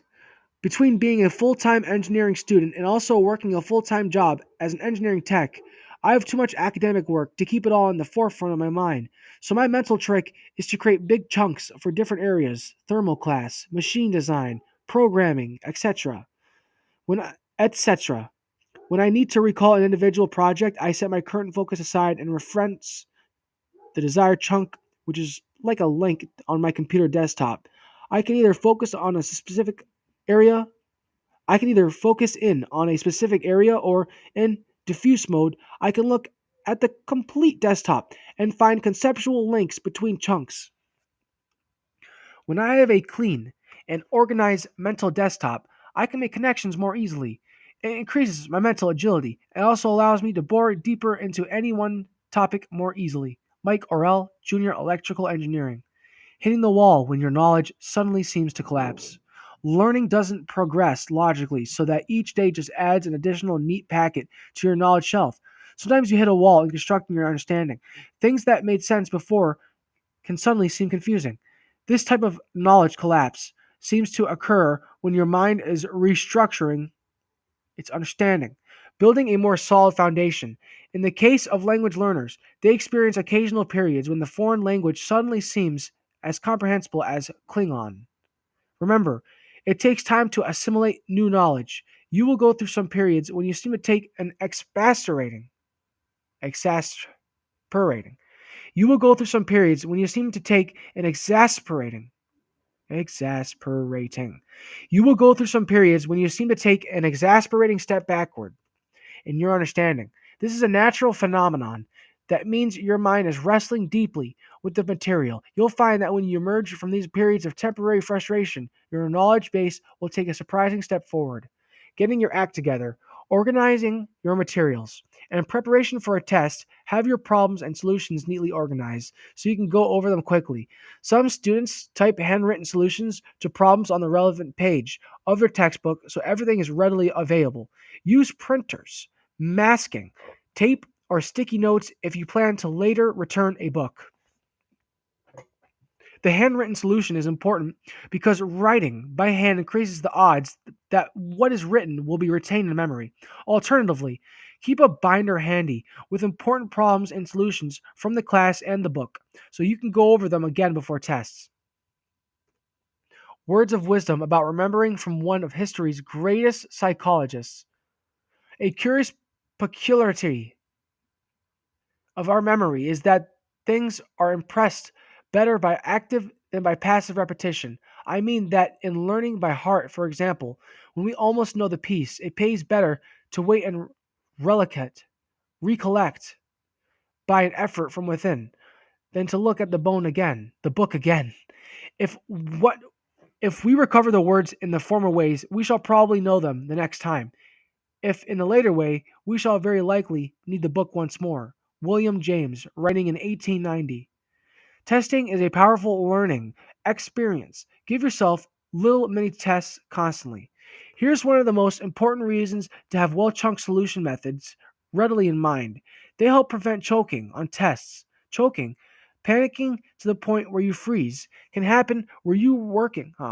Choking, panicking to the point where you freeze can happen when your working memory is filled to capacity, yet you still don't have enough room for the additional critical pieces you need to solve a problem. Chunking compresses your knowledge and makes room in your working memory for those pieces so you don't go into mental overload so easily. Also, by making more room in your working memory, you have a better chance of remembering important problem solving details. Practicing like this is a form of mini testing. Research has shown that testing isn't just a means of measuring how much you know. Testing in itself is a powerful learning experience. It changes and adds to what you know, also making dramatic improvements in your ability to retain the material. This improvement in knowledge because of test taking is called the testing effect. It seems to occur because testing strengthens and stabilizes the related neural patterns in your brain. This is precisely what we saw in Chapter 4 in the Practice Makes Permanent section with the picture of the darkening patterns in the brain that occurs with repetition. Improvement because of the testing effect occurs even when the test performance is bad and no feedback is given. When you are self testing while you are studying, however, you want to do your best to give feedback and check your answers using solutions, manuals, the back of the book, or whatever the solution may lie. Also, or wherever the solution may lie. Also, we'll discuss later interaction with peers as well as instructors helps with the learning process. One reason why building solid chunks is so helpful is that you get plenty of mini tests. And while you are creating those chunks, studies have shown that students and even educators are often shockingly unaware of the benefits of this kind of mini testing through retrieval practice. Students think they are just checking how well they're doing when they do a mini test of their recall. But their active test of recall is one of the best learning methods, better than just sitting passively and rereading. By building your library of chunks with plenty of active practicing at retrieving material over and over again and testing your recall, you are using some of the best methods possible for learning deeply and well. Now you try. Build a mental solution library. A key to building mental flexibility and expertise is to build your library of chunked solution patterns. This is your rapid access data bank, always handy in a pinch. This idea isn't just useful for math and science problems, it applies to many areas in life. That's why, for example, it's always a good strategy to look at where the emergency exits are relative to your seat on an airplane or your room in a hotel. Summing it up, chunking means integrating a concept into one smoothly connected neural thought pattern. Chunking helps increase the amount of working memory you have available. Building a chunked library of concepts and solutions helps build intuition in problem solving. When you are building a chunked library, it's important to keep deliberate focus on some of the toughest concepts and aspects of problem solving. Occasionally, you can study hard, and fate deals a bad hand. But remember, the law of serendipity. Oh, my bad. But remember, the law of serendipity. If you prepare well by practicing and building a good mental library, you will find that luck will be increasingly on your side. In other words, you guarantee failure if you don't try. But those who consistently give it a good effort will experience many more successes. Pause and recall. What were the main ideas of this chapter?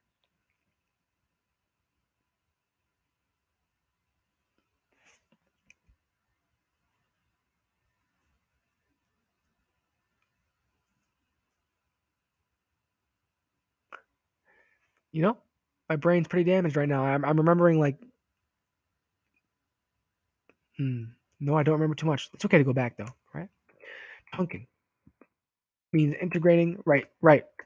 You can get pieces. Those books that you've read are all pieces and they're chunks, and you want to get as much chunks as you can in your head because that is chunking. When you put little bits of material that you know of in your head, right? Enhance your learning. One, what does chunking have to do with working memory? Um,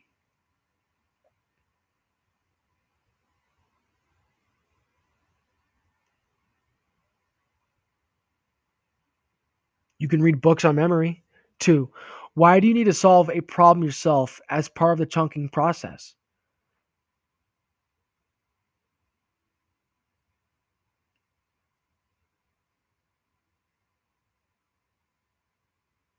I don't know, you learn it better.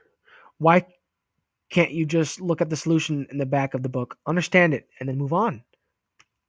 What are some additional things you can do to help smooth your chunks right before a test? Study. No, well, yeah. What is the testing effect? Ooh, I don't know. Four, once you've practiced a problem a few times, pause and see if you can sense the feeling of rightness that occurs when you realize what the next step in the solution process is. Five, what is the law of serendipity? Hold on. Once you've practiced a problem a few times, once you've practiced a problem a few times, pause and see if you can sense the feeling of rightness, and that occurs when you realize what the next step in the solution process is.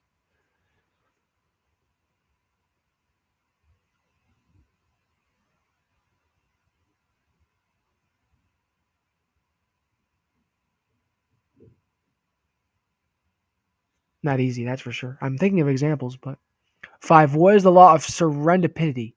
Think of an example from your own experience that typifies this idea.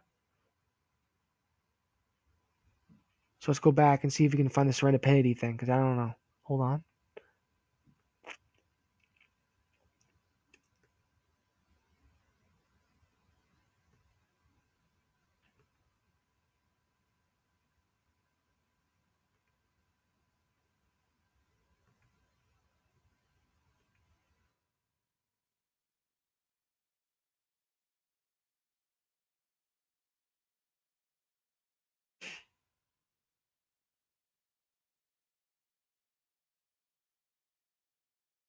Wow. I got back to the beginning and I didn't even find it. There it is. The law of serendipity. Lady Luck favors the one who tries, so don't feel overwhelmed with everything you need to learn about a new subject. Instead, focus on nailing down a few key ideas. You'll be surprised at how much that simple framework can help.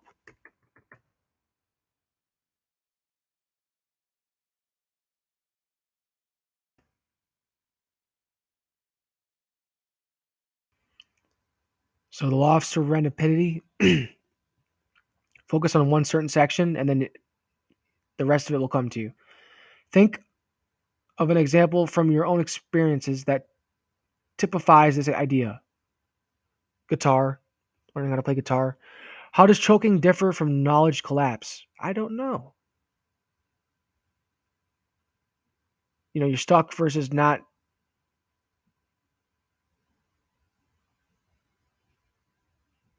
having education, so you're ruined.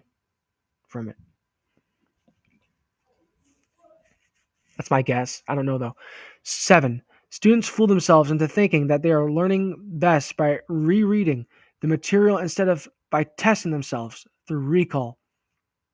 How can you keep yourself from falling into this common trap? Students fool themselves into students fool themselves into thinking that they are learning best by rereading the material instead of by testing themselves through recall. How can you keep yourself from falling into this common trap? So there's recall and they don't like it or something. Wait, what? Don't you need to do that? Rereading the material for the recall when they should just do it themselves, right? How can you keep yourself from falling into this common trap? You should just put your phones away during school and stuff and just learn with your head. I don't know. It's easier said than done. Neil Sundarasan. Nope. Neil Sundarasan. Sundarasan. Sundar. Oh. Neil Sundarsan, Senior Director of eBay Research Labs on Inspiration and the Path to Success in Math and Science. Dr. Neil Sundarsan is the creator of the Inspire program to help students succeed in science, engineering, math, and technology. Some Inspire scholars, a group of freshmen from disadvantaged scholars, a group of freshmen from disadvantaged backgrounds, recently filed their first patent, which provided a critical intellectual property asset for mobile commerce for eBay. Dr. Sundar San's own story provides insight into his path to success. I did not go to an elite school when I was growing up. In fact, my school was below average. We didn't have the proper technology. No, we didn't have the proper teachers for many subjects. But I focused on finding something good in whatever teachers came my way. Whether it was an excellent memory or simply an easy smile. This kind of positive attitude helped me appreciate my teachers and keep an open minded approach toward my classes. This same attitude also helped me later in my career. Today I also Today I always actively seek inspiration from the people I work with and for. Whenever I find my spirit bending low, I discover it is because I have stopped looking for people's positives attributes. Man, whenever I find my spirit bending low, I discover it is because I have stopped looking for people's positive attributes. This means it is time for me to look within and make changes. I know this sounds cliche, but my main inspiration has always been my mother. She was not allowed to study beyond middle school because she would have had to leave her small town to complete high school. She grew up during an exciting but dangerous time in India's struggle for independence.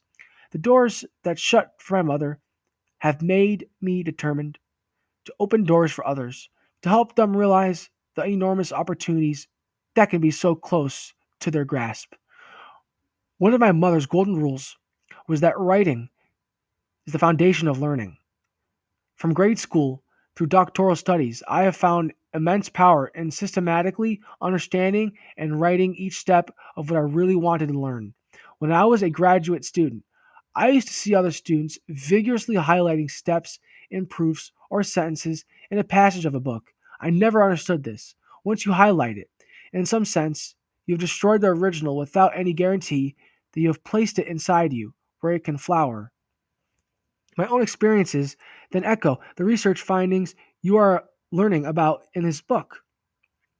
Highlighting should be avoided because, at least in my experience, it provides only an illusion of competence.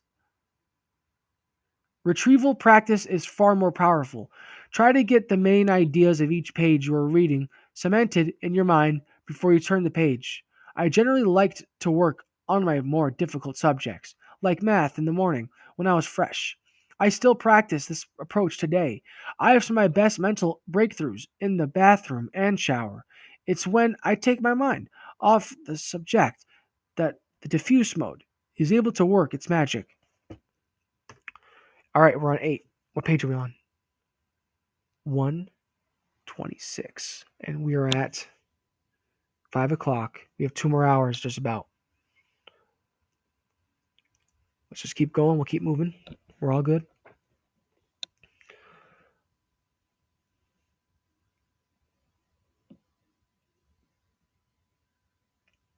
Repetition is good, guys. Let's keep it up.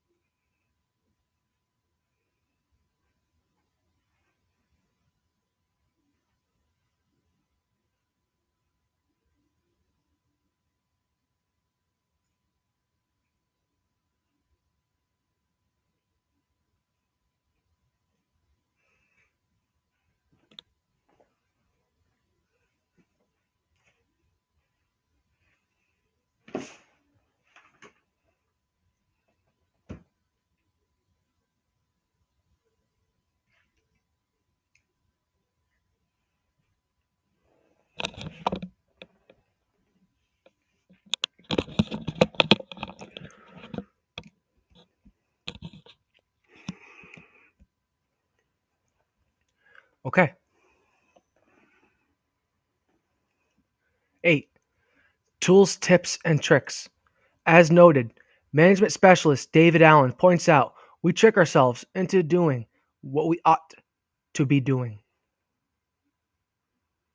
To a great degree, the highest performing people I know are those who have installed the best tricks in their lives. The smart part of us sets up things for us to do that the not so smart part responds to almost automatically, creating behavior that produces high performance results.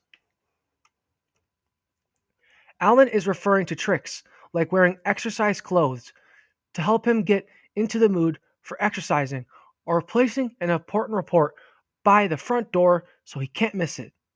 One constant refrain I hear from students is that putting themselves in a new surroundings, such as the quiet section of a library, which has few interrupting cues, works wonders with procrastination.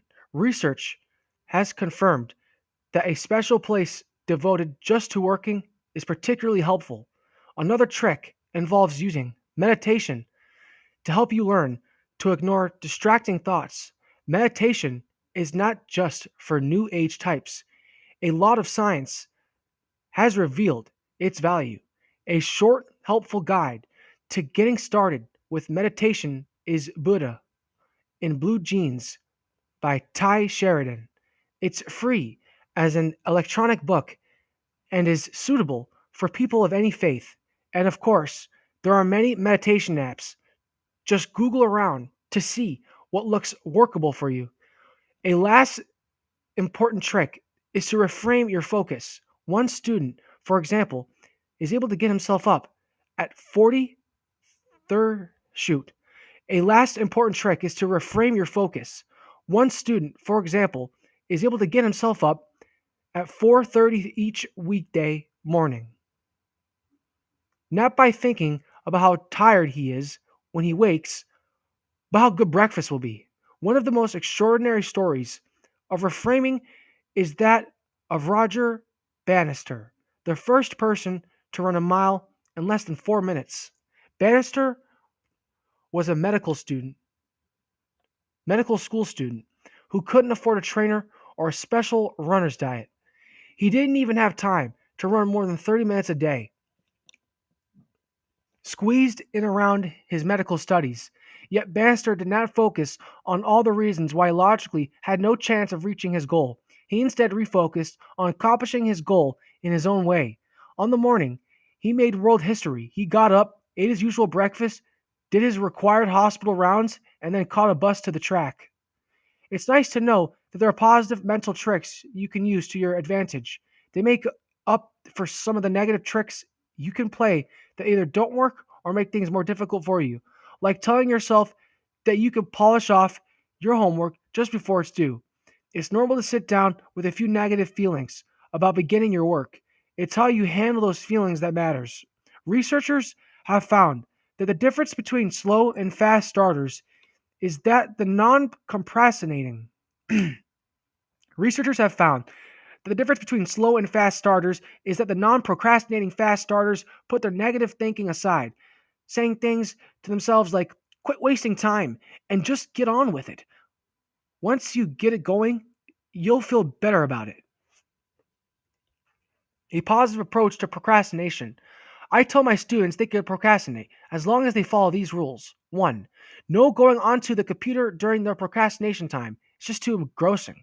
2. Before procrastinating, identify the easiest homework problem. No solving is necessary at this point. 3. Copy the equation or equations that are needed to solve the problem onto a small piece of paper and carry the paper around until they are ready to quit procrastinating and get back to work. I have found this approach to be helpful because it allows the problem to linger in diffuse mode. Students are working on it even while they are procrastinating. Elizabeth Blauman, lecturer of physics, Carnarvon College, Victoria, British Columbia. Self-experimentation, the key to a better you. Dr. Seth Roberts is a professor emeritus of psychology at the University of California, Berkeley. While learning to perform experiments as a graduate student, he began to experiment on himself. Robert's first self experiment Robert's first self experiment involved his acne. A dermatologist had prescribed tetracycline, so Roberts simply counted the number of pimples he had on his face with varying doses of tetracycline. The result? The tetracycline made no difference on the number of pimples he had. Roberts had stumbled across a finding that would take medicine another decade to discover that seemingly powerful tetracycline, which has unsafe side effects, doesn't necessarily work on acne. On the other hand, benzoyl peroxide cream did work. Contrary to what Roberts had originally thought. As Roberts noted, for my acne research, I learned that self experimentation can be used by non experts to A, see if the experts are right, and B, learn something they don't know. I hadn't realized such things were possible. Over the years, Roberts has used his self experimentation efforts to study his mood, control his weight, and to see the effects of omega 3 on how well his brain functioned. Overall, Roberts has found that self experimentation is extremely helpful in testing ideas as well as in generating and developing new hypotheses. Hypotheses, isn't it? Hypothesis. Hypotheses. Hypotheses, right? Hypotheses. Hypotheses. Overall, Roberts has found that self experimentation is extremely helpful in testing ideas as well as in generating and developing new hypotheses. As he notes, by its nature, self experimentation involves making sharp changes in your life. You don't do X for several weeks, then you do X for several weeks. Thus, this plus the fact that we monitor ourselves in 100 ways makes it easy for self experimentation to reveal unexpected side effects. Moreover, daily measurements of acne, sleep, or anything else supply a baseline that makes it even easier to see unexpected changes. Your own self experimentation, at least to begin with, should be on procrastination. Keep notes on when you don't complete what you had intended to complete, what the cues are, and your zombie mode habitual reaction to procrastination cues. By logging your reaction, you can apply the subtle pressure you need to change your response to your procrastination cues and gradually improve your working habits. In his excellent book, The Now Habit, author Neil Fiore suggests keeping a detailed daily schedule of your activities for a week or two to get a handle on where your problem areas are for procrastination. There are many different ways to monitor your behavior. The most important idea here is that keeping a written history over several weeks appears to be critical in helping you make changes. Also, different people function better in certain environments. Some need a busy coffee shop, while others need a quiet library. You need to figure out what's best for you. Isolation versus group work, treating procrastination differently than simply struggling to understand. A tip I have to understand. Sorry. A tip I have to address procrastination is to isolate yourself from things you know. A tip I have to address procrastination is to address a tip. How do you say that? A tip I have to address. A tip I have to address procrastination is to isolate yourself from things you know will distract you, including people. Go to a room all alone or the library so you do not have anything to distract you. Akri Kawart, sophomore electrical engineering. If I'm struggling in a subject, I find it helpful to study with other people from the same class. That way I can ask questions and we can work together to figure out what we are confused on. Chances are I might know what he or she is confused about and vice versa.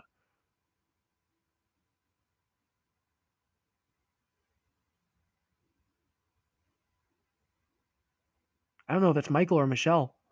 I'm really bad with that. Hmm. I don't know. Let's look it up. This is kind of bothersome. I don't want to say something wrong. You know what I mean? One second.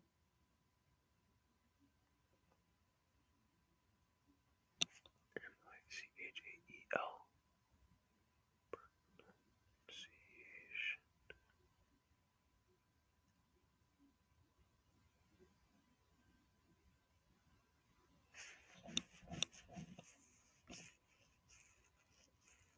Oh, it's Michael, right? Michael. Yeah. Okay. Okay. I gotta look up his last name too. That's funny. Um, let's see.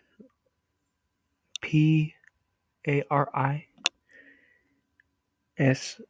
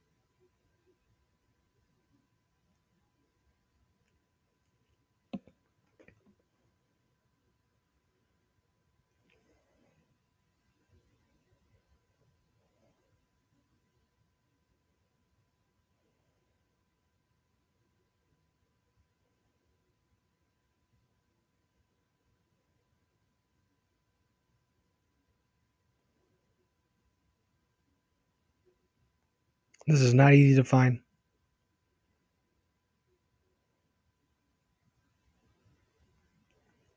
Hmm.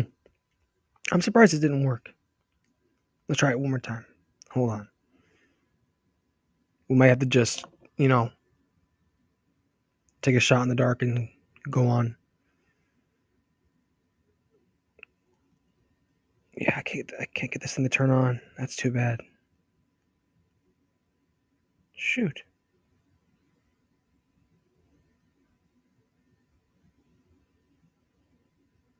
No. Pariseau. Got it. Pariseau. All right, Pariseau. Came out of nowhere. He was like, whoa. Michael Pariseau, Junior, Mechanical Engineering. Ultimate Zombie Alliance, the planner journal as your personal lab notebook. The best way for you to gain control of your habits is simple. Once a week, write a brief weekly list of key tasks. Then, each day, write a list of the tasks that you can reasonably work on or accomplish. Try to write this daily task list the evening before. Why the day before? Research has shown this helps your subconscious to grapple with the tasks on the list so you figure out how to accomplish them. Writing the list before you go to sleep enlists your zombies to help you accomplish the items on the list the next day. Most people use their phone or an online or paper calendar to keep track of important due dates. You are probably using such a system. From your due date calendar, write down a weekly to-do list of 20 or fewer key items. Each night create the next day's daily to-do list from the items on the weekly to-do list. Keep it to 5 to 10 items. Try not to add to the daily list once you've made it unless it involves some unanticipated but important item. You don't want to start creating endless lists. Try to avoid swapping out items on your list. Reviewing falling bodies for physics. Chemistry Chapter 4. Preservatives. Gym lift dead weights. Volunteer for blood drive. Math half-life homework. Check task list. A zombie without a list is a list. A zombie without a list is listless. A happy zombie has a task list. If you don't write your tasks down in a list, they lurk at the edge of the 4 or so slots in your working memory, taking up valuable mental real estate. But once you make a task list, it frees working memory for problem solving. Yay! But remember, you must absolutely trust that you will check your planner journal. If your subconscious doesn't trust you to do that, tasks will begin swirling back up, blocking your working memory. One more thing. As writing coach Daphne Gray Grant recommends to her writing clients, eat your frogs first thing in the morning.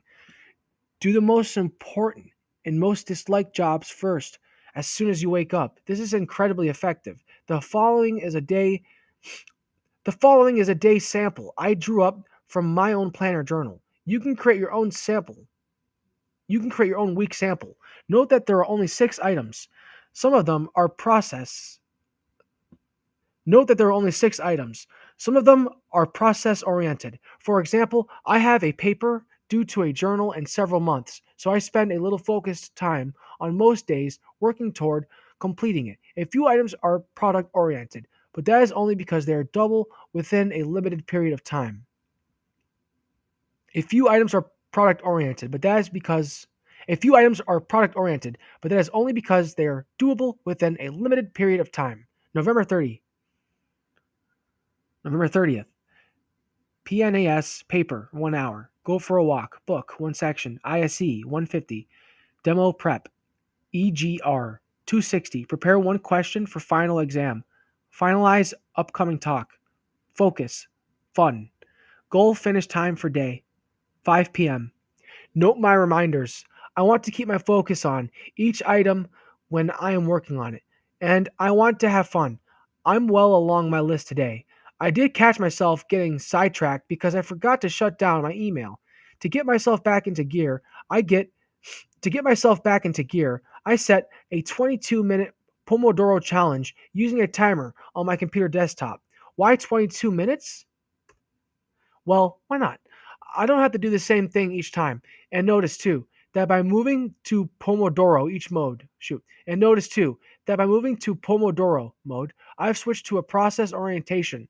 None of the items on my list is too big because I've got other things going on in my day. Meetings to go, too.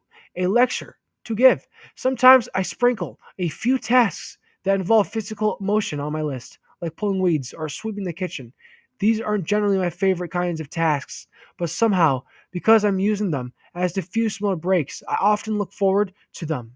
Mixing other tasks up with your learning seems to make everything more enjoyable and keeps you from prolonged and unhealthy bouts of sitting. Excuse me. Over time, as I've gained more experience, I've gotten much better at gauging how long it takes to do any given task. You will find yourself improving quickly as you become realistic about what you can reasonably do in any given time. Some people like to place a number from 1 to 5 beside each task, with 1 being the highest priority and 5 being an item that would be okay to delay until the next day.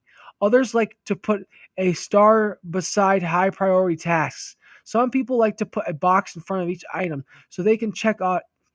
Some people like to put a box in front of each item so they can check it off. I personally like to put a big black line through each item when I finish it. Whatever floats your boat, you'll be developing a system that works for you. The freedom of a schedule. To combat procrastination, I make a schedule of everything I have to do. For example, I tell myself Friday, I need to start my paper and then finish it on Saturday. Also, on Saturday, I need to do my math homework. On Sunday, I need to do on Sunday, I need to study for my German test. It really helps me stay organized and practically stress-free. If I don't follow my schedule, then I have twice the amount of the work to do the next day, and that's really not something I look forward to. Randall Broadwell.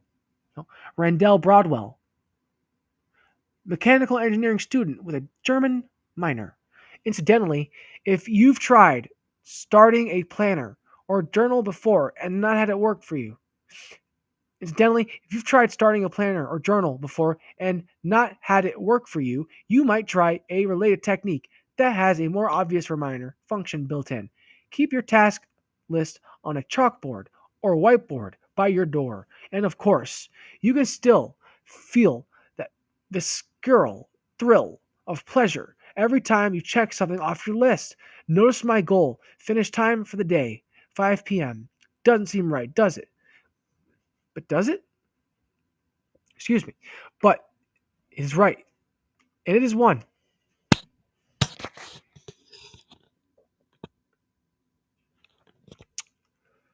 All right, hold on. But it is right. And it is one of the most important components of your daily planner journal. Planning your quitting time is as important as planning your working time. Generally, I am to quit at 5 p.m., although when I'm learning something new, it can sometimes be a pleasure to look at it again after I've taken an evening break. just before I go to sleep. And occasionally, there is a major project that I'm wrapping up. The 5 p.m. quitting time comes about because I have a family I enjoy hanging with, and I like to have plenty of time for a wide variety of reading in the evening.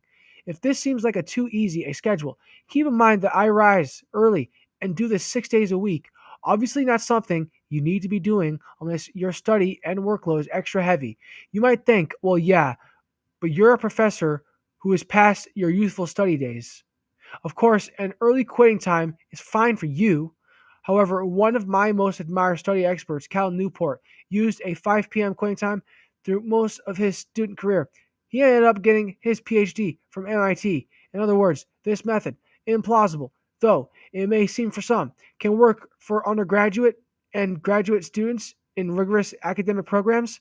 Time after time, those who are committed to maintaining healthy leisure time along with their hard work outperform those who doggedly pursue an endless treadmill. Once you finish your daily test, you're done.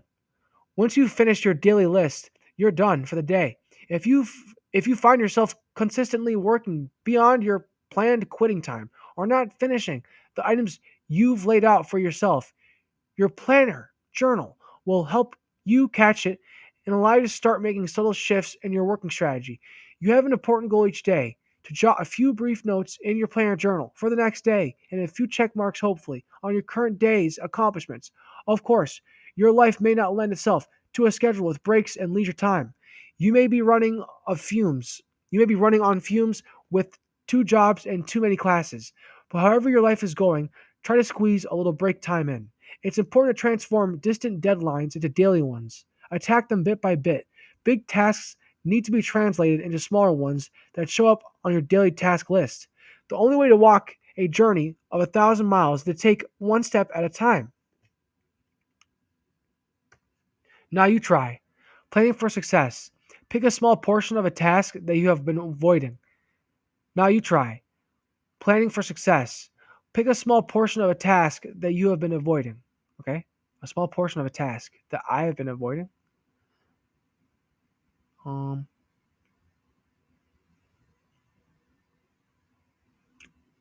okay. Picking up phones or something. Plan where and when you will tackle that portion of the task. Will you go to the library in the afternoon, leaving your cell phone on airplane mode? Will you go into a different room in your house tomorrow evening, leaving your laptop behind and writing by hand to get a start? Whatever you decide, just planning how you will implement what you need to do makes it far more likely that you will succeed in that task, in the task. You may be so hold on. Yeah, it's okay. You may hold on. Will you go into the library in the afternoon, leaving your cell phone on airplane mode? And then it says pick a small portion of your life to avoid that you've been avoiding.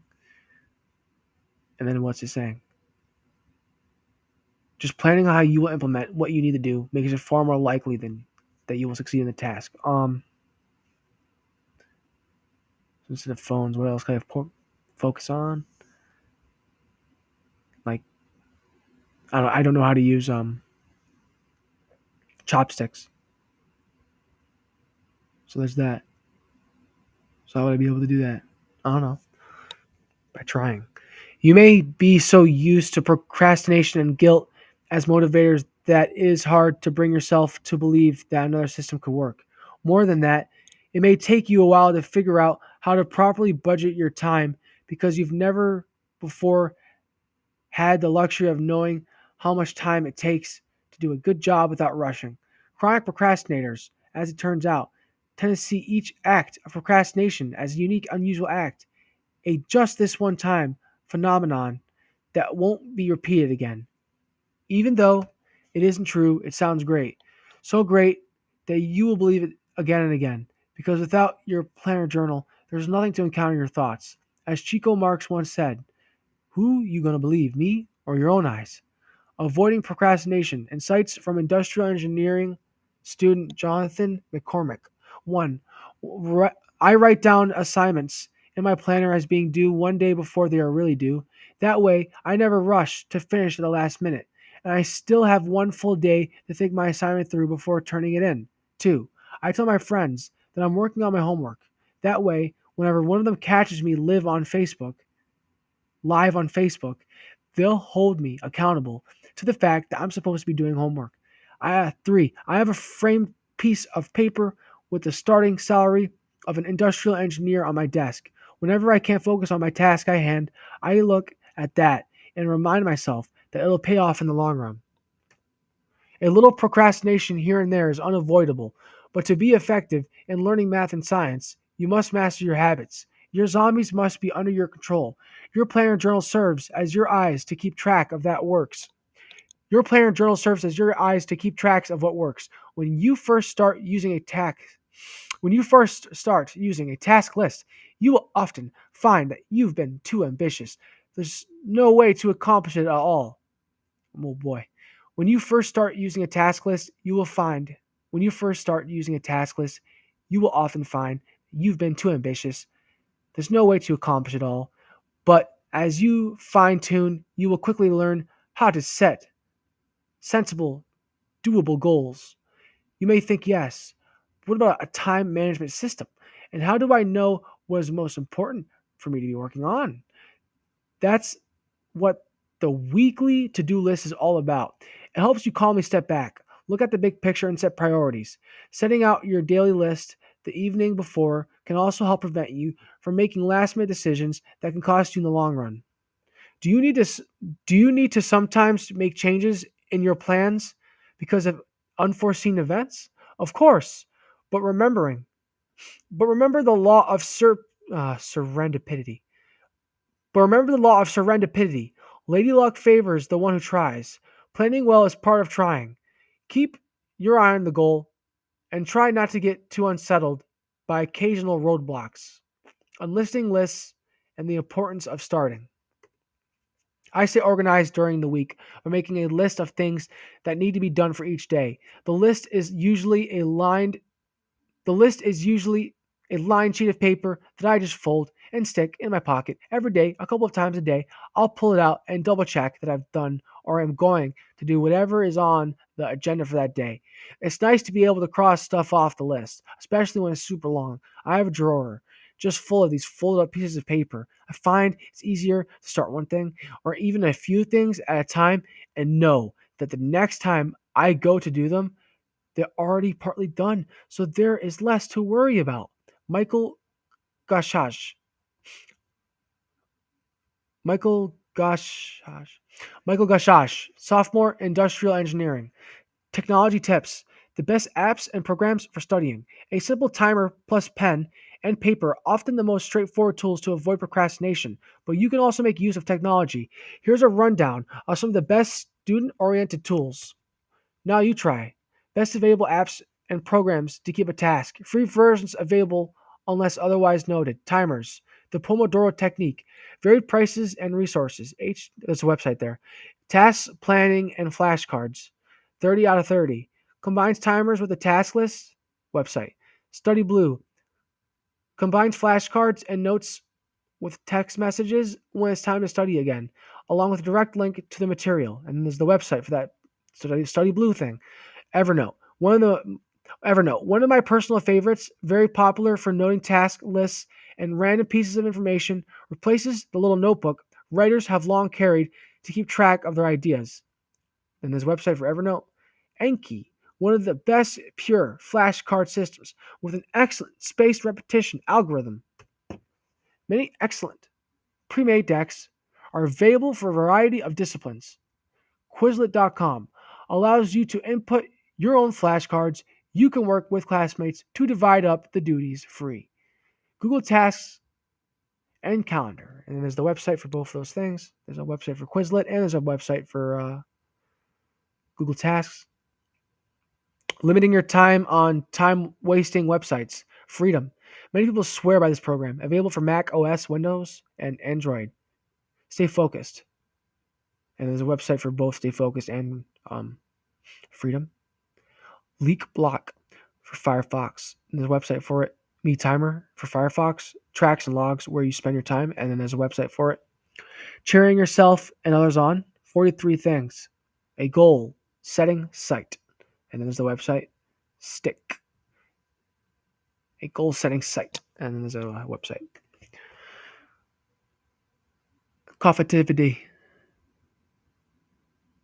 Modest background noise similar to a coffee shop. And then there's a website. Easiest block of all. Disable sound notifications on your computer and smartphone. Summing it up. Mental tricks can be powerful tools. The following are some of the most effective. Put yourself in a place with few interruptions, such as a library, to help with procrastination. Practice ignoring distracting thoughts by simply letting them drift past. If your attitude is troubled, reframe your focus to shift attention from the negative to the positive. Realize it's perfectly normal to sit down with a few negative feelings about beginning your work. Planning your life for playtime is one of the most important things you can do to prevent procrastination, and one of the most important reasons to avoid procrastination. Let's do that again because that didn't really sit with me well. Planning your life for playtime is one of the most important things you can do to prevent procrastination, and one of the most important reasons to avoid procrastination. At the heart of procrastination prevention is a reasonable daily to-do list with a weekly once-over to ensure you're on track from a big picture perspective. Write your daily task list. The evening before, eat your frogs first, pause and recall, close the book and look away. What are the main ideas of this chapter? Right. I don't know. Eat your frogs first. That one definitely sits with me because it's like how are we going to eat this elephant? You take it all one step at a time, and you could eat your frogs first. Also, you could also work on the worst part first, get it over with. What were the main ideas of this chapter?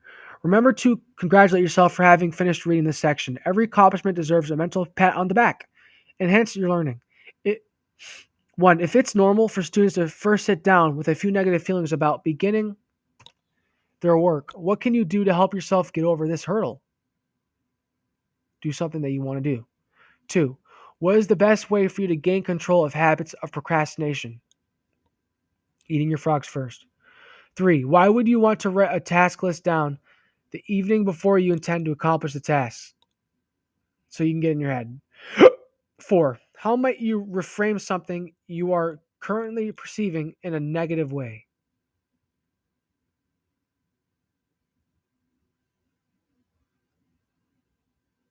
Think about it the opposite way. How might you reframe something how might you reframe something you're currently perceiving in a negative way? Try to think about it with a different perspective. 5. Explain why having a daily quitting time to work toward is so important.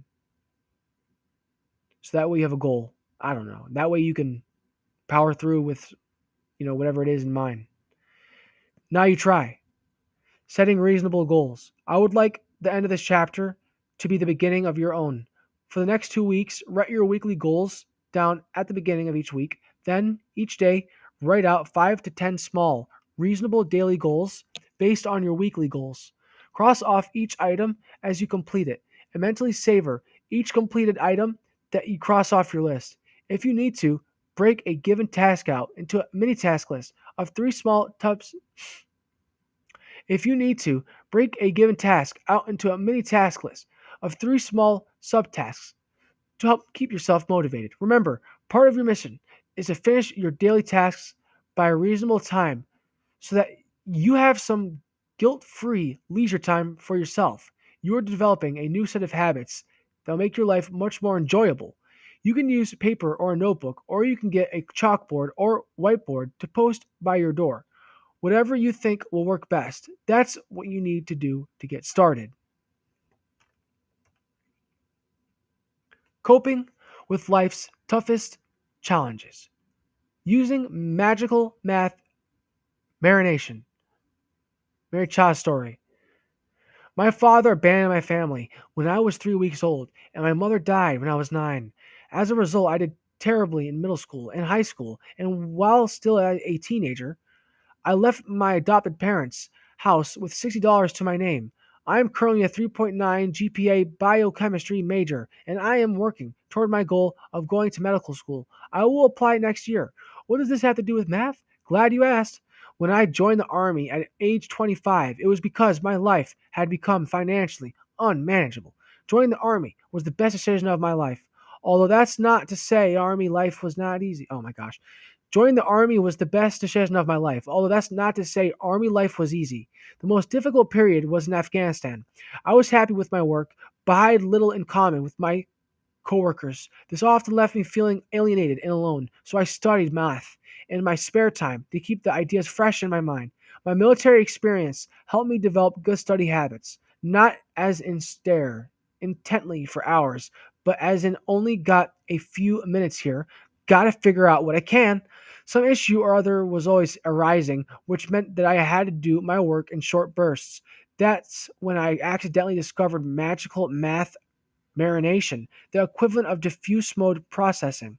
I'd be stuck on some problems, really stuck, with no clue about what was going on. Then I'd get called out to respond to some explosion or another while I was out leading the team, or even just sitting quietly, waiting. The back of my mind was simultaneously musing over math problems. I'd come back to my room later that night and everything would be solved. I don't know. Mussing, musing. What is that? Mussing, muss. That's gotta be mussing, right?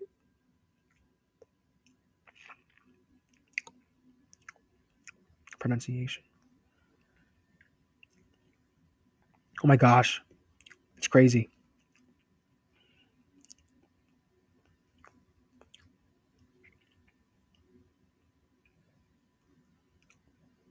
You guys are not gonna believe this. Come on.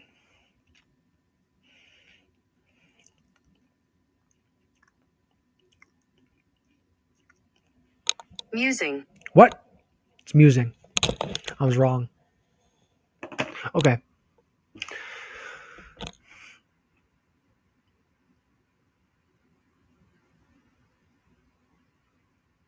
While I was out leading the team, or even just sitting quietly waiting, the back of my mind was simultaneously musing over math problems. I'd come back to my room later that night and everything would be solved. Another trick I've discovered is that what I call active review. I'll be straightening my hair or showering, but I'm simultaneously reviewing in my head problems that I've already solved.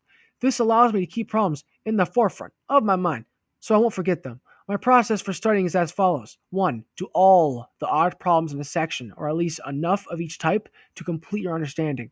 2. Let the problems marinate. 3. Make sheets with all the important concepts and one example of each type of problem you'd like to add to your toolbox.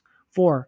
Before an exam, be able to list everything on your sheets, the subjects, the type of problems within the sections, and the techniques. You'll be surprised by what just being able to list the sections and subjects will do for you, let alone the types of problems and toolbox tricks. This type of verbal recall allows you to recognize types of problems more quickly and have more confidence before you go into the exam.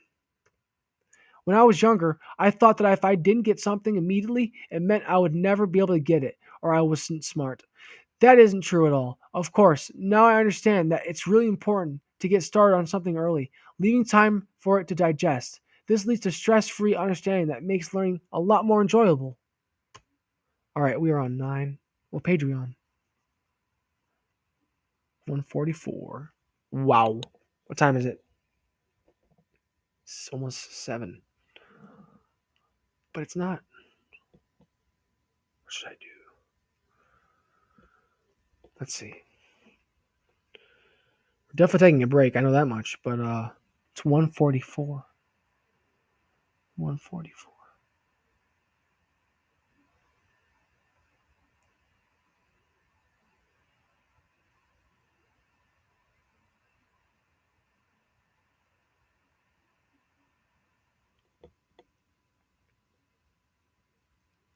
I say we do one more chapter. That's what I think we should do. Is one more chapter. Because if we get to 10, we can say we got past 150. Because it's, or whatever, 155 or whatever. You know what I mean? Because as long as you do 155 plus 155, you get at least 350 something, right? So we just got to get to that part because then we can just do the same amount next time. Because I can't go through all this today because I have to do something. Maybe later when I get back home, we can keep going. You know? All right, break.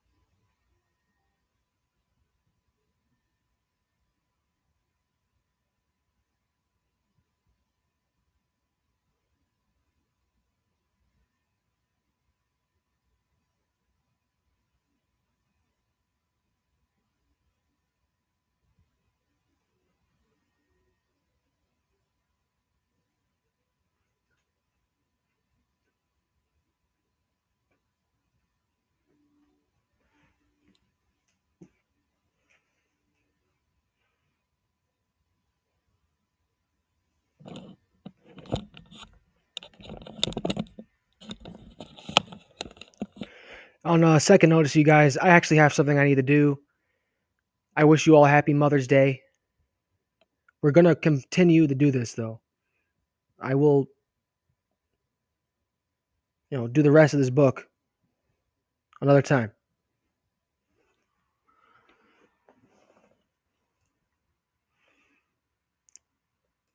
Thank you for watching. I'll see you guys later on.